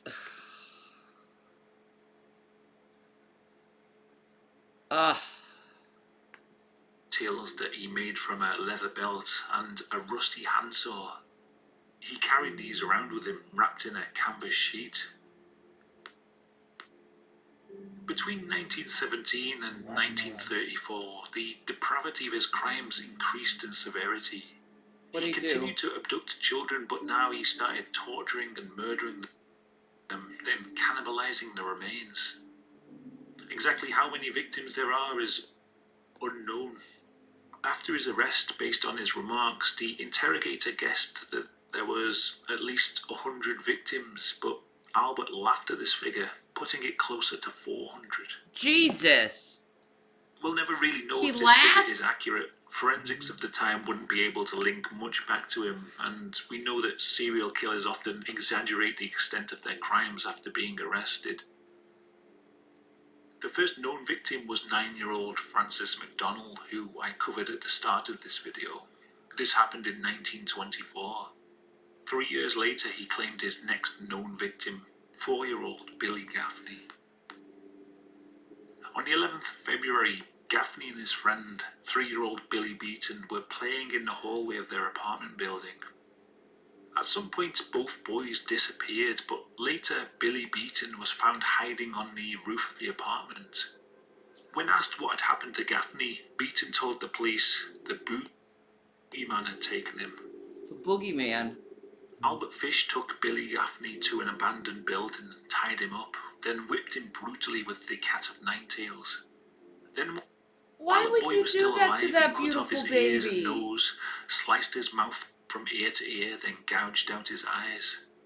After that, the boy was dead, so he butchered the body, keeping the parts he wanted and throwing the rest in a ditch. In a letter to his attorney, Albert describes in sickening detail what he Oh my did with the god. meat afterwards. So horrible. I made a stew out of the ears, nose, pieces of his face and belly. Oh, Jesus. Okay, I need a break.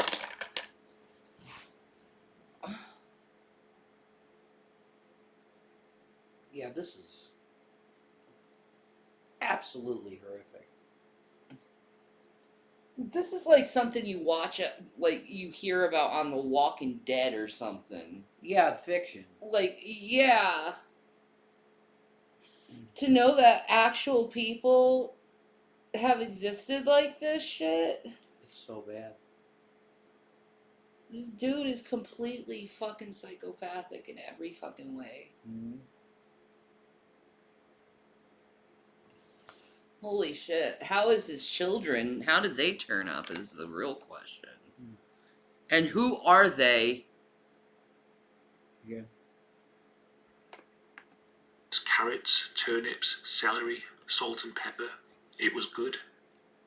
I then split the cheeks of his behind open. I put strips of bacon on each cheek of his behind and put it in the oven.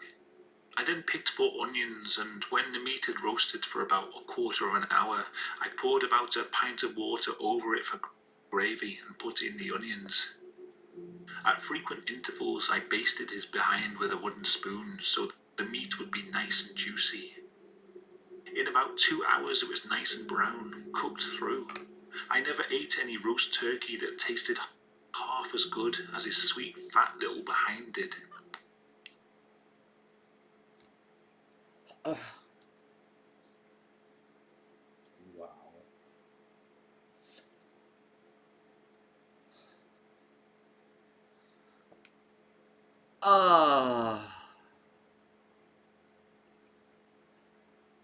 I really want to vomit.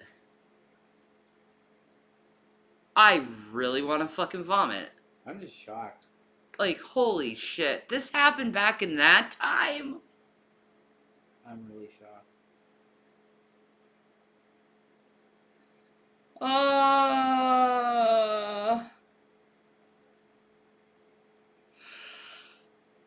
Okay. We got 6 more minutes left. We can do this. Yeah, I guess so. I'll be done after this, man. My brain is fucking just done. I ate every bit of the meat in about 4 days. Just shut the fuck up! The next and last known victim was 10-year-old Grace Budd. In 1928, Albert saw a classified ad that read, "Young man, 18, wishes position in country. Edward Budd, 406 West 15th Street." Seeing a chance to claim an easy victim, Albert wrote to the family and then visited them.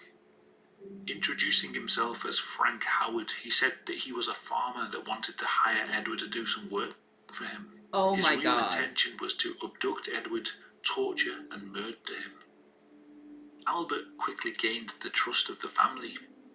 Promising a job for Edward, he went away and returned a few days later with a gift of strawberries and pot cheese for the family. He told them that it was produce from his farm. The family invited Albert in for dinner, and this is where he met Grace Budd. She came in, sat upon his knee and kissed him on the cheek. Upon meeting her, he immediately changed his mind about murdering Edward and decided to take Grace instead. Oh, you He fuckface. made up an excuse about having to attend his niece's She's more innocent, right? Oh my god, dude. It's so horrible. That beautiful face. Ugh. I really wish stories like this didn't even exist. Me too. It's so fucking disturbing that people can be like this.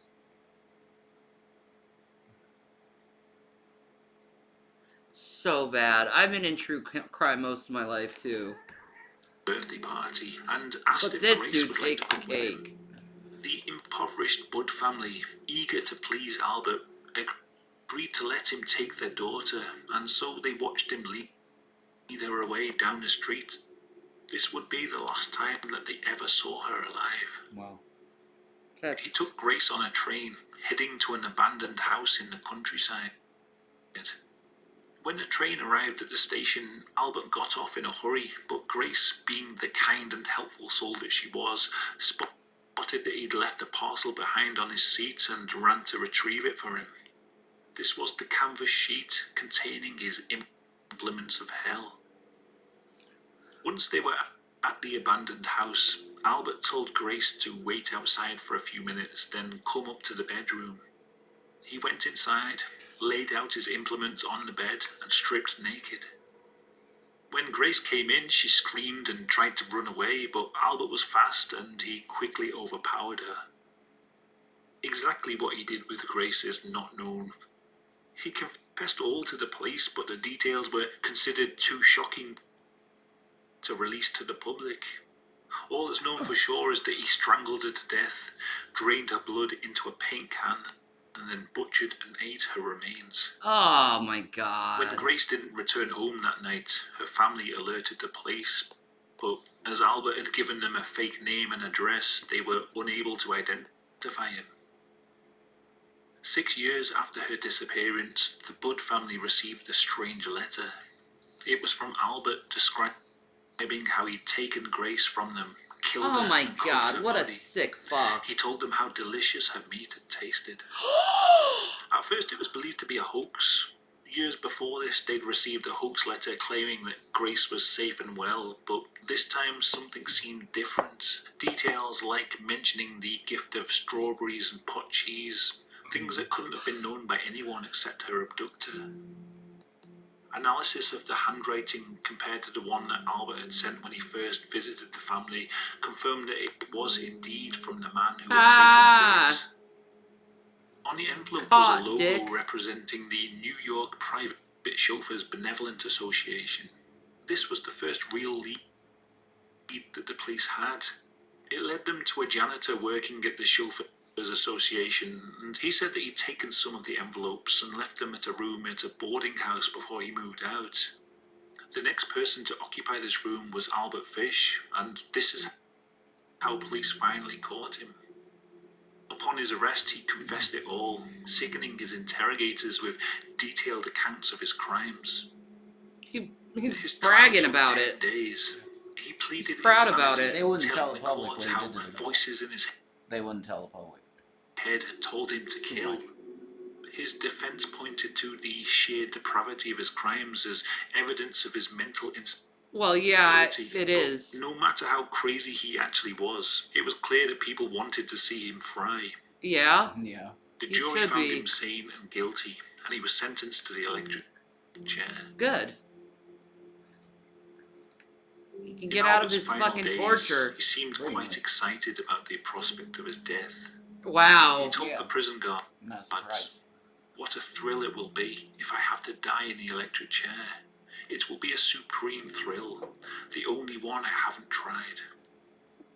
What the fuck, On January bro? the 16th, 1936, Albert was strapped to the chair, and after 2 jolts of electricity, the grey man was dead. There are rumours that the needles in Albert's groin caused flying blue sparks and made the chair short-circuit, but this has been disputed as mere urban legend, so I can't say for sure if that's true. In the end, he'd only been charged with one murder, that of Grace Budd. The 2 others he confessed to didn't have enough evidence to convict him. He was a suspect in about 10 other murders, but again, the evidence was never strong enough to be sure. His true body count will never truly be known. Wow, he confesses to all this shit, and they're just like, well, we're gonna charge him with one. It's a bit of a rough one this week, but I don't believe in filtering out details of a crime. I mean, what's the point in making a killer sound less evil than they really were? Anyway, thanks to everyone who's supporting the channel. Thanks, bro. It's a good channel. Yeah, I'm gonna subscribe to Shrouded Hand. That's some good stuff. Dudes, I'm gonna end this live stream. I need to get my head together, man. That was fucking rough. That was one. rough. That one. I've been seeing a bunch of different, like, confessions and shit. But Albert Fish takes the cake. Whoa. That was some evil shit. Dude. We should watch, like, either Mike or cartoons or something after that. Yeah, we need a palate refresher. So I'm taking off, guys. I'll see you guys tomorrow. Peace and Maranatha. I love you guys so much. Thank you for spending time with me today. I really do value it. All right. Bye, guys. Holy shit. That was fucking harsh.